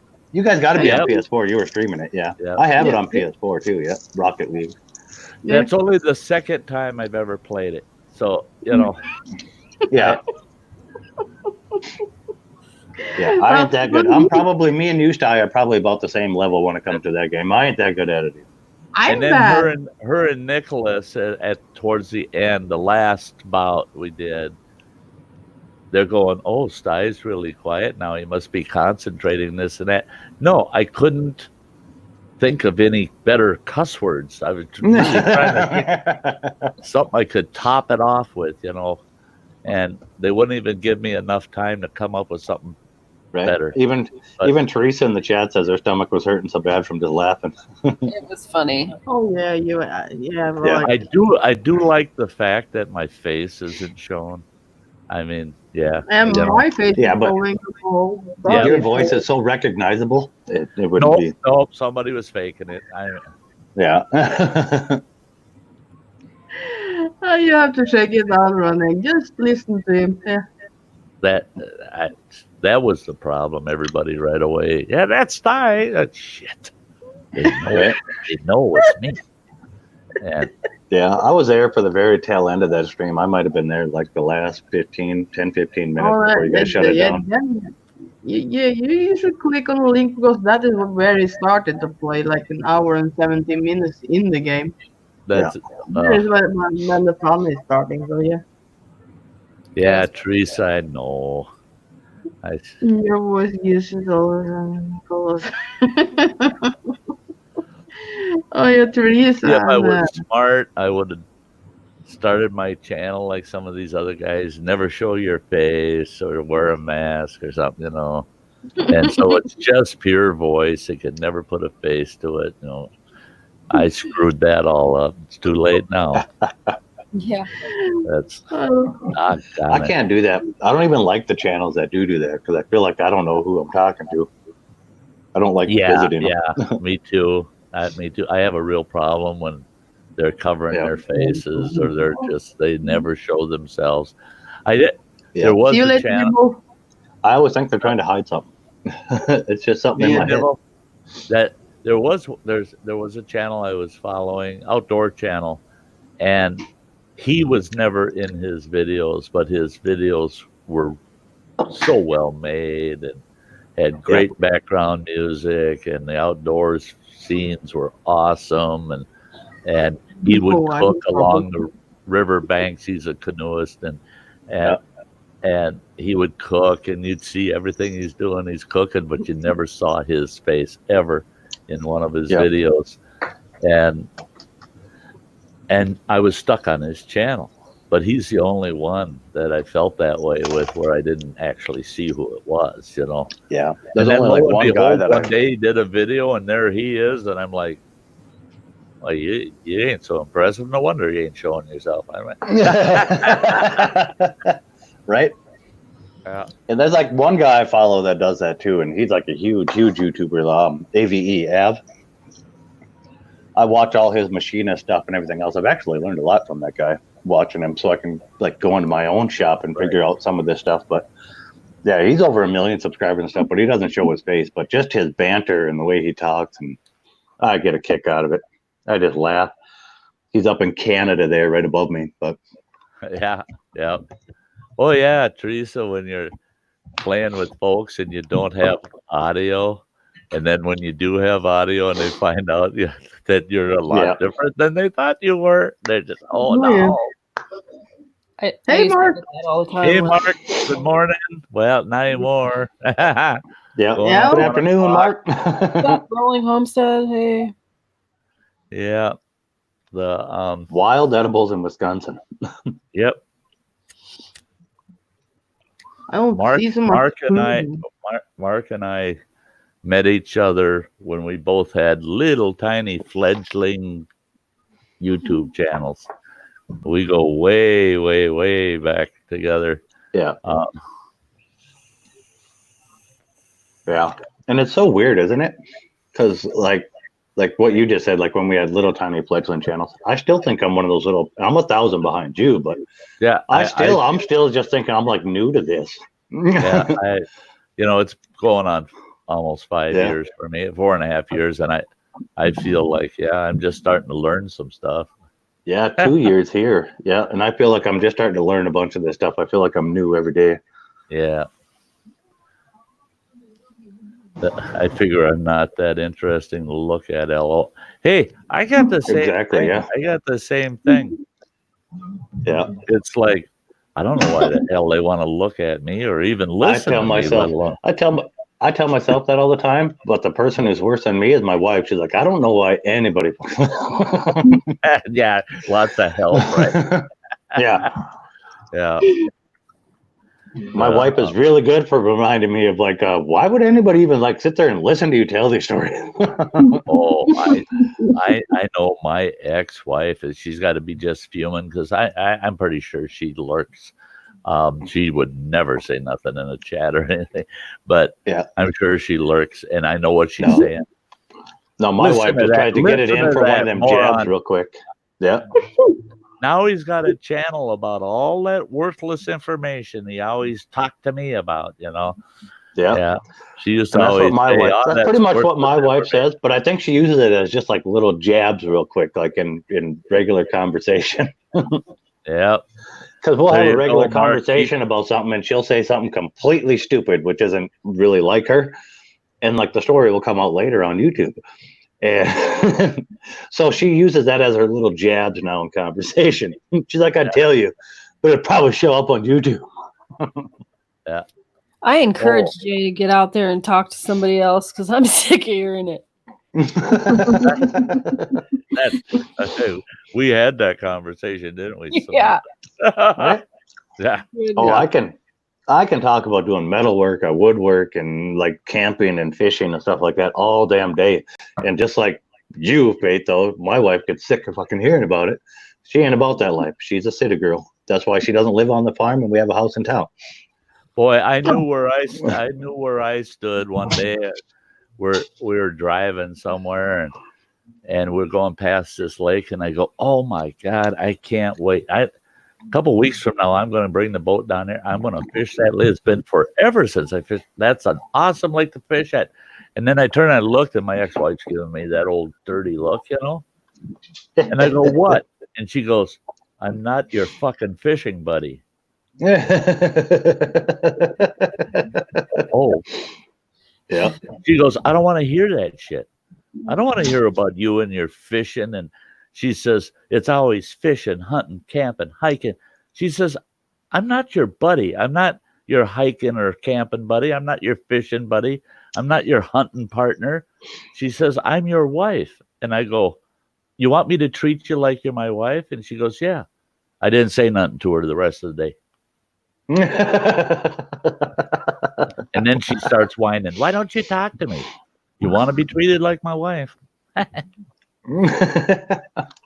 Got nothing to say. You're not my fishing buddy.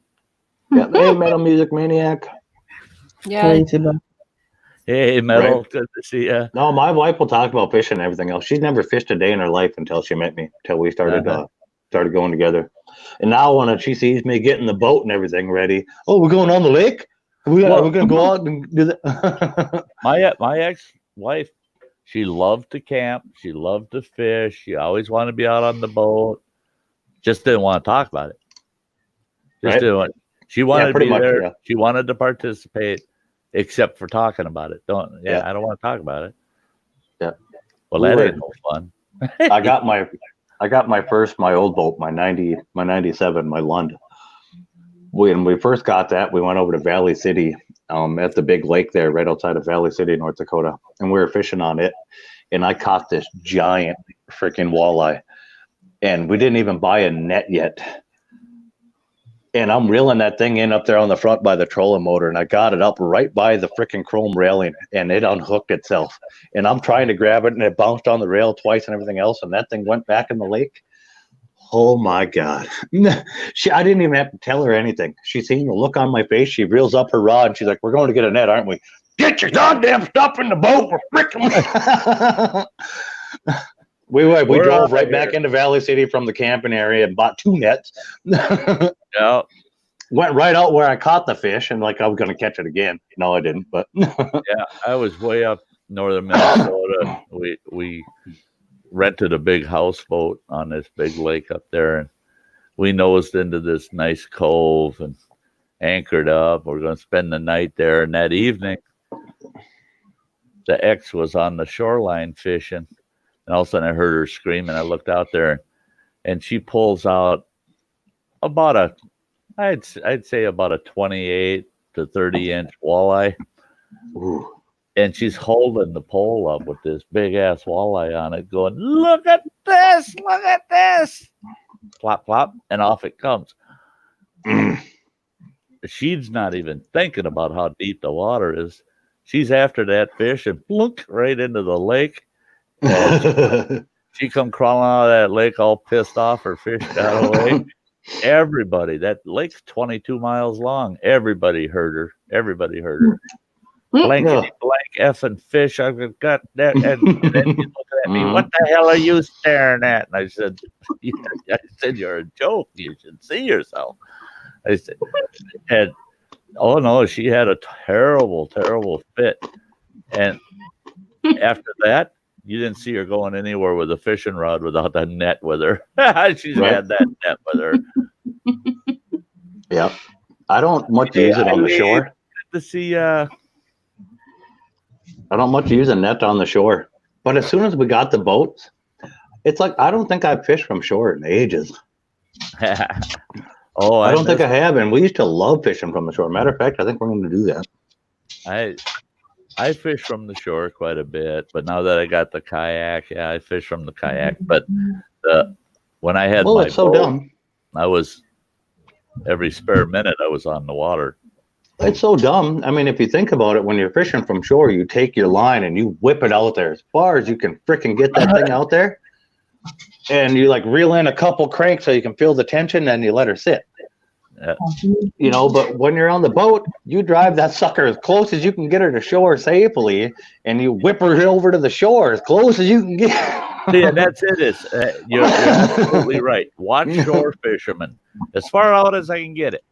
Watch boat fishermen as close to shore as I can get it. It's just the opposite. Just the opposite. Yeah. It's funny. It's funny. Yeah, and I've never trout fished a day in my life, but I found out recently with a really good buddy of mine who's in the outdoor community with me, that apparently there's a really strict way you have to handle trout. I had no idea. I had to look up like proper trout handling. You got to wet your hands first, and you got to cradle them under the belly and stuff, and only hold on by their tail fin, and be really careful. This and I had no idea. Pontoon boat. I used to. Yeah. I never owned one, but I'd rent them. A buddy of mine has boat rentals, and I'd rent. I love fishing on the pontoon boat. Man, I could grill some burgers while I'm fishing for walleyes. Fish right late into the night for walleyes. Sitting in a nice comfy chair on my pontoon boat, jigging for walleyes. Yeah. Oh yeah. Here we are. We're talking outdoors crap. That's for tomorrow night. Outdoor crap. That's well, it's crap when I can't get out in it. Really? What kind of You want to crap come is see all that? this snow? I go ice fishing right now, and I like dig through the whole top of the snow to get to the ice. I got to go through about 6 inches of slush before I find the ice. And then I drill through the ice, and then there's another layer of slush, and then I hit ice again. Yeah, It's so weird right now. yeah. That's our lake out here. I think they're going to cancel the ice races. I was hoping I was going to get to film those this year, but sounds like they're going to cancel them. It's supposed to hit 41 degrees, and it hasn't been making ice for a week out there, and we only got 13 inches ice. You ain't going to run stock cars on 13 inches of ice. No, And yeah, they do those ice races up here too. Yeah, do they? Yeah, Yep. yeah. Then I found out this is the first year because now they're a sanctioned racetrack. Oh, really? Wow. We don't get to drink in the car anymore when you race. No, because the rules were you could have up to 12 okay, beers. I was going to say, yep. I was going to say by the rules. Yeah, by the rules. Yeah, okay, I see what you mean. Yeah. I was going to so say, now really, because we're now that sanctioned they're- here, but it's they drink. Well, they're still able to drink. They just can't have it with them in the car. Yeah, So, But before, you could have up to 12 cans of beer per race in your car. Yeah. So yeah, it was so funny. You watch these stock cars come flying around that track, and everyone that goes by, there's a guy with a can of beer up to his mouth. Yeah. Yep. Oh God. Yeah. Yeah. Well, and the whole idea was that can't hurt nobody but themselves out there. Yeah. Spectators are way far back, and not snowbanks here. keep them from the crowd, and Yep. yeah. So it was funny to watch. Oh yeah, it is. It's hilarious. I got to and under the new rules, you can't have a co-driver anymore. We used to allow co-drivers. You could have a second person in the car with you. Yeah. And I rode We with have a buddy of we mine. have special races up here that are for co-driver ones. The guy on the passenger side runs the gas and brake. The guy on the driver's seat runs the steering. That's funny. Yeah, they race them like that. They'd go out there and do the ice races like that. Oh, it's so hilarious. Yeah, we got a lot of ice fishermen out here, but holy smokes, the other day, I wish I would have had a camera with me. I ran to the store and I stopped by the lakeside and looking out at we got basically a big fish camp going off of the one pier out here. And nobody's been driving their rigs out anywhere near that area. They'll drive them out, but they'll park about a quarter mile and then hike in from there to the fishing grounds.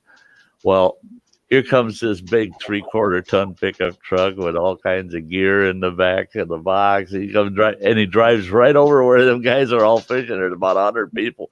Also, you see people taking off. And I thought, oh shit, I've been there. I've seen it. You're sitting at your hole and you don't realize there's a truck coming up, and all of a sudden you got this. The water's coming up. Yep. Yep. Like, oh shit, there's somebody close by with a truck. And I bet you there was a lot of water flying out of them holes when he drove through there. Yeah. Yeah.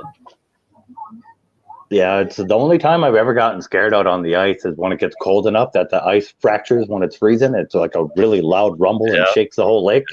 Yeah. Sitting in my ice house by myself. Boom. Yeah, and that sucker, that little ridge that cracked, shot straight under my ice house. Shut the whole thing. I dove for the door. I thought I was going in. I felt really stupid laying out there on the ice. I had out here in Superior, I was on a snowmobile, and I'm doing about, 45, 50 miles an hour. And I felt it, and I'm going, whoa, fracture crack somewhere. Oh, yeah, shit, right there in front of me. And I was hoping that it had cracked up on my side. It went the opposite way. I hit that, curled my skis right back, sent my ass over the front of that snowmobile about 50 yards. Whew. Nothing but a big 3-foot wall of ice all of a sudden right back in front of my snowmobile. Yeah, straight out of nowhere, yep. Damn it. So I'm coming in with this crippled sled with the skis pointing up in the air.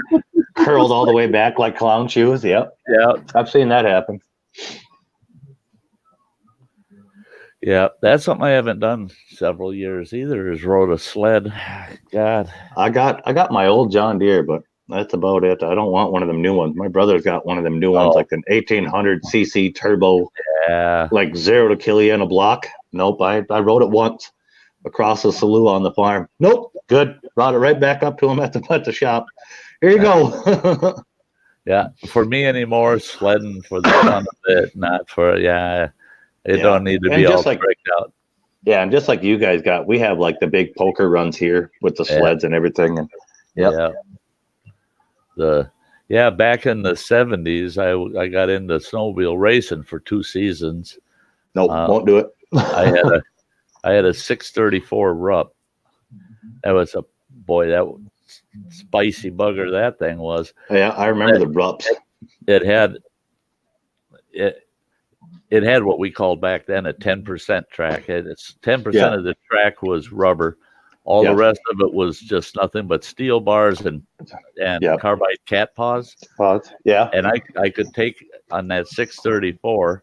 That was a 3-cylinder inline, and I could lean over the handlebars of that sucker, crank it, and I could bore the ass into that sled right to water, right through 3 feet of ice, like it wasn't even there. It would cut itself right through the ice. Yep, like a chainsaw blade. Yep, just like a chainsaw blade. That's 14 inches wide. Yep. But boy, that sled was a killer sled. I tried trail riding with it once because my trail sled was broke down. I said, "Oh, geez, I'm going to take the racing sled out." Try it. Well, the problem with that sucker was the clutch on that thing was, we had the clutch set at 2,200 RPM, so it didn't even engage until 2,200 RPM. Yeah. You should have seen how many trees I bounced off of. I didn't have a hood. I didn't have any hood for the sled after I got back on that trail ride. I kept hitting. I'd come to a curve. Yeah, let off and it wouldn't re-engage. And the skis are turned. I'd hit that throttle and try to get that RPM up. It would kick into gear, pull the skis off the ground, send me off into the bushes, into the trees. Then I took that sled to Eagle River, and we put a full rubber track on it. And I was going to do some water skipping because they have the water skipping every spring after ice goes out. And and I made it about 2/3 of the way across, and then I dunked it and fried my engine. So yeah, they do that every year at Spiritwood Lake.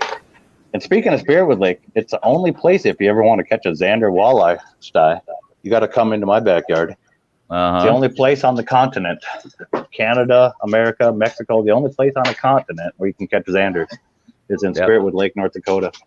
All the continental records are right out of my backyard there. Yeah, that's just like the Kamloops salmon on the Clark Fork River and all the way down to Lake Lacudaroy in Idaho. That's the only place you're going to find Kamloops, and boy, they're monster salmon. You think you're in Alaska, you catch one of them big Kamloops down there, and the guys that winter in Montana from Alaska, that's right away. They're out there fishing for Kamloops. It's just like, hey, you guys go back to Alaska, catch your big fish. These are our big fish. About every little fish. We're here to catch the big fish. Okay. About every 5 years or so, somebody catches a bigger Xander out of that lake. The lake's not really big, but it's the only lake on the whole continent with Xanders in it. And Xanders are the European cousin to walleye. And they were put there by Game and Fish long ago, and then a bunch of people started having a fit about it, like quit stocking them, but they lived. And they started breeding on their own, and they've actually held there and quite well. That's cool. And so about every 5 years, somebody will catch a bigger one than the last guy and have the new continental record of Xander walleye out of that lake. Yeah. And normally it's a local guy, but see, that's one thing a lot of the locals here don't appreciate is the fact that we have Atlantic salmon in the Great Lakes, but they're not native. Yeah. They were planted here literally back in the late 1800s is when they started planting them in the Great Lakes. And now they're native. Now they've become native. Yeah. And you catch a lot of Atlantic salmon out here in the big lake. Yeah. No, these were planted in the late 60s, early 70s is when they put Xanders in there. And it's a really deep spring-fed lake, but it's not a real big body of water. But yeah, if they I'm surprised, like some other people said, I'm surprised nobody's taken them and tried to put them into other lakes. But so far, we're the only lake on the continent with them. See, and that's one thing is the National Forest Service really gets involved. They don't like oh yeah, species transplanting one species and putting it into a lake it's not found in, because then they treat it as an invasive species. Yeah. And for some lakes that's ridiculous. Here in Wisconsin, a lot of us insist that they intentionally killed off a few lakes. Now those lakes are full of nothing but hatchery trout. You can't catch it. You can't even catch a sunfish in them. And you used to be able to go in there and catch 1 pound sunnies and walleyes and northerns. And now there's not a single one. It's just hatchery trout. And I agree. I agreed with a lot of the sportsmen that they're doing that to help support the hatcheries, not to support the natural wildlife, natural ecology of the lake. I'd get pissed off too. Well, they've had a few lakes they wanted to do that here on, and enough of us sportsmen and everything rose a big enough stink where they didn't. But we also don't have like the silver carp and everything up here yet. Well, I'm glad for that. So yeah, you betcha. Yeah. Well, hey guys, and go off screen. Yeah. Oh, she's gonna go put her Sty North shirt on. There's a little advertising. There you go. Hey guys, I need to shut this down. It's been 4.5 hours. I need to shut this down. Cold. So, but I'll see all you folks around either tonight or else tomorrow night. My new stream starts tomorrow night at 7 p.m. Central Time. I think we'll have fun. That one's more of just an intro to what's coming in the future for that particular stream. So be great to see you all over there. Get it off to a good start. Yeah. And like for a super chat.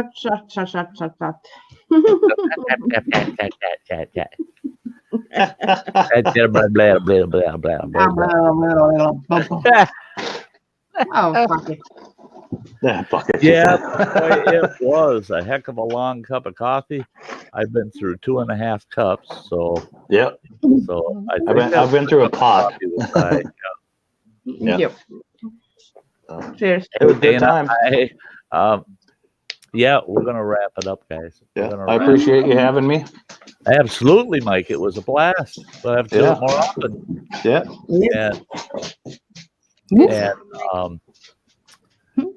Sam and Ann, if I can have you hang around, I need to talk to Sam. Ann knows what it's about. So it's a little YouTube channel. Yep. Bit of help. I hope. Oh. Yeah. I want to. Well, I'm going to stick around too now. No. That's that secret. That's totally up to the ladies. But hey guys, thanks everybody out there in the chat. Thanks for all the support today from everybody that supported the channel. You're all awesome. You're welcome. It was great to just have a cup of coffee for a change and chat about all kinds of things. And until the next time, you all make sure to take care. Okay? Awesome. Good seeing everybody. All of you. Bye-bye. We'll see you all. See you guys. Bye. Bye.